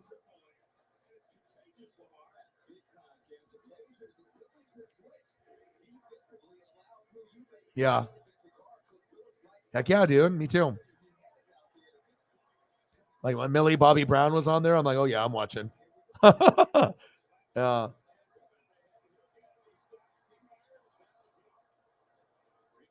Honey barbecue, garlic parmesan. Ooh, garlic parmesan. That's a good one. Lemon pepper. I mean, everyone's got their own kind of, if you want to switch it up from like a barbecue, everyone's got kind of their go-to. We probably need to leave the stadium. No one's there anymore. And we don't necessarily need to go to the studio either. We can be in our little winter wonderland.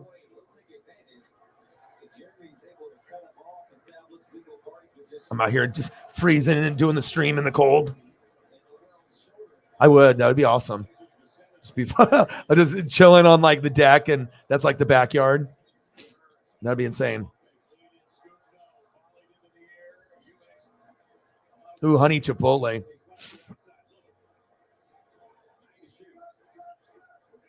$2.15. Congrats, dude. Hell yeah. Honey chipotle.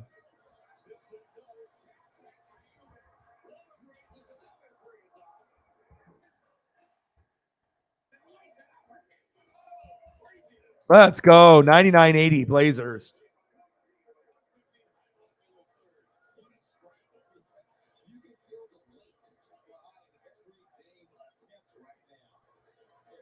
Shep, bro, look at this.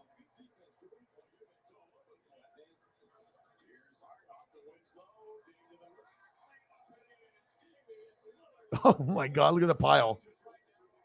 Damn. That is a mound.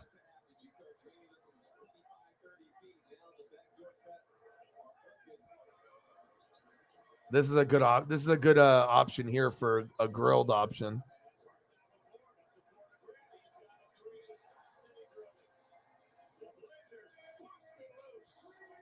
$104.80. We're killing them.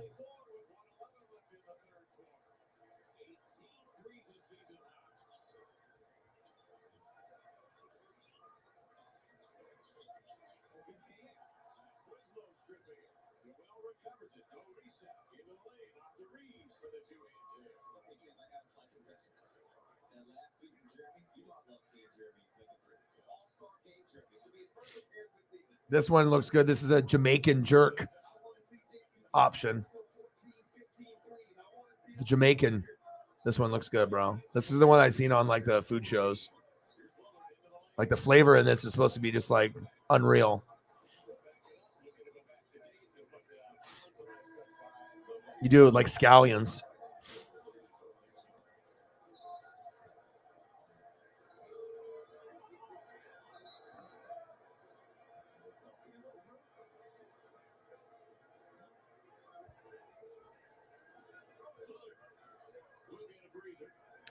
I've never had authentic like Jamaican jerk. Like I would definitely want to do that before I want to be like Action Bronson. I just want to be able to hang out with my friends and just fucking go travel and just go eat food and shit. And if I want to smoke or whatever, just like I want to be like Action Bronson. That's why I think I like him so much. Like his life is, he's gone through a lot of shit. Now he's even doing some like AEW wrestling shit like once in a while. Like guy's living his fucking best life, man. He's incredibly loyal to his friends too.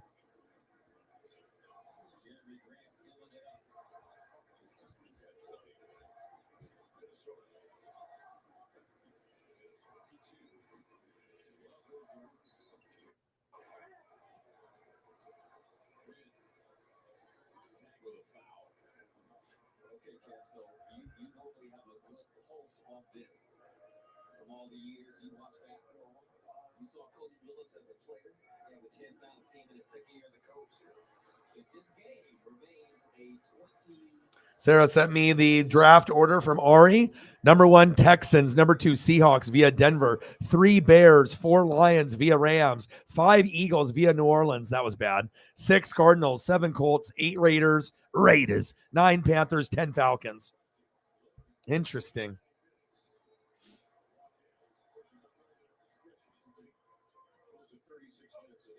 All right, man. Dude, thank you so much for your support. Have a great day at work, and good job getting pizza for your coworkers. I think they're going to absolutely love that, man. You are a stand-up guy, and thank you so much for saving the stream. I will message you after the stream ends. I appreciate you. You're the man. And like I said, I'm glad to have someone like you to be a part of this particular channel. Let me leave you with Cordell Patterson before we go. A very quick chord photo, and then bye-bye. Okay? Got to leave you off on a good note right here. Where are you, Cord? Right there. My guy. Appreciate you, brother. There we go. Leave you off on a good note. Shep, my boy. Have a great day at work. And keep giving pizza away, whether it's on the company card or out of your own pocket. I swear, good things will happen. You do nice things like that. Karma will find a way to give you an opportunity to, have some good luck and good things happen to you. Appreciate you, bro. At Domino's, next time you order 2 medium 2-topping pizzas for $6.99 each, you could be in for a shock. Because hundreds of new electric vehicles are rolling out to deliver Domino's. All right, so we have 8 minutes to go to the 4-hour mark. If we want to end it there, I'm cool with that. If you guys want to go, appreciate you, man. You're the best. Look at that right there. Boom, boom, boom. But yeah, we'll go 8 more minutes and we can end it. Or if you guys want to go longer, or if someone else shows up, one of the goats, then we'll go for another 30 an hour. But for the time being, what else do you guys want to see? Anything else? Yes, man, I appreciate it. It's not about the amount of people. It's about who. And you guys always make it good and take care of me. And it means a lot, especially when times have been pretty tough. Where do we want to go food-wise? I'll go through these real quick, and then we'll delete them, and then we'll go to the next food item. So if you got a food item that you want to see, brisket or steak or burgers, something of that nature, just holler, and then we will go there, and I'll do those, or anything else that you guys want to do. I mean, we're on a good roll here, and the meats are just looking fabulous. Like this Jamaican jerk one, though, I'm really, oh man, like I've seen the programs on like Food Network, and I definitely am a foodie at heart, even though I'm trying to like lose weight for sure. I would literally eat every single one of these pictures, like no doubt. I like variety too. This looks like my style right here, though. That one. That's what I'm going for. Give me that.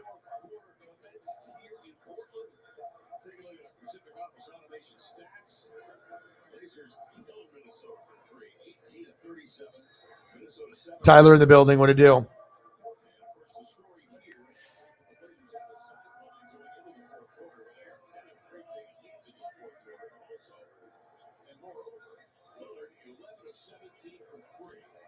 Blazers up 106-84. Let's go. Hell yeah, Blazers are killing it. I mean, usually we'll go like tropical places. It is kind of like a snowy season. But I always like going here. This one always made me. It's got to be like this somewhere on planet Earth. That's what I would like. You playing the guy who got the most points in the playoffs?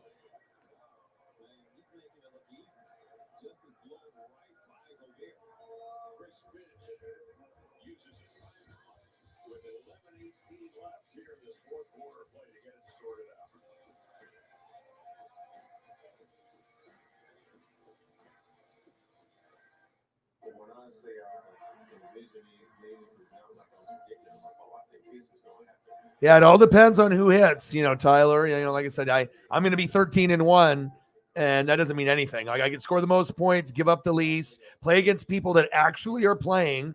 But if all my guys next week in the playoffs are in red, so I've never played with a team that has all red in the playoffs. Literally, like every player, quarterback, running back, wide receiver, it's like disgusting. And like I don't play anything that's like 10th. Everything is like the hardest, second hardest, third hardest, fifth hardest. Like I don't know what I'm going to be able to do. I hope I can score points, but I mean, I got talent enough to put up 130 to 200. But if all my spots are red, that means I might put up like a 90. And if it's best of 2 weeks, if someone even gets 100 and I get 90, I could lose because I got to make up those 10 points and hope they do like shit the second week and I blow it up. But what happens if someone is just consistent for 2 weeks, 120, 120, they win. Or, they get 110 or 100 the first week and then get 190 the second week. Then I'm screwed. So not really looking forward to this first week in the playoffs, but Gino, red. Chubb, red. Barkley, red. Jay Jetta, red. Hopkins, red. Andrews, red. Jacobs, red. Cowboys, D, red. Jason Myers, red. Godwin, red. Bills, D, red. Justin Fields, red. I literally have one guy that's green, Herbert, on the bench. That's it. That's insane. Everything against me. But if I can win the championship with a team like that, all red, then anything is possible in fantasy. I mean, so we'll see.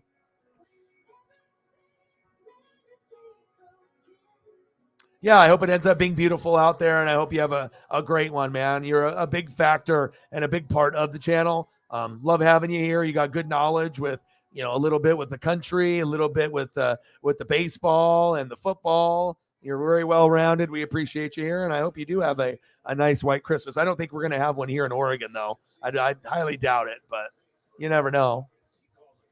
I'm going to go with a couple little briskets here. If you guys have anything else that you want to see. What do we want to do? Do we want to just end it here in like 4 minutes? What are you guys' feelings? I let you guys kind of decide what we do. Sometimes people are just ready to go after the game. I guess it just depends on who's here and, if they bring a little energy and or if it's someone that we haven't talked to all day, then we'll stay for them. But what do you guys want to do? I'm going to continue to watch this Blazer game, which is 11 minutes to go. And then I will watch Ancient Aliens and some other stuff and read. But I don't have to do it while I'm streaming. So, oh, hell no, I can't do that. You can, but I can't.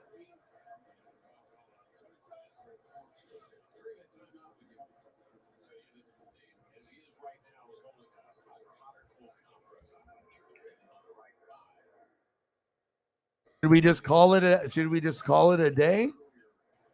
I got to throw up some steak photos here before we go. If we're going to, go that route. I'm totally cool. I mean, like I said, if we were at like not a very good number, then obviously I would keep grinding because that's what I have to do. It's my full-time job. I just got to keep working hard and hope someone comes through to save the day. But Yeah, so if you're gonna go, do you want to just call it? Do you want to just end it here, and I can just review some of the pictures? I know Tyler just came in, but I'll be back tomorrow. We'll do a stream at probably around 6 p.m. Sometimes 7 p.m. I usually do it between 5 and 7. We'll stream and we'll do that, and I'll see what's on for basketball, and maybe I'll do that as a theme. And I can always hang with you guys for 4, 5, 6, 7 hours, but also too, I want to be able to spend some time with Paisley, and I got a lot of reading to do. And I got a lot of research and stuff. So let's end it here in a minute or two. So let's just review these photos, kind of go through some of these ones that we did, and then we'll just call it. We can just call it a day. I appreciate you guys very, very much. And like I said, we had a good game. We can call it a night. And like I said, if someone came here right at the end and, like a Holly or something, of course, I could stay for another 30 or an hour for them. But I think that at this point, we can call it. And then we'll be back tomorrow. We can do that. So let's go over some of these photos and review. So we got some nice photos here. Just to end, I did some barbecue chicken wings. And then we got a beautiful brisket that's cut. Right? And we got those looking tasty.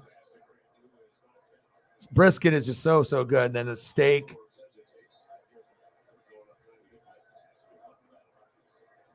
And then I got to also leave you with a great, great look. What's better than this? Honestly, what's better than the pulled pork and the brisket from Buc-ee's? Oh, my God. I mean, leaving on this is just beautiful. That makes me hungry. That makes me feel good. Pulled pork sandwich and brisket. What did you make? What is that? Some of that for me? What is that?